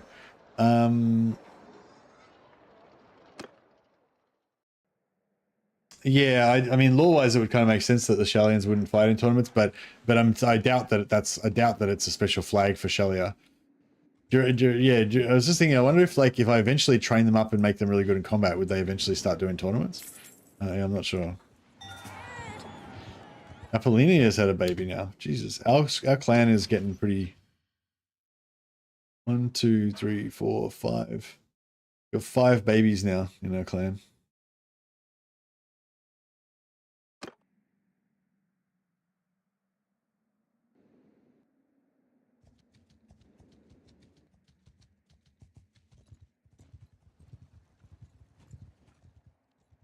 In vanilla, an NPC needs 100 in a melee skill to join tourneys. Not sure about the mod. Oh, wow. Thanks, Action Man. That's exactly the information I was looking for. So just one, they have to have just 100 melee skill in one of their melee skills. That's pretty cool. We could definitely get a guy up to 100 melee skill, I reckon.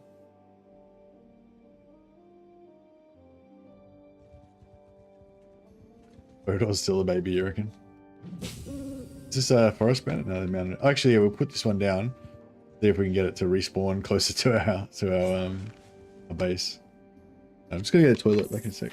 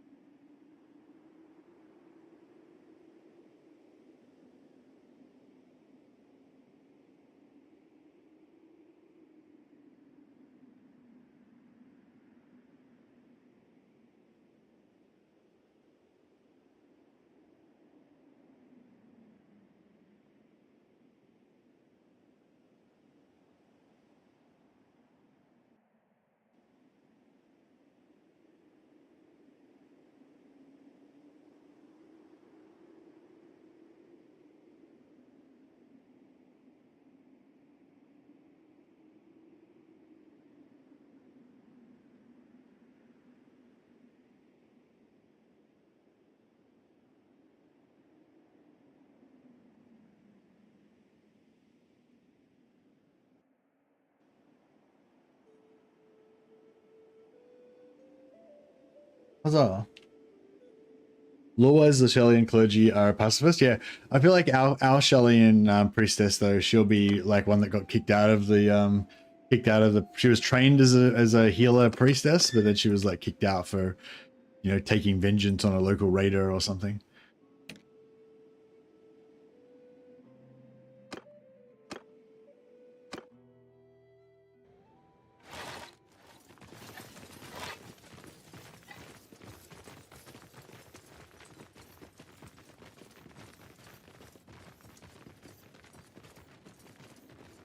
I'm not sure why some of them stay behind, for like they spread out like that. I don't know why they don't always just...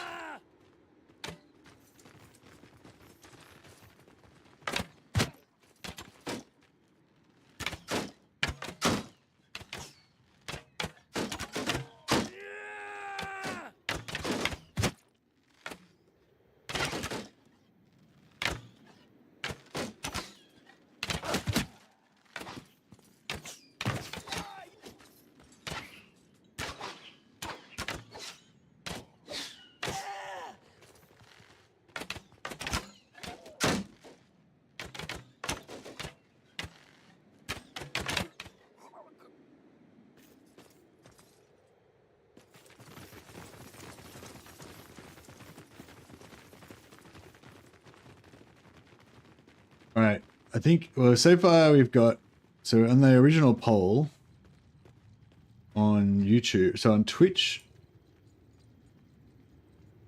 we had one vote for investigate old realms, one vote for do old realms, and on YouTube we've got 32 total votes. 43% said investigate old realms and decide after. 34% said yep, let's go with old realms, and 21% no, said no, more vanilla Bannerlord. So all right, I think that there's a pretty strong, there's definitely a strong majority that's interested in at least checking out the Old Realms possibility. So we might take a little intermission after this, and then we'll just we'll load up Old Realms and we'll just check it out.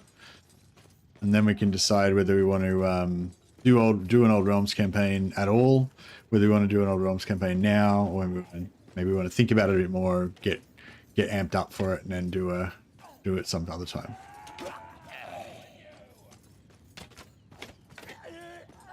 Oh yeah, so the reason I ended the poll was I was going to say, like, I need some more ideas for campaign. So for me, a lot of it's about like getting the storyline, the vibe. So I was going to say, if we were going to, you guys handle that while I type. So if we were going to do if we're going to do an Old Realms campaign, either today or sometime, Old Realms, Warhammer, Bandit only, no buying items campaign. Which career?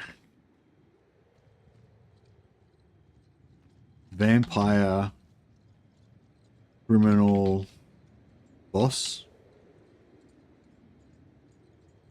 warrior, outlaw, warrior, priest, outlaw, warrior, priest. I don't know what other options there are, really. Flying magic vampire or combat vampire? Probably combat vampire. Yeah, I don't really like the flying magic vampires. The combat vampire can still jump really high though, so that's cool. But if we're gonna go vampire, I'm not sure if I'm super into vampire. But yeah, I think outlaw, warrior, priest. Yeah, vampire magic just gets boring. Like, yeah, I kind of agree.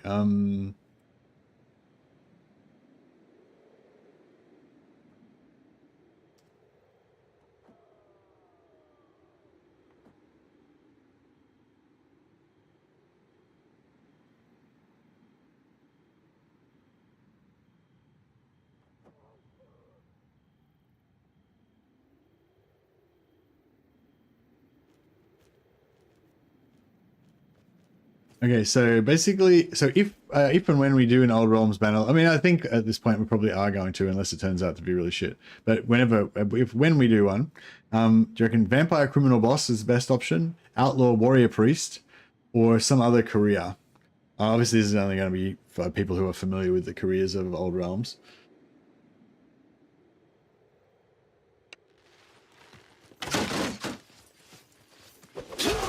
Oh, I tried to shoot him as soon as he dropped his shield, but it didn't work.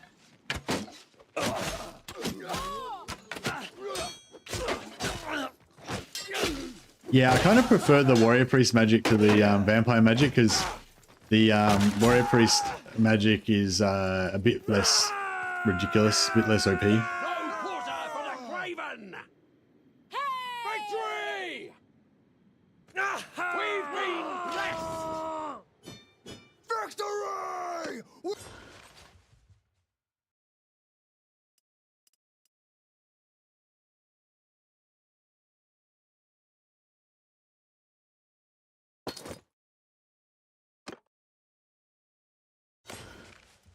Reinforced pattern mittens. Yeah. Ted Gambson's not too bad, I think. Maybe somebody could use it. Yeah, there we go.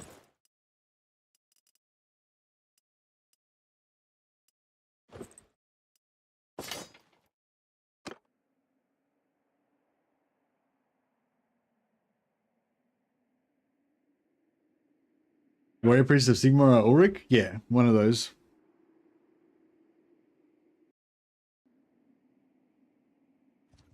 But I mean, I've got the vote. Oh, whoops! I meant to save. I've got the vote up there, but really, I'm more looking for not. I mean, it'd be great if you would vote. That's great. I'll take that under advisement. But really, it's the chat suggestions, and like if you think Vampire Criminal Boss is the best idea, then like I'd also like to know like how you imagine that playing out. Like what would be cool about a vampire boss as for a bandit playthrough, you know, that kind of stuff. Trying to like get my head around what it would be like, and You know, all that stuff. No, I'm just reloading. Just reloading in Old Realms. So, and what do we want to investigate? I guess the first thing I wanted to check out was whether there are actually alleyways, because alleyways are pretty cool. I like alleyways.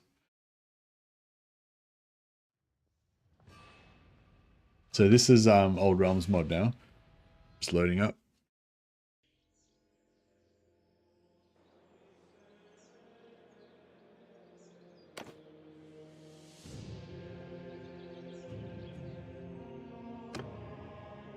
So yeah, although for those of you who are not familiar with this mod or are not familiar with the different careers, basically you can play as there's 6 different races at the moment, 6 different factions that you can join.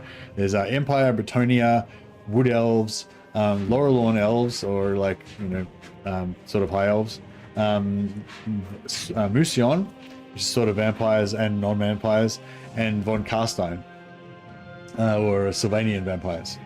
And then within those different factions, there's a whole bunch of different careers. So every faction can have a mercenary. So if you go, if you go like Empire, and then you go next, yeah. So these are the careers that we can choose from. So free company, if we go free company militia, then that makes us a mercenary career. If you go Magister Apprentice, you become a wizard and you just cast spells and stuff. You go Priest Acolyte, you become a warrior priest, and you can choose either Priest of Sigmar or Priest of Ulrich. You go Witch Hunter Acolyte, you become a Witch Hunter. They've got their own different career, different special perks and stuff. You can be a merchant. Merchant is just the same in terms of career. You still just come out as the same career as a normal free company militiaman, but you just have you get different skills and stuff, and you get some fancy clothes. That's pretty cool. Yeah, so I don't know what's the best career to check it out as for, which one's best for testing, but yeah.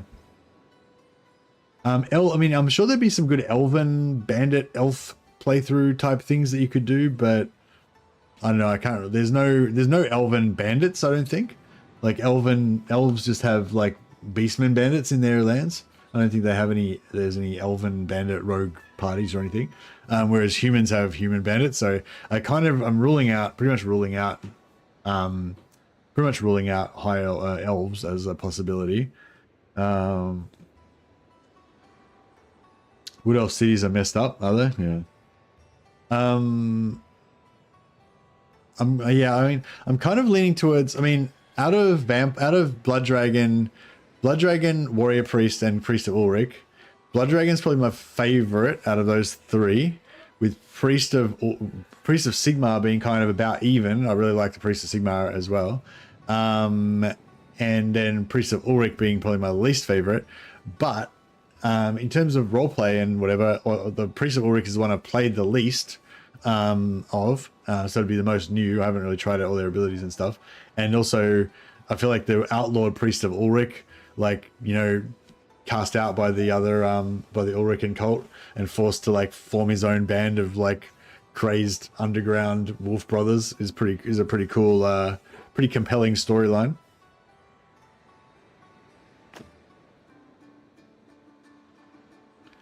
Von Carstein Blood Dragon.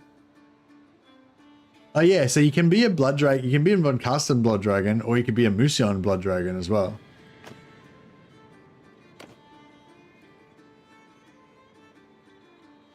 Ulrich fits way more with the Bandit than Sigmar, to be honest. Yeah, I mean, I feel like they could both work. Like, you could be a Sigmarite warrior priest, but you've been named as a heretic because you have a slightly different view of the Sigmarite faith and whatever. So now you're just going around recruiting bandits and stuff, you know. Oh, I gotta be bold. Okay. What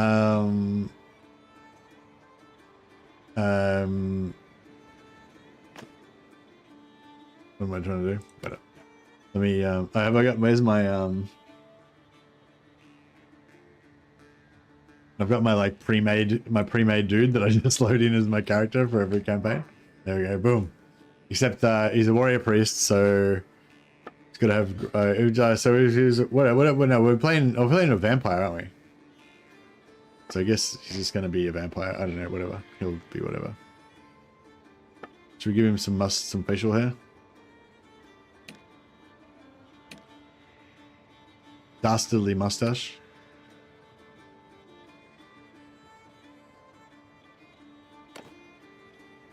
Okay, so exalted nobility gives you vigor. No, we want cunning.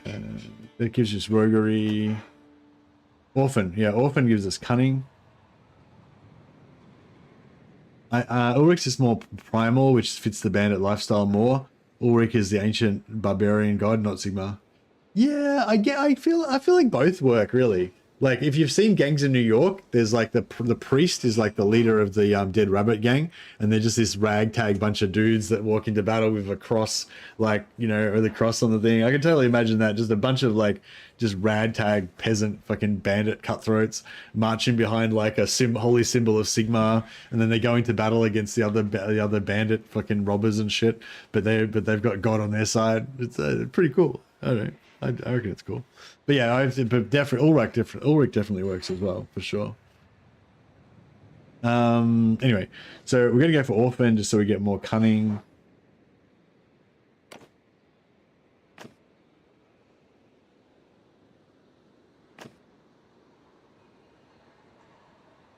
We're gonna go Blood Dragon, so we don't want Necromancer's Apprentice. It gives us spellcraft, which we lose. You lose all spellcraft and all faith. They just go to 0, and they can't be raised if you're Blood Dragon.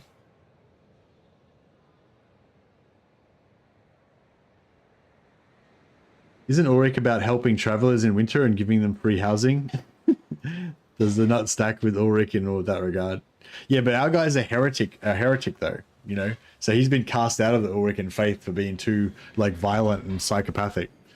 He worships like the old version of Ulrich from like, you know, 1,000 years ago before they brought in all the nice stuff. Back when Ulrich was all about just axing people in the face and taking them as slaves. We won't recruit Chaos Warriors, no. He's still going to be he's going to be totally devout to and faithful, just to his own faith. He's not a fucking Chaos Warrior. Jeez. It's going too far. Okay, so it doesn't look like we can get a point of cunning through anything here. We can get endurance from Pete Farmer. Or vigor. Pete Farmer, we'll go endurance. So so it says he was what do you call it? He's a orphan because he was like he was made into a vampire, but then he was like abandoned by his sire, so he didn't get like trained up properly. His family were peat farmers before that.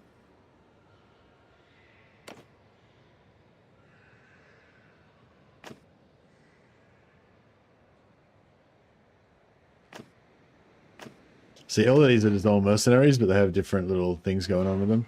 I wonder if any of these have little storyline quests or anything that pop up for them.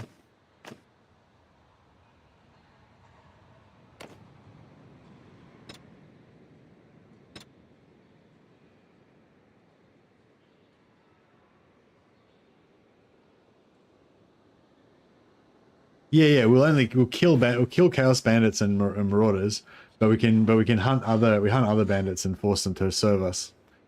That would be the way to go.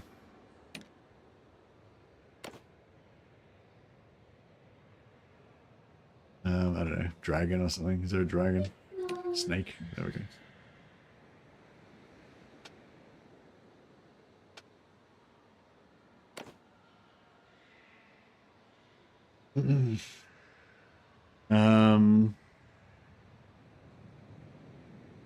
The black snake, the black asp, black asp, black vipers, black snakes.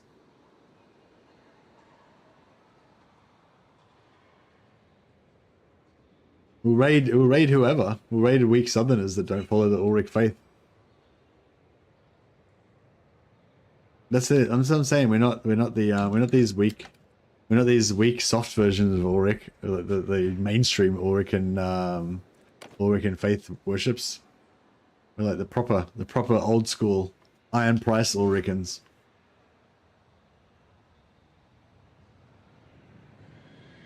Yeah, we'll raid heretics, obviously, which is every village we come across is a heretic.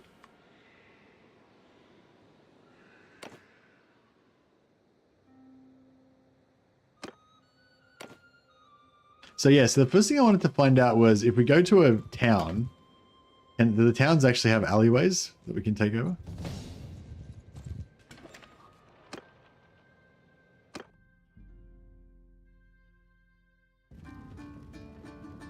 Yeah, I hope they do, because alleyways are fun.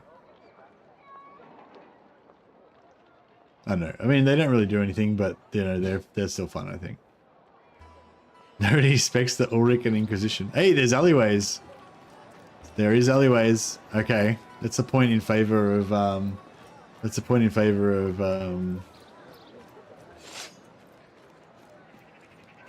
point in favor. Oh, we can't use our special abilities though.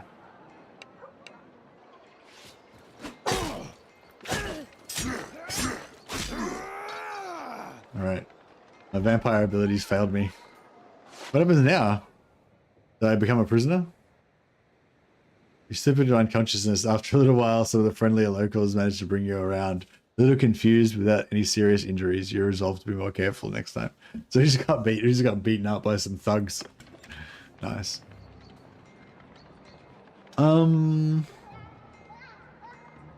Okay, so there is alleyways, so that's cool.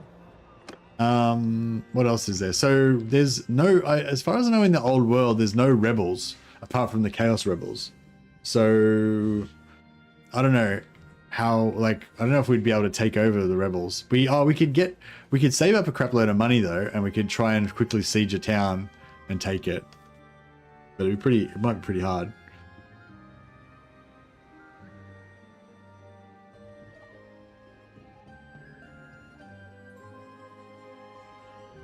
Oh yeah, 30% said other career suggestion in chat, but nobody actually suggested in chat. So there's at least 3 people who voted other, but they didn't tell me what the suggestion is. So if you voted other than criminal boss or outlaw warrior priest, then let me know what your idea is.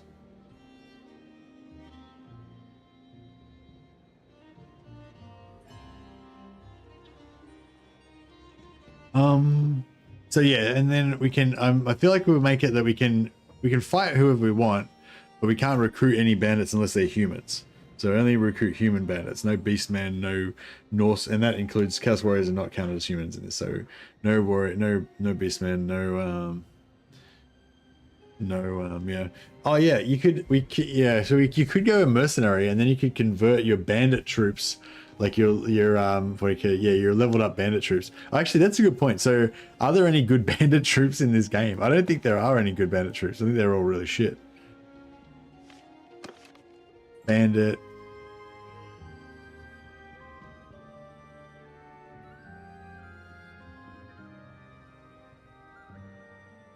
So no, we don't. Is there any? There's no wood elf bandits. There's no vampire ones that we want. There's no Musion bandits. No Enoch. There's no Empire of Men. No Bretonia. Outlaws.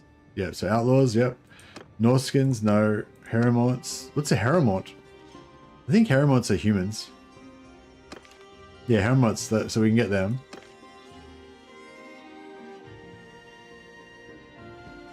There's no greenskins, no exotic. Empire deserters, yeah, we can get them. No dwarfs, Druki, no Druki. Only human. Chaos cultists, but they're going to be our enemies.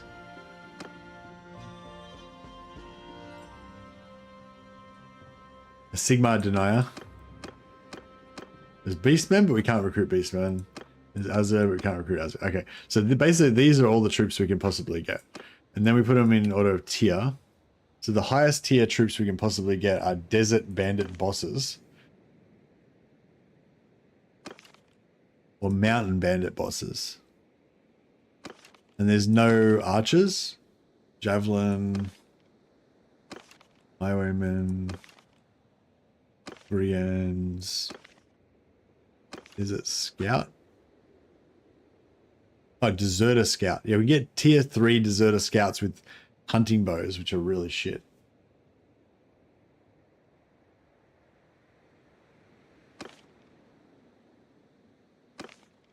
Heramalts have longbows. Okay, Heramalts have longbows. 60 pierce. It's not, I mean, it's not great compared to 100 and something damage to from the Wood Elves, but yeah, but still, there's some archers. There's some archer potential there.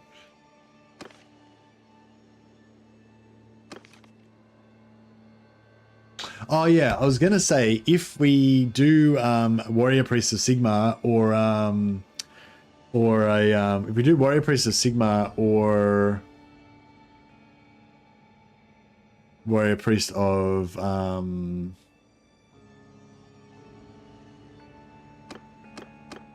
Ulrich, then they should be able to recruit their religious units as well. But I think Ulrich,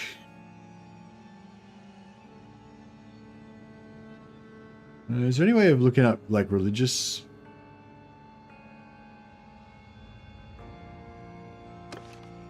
Yes, this is the problem with the so warrior. Yeah, I feel like you should be able to get Ulrican troops, but I don't think you should be able to get knights or Tutogen Guard.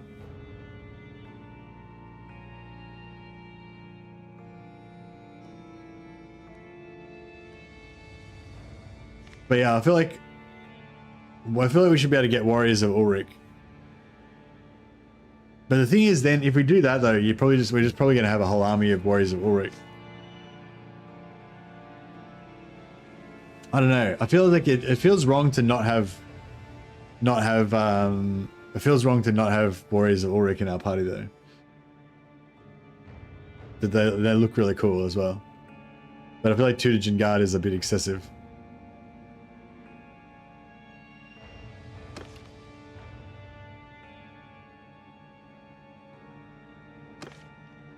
Flagellants are cool because they don't upgrade into anything. So you can just have flagellants. So if we have a warrior priest, we can have flagellants in our party as well. They don't upgrade into anything though, so they're not that cool.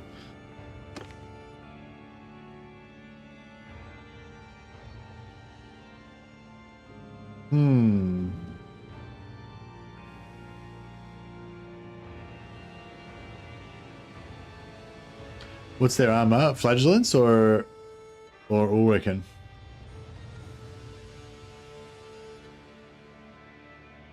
Yeah, I feel like Ulrich's definitely got some flavor.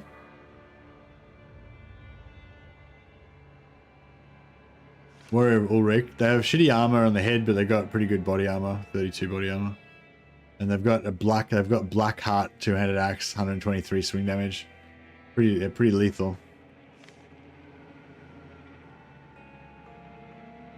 Greenskins are not playable yet. They're coming in like the next update. Yeah, they're pretty beast, eh? These guys have got 2-handed hammers. Best axe of the base game, yeah. There's better axes in this game, but yeah. So yeah, I don't know. That's the thing with the Wolf Priest. I feel like you'd have to, I don't know. You want to get lots of these dudes as well, but yeah.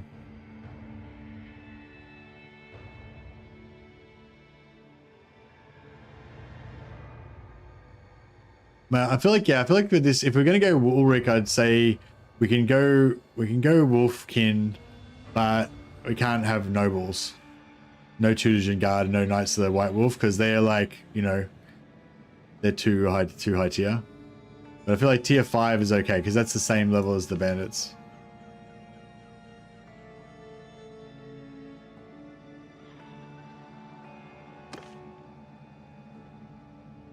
The Tutogen Guard, they have Knights of the White Wolf, but no helmet.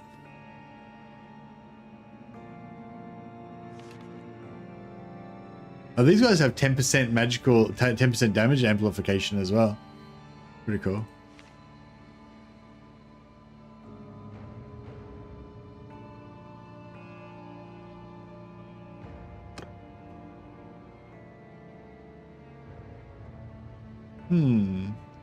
Yeah, I don't know. It's a bit of a hard one because it's like, oh, you want to have like the bandit only thing for the flavor, But then you really want to have those religious troops because for the flavor as well. Headshot would just one-shot them? Yeah, that's right. So that's kind of what's cool, kind of cool about the Ulrich can play through. All of you guys are like glass cannons, basically. They're really vulnerable to missiles and headshots. So yeah, it's pretty dangerous. What else is there? I'll only play this mod when Lizardmen or Chaos Dwarfs are available. You'll be waiting a few years, I think. Zipnepper. I don't think either Lizardmen or Chaos Dwarfs are like planned to be ever added at all.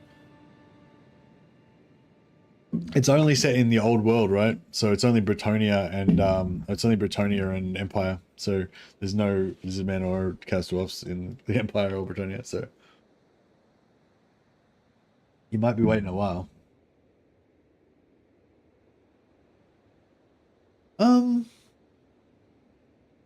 Yeah, in terms of vampire, no, Nurgle is, yeah, there are Nurgles in it, but only limited at the moment. Not fully playable. Like you can start off as Empire and you can join Nurgle and recruit Nurgle troops and get their Nurgle armor and everything, but there's no like lore of Nurgle spells or you know, and you can't actually start off as them yet. Yeah, I kind of feel like I don't know. I kind of feel like the Priest of Ulrich or the Warrior Priest of Sigmar is the way to go.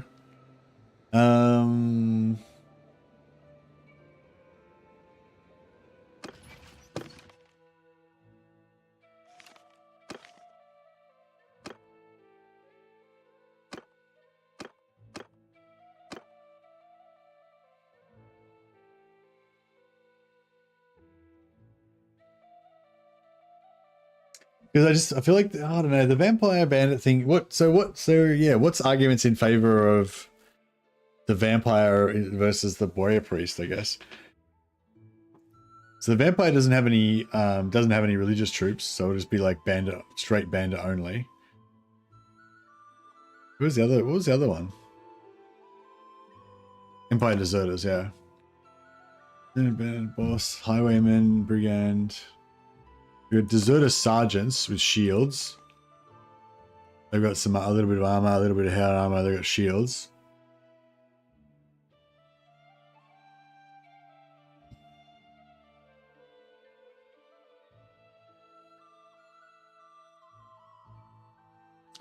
Well, vampires, we're going to be playing Vampire Bandit only. So we're not going to have any, we're like an outcast vampire that's going to live in Empire society and basically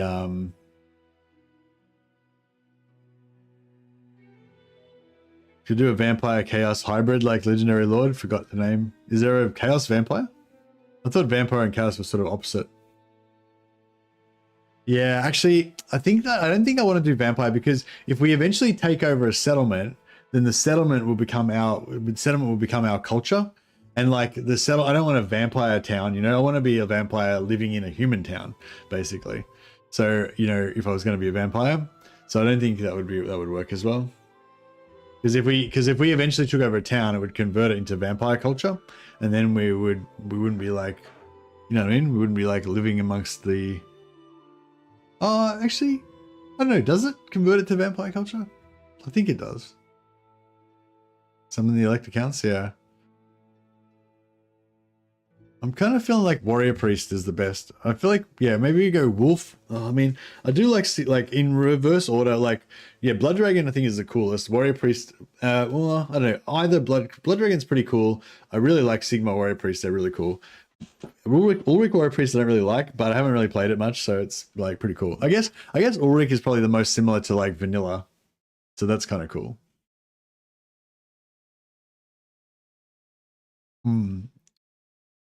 All right. Well, I don't know. The only other thing I was thinking could work would be like a witch hunter, like an outlawed witch hunter. I guess you could have an outlaw criminal wizard. Oh yeah, you could have an outlaw criminal wizard, and then you could buff your bandit troops with your wizard powers. But it would be pretty whack. I feel like Ulrich. I feel like the Ulrich thing is the best story in my mind.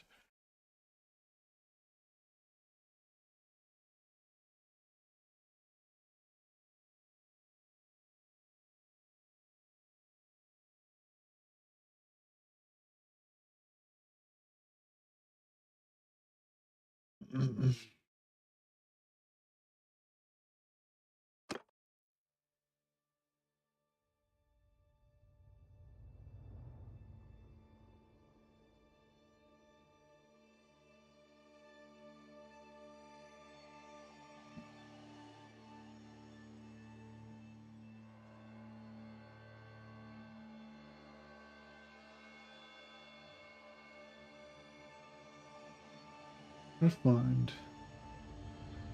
I was trying to find a screenshot of some Ulrich troops, but there's not really.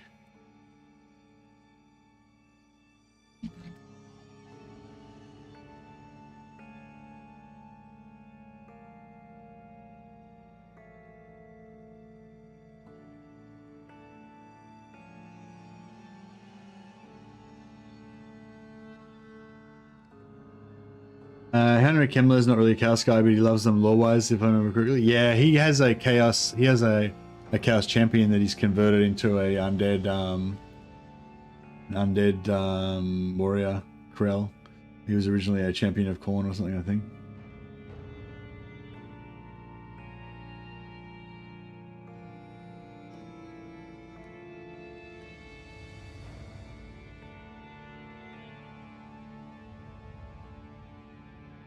Yeah. All right, let me just let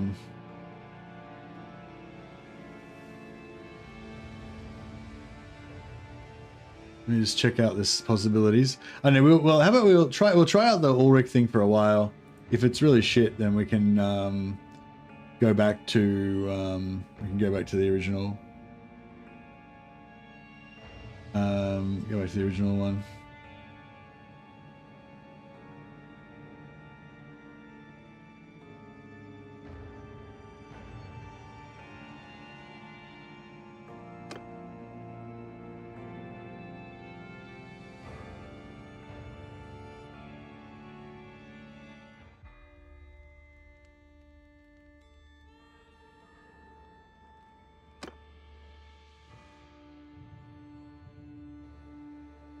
All right, so yeah, apologies for those of you who are really keen to see more of the Bandit King one.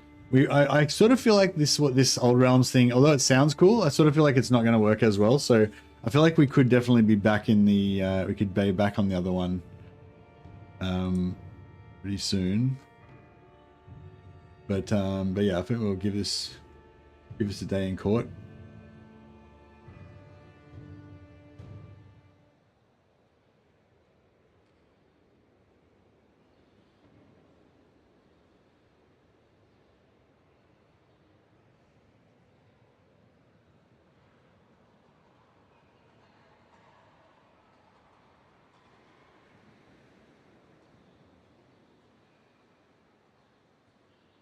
I'm just working on a bit of a thumbnail here.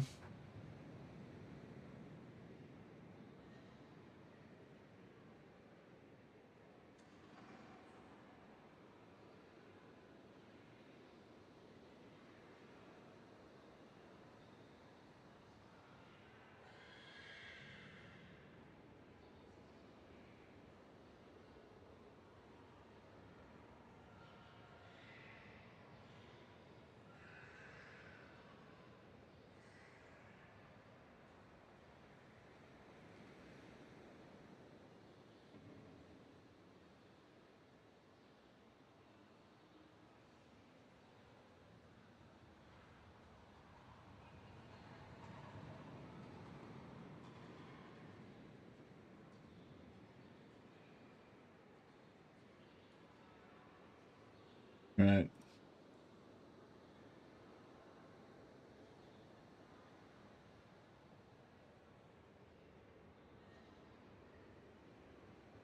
I'll just use this basic us thing for now.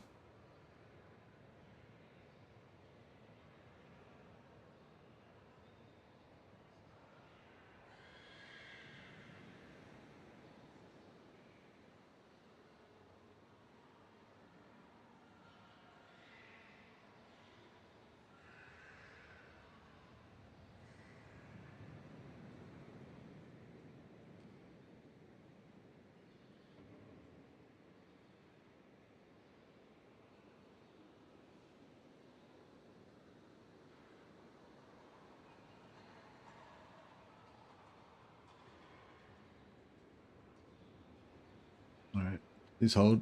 Get in there.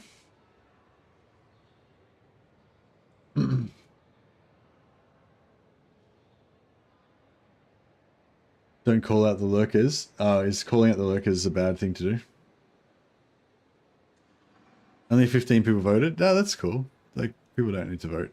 Like, a lot of people might be watching on their TV or on their phone or something. It's a pain in the ass to try to, you know, find the buttons and look around with stuff. So, I get that. I get it.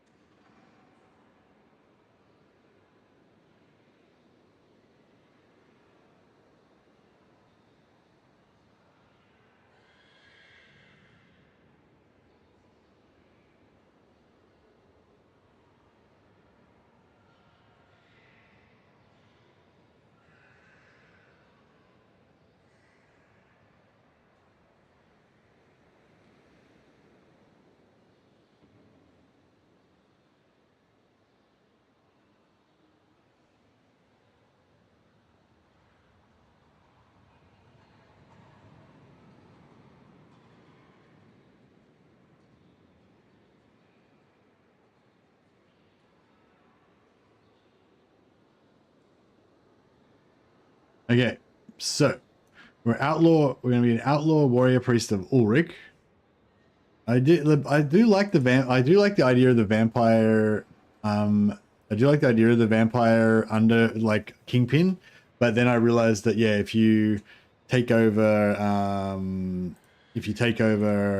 a city at some point, it'll turn into a vampire city, and I don't really like that. I like the idea of like the vampire hiding within human society. I don't really like the vampire hiding within undead society. You know, it just like doesn't have the same like coolness factor to it. So yeah, that was my thinking with that. I'm still like interested in the vampire idea, but yeah, I don't know. I feel like we need to, yeah, I don't know. I sort of feel like, I don't know. I feel like this could be really fun, but it might be, I don't know, it might be shit. It might be, it's going to be not as good as the other one in a way, but it might be good in its own way as well. I don't know.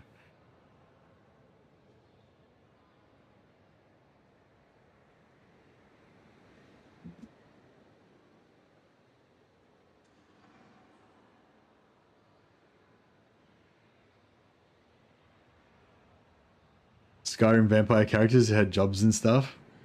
Yeah.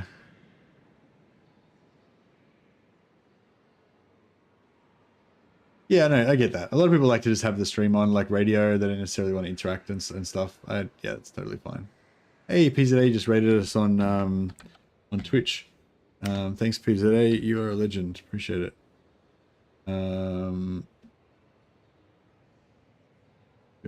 Host there.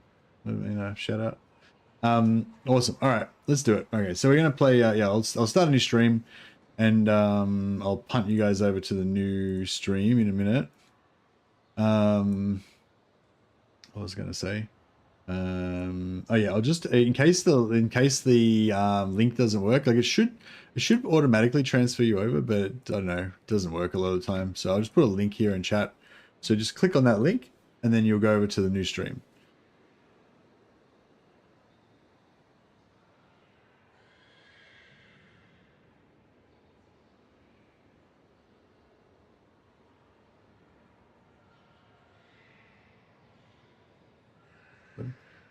All right, cool. Got the new stream up for Old World. So we're gonna do another another start, this time in the Old World Warhammer mod. So it's a complete conversion for Warhammer. You can play all 6 of these factions: Empire, Bretonnia, Vampire Counts, Azerai, Aenir, Musion, But we're going to be playing with some extra special rules. We're going to be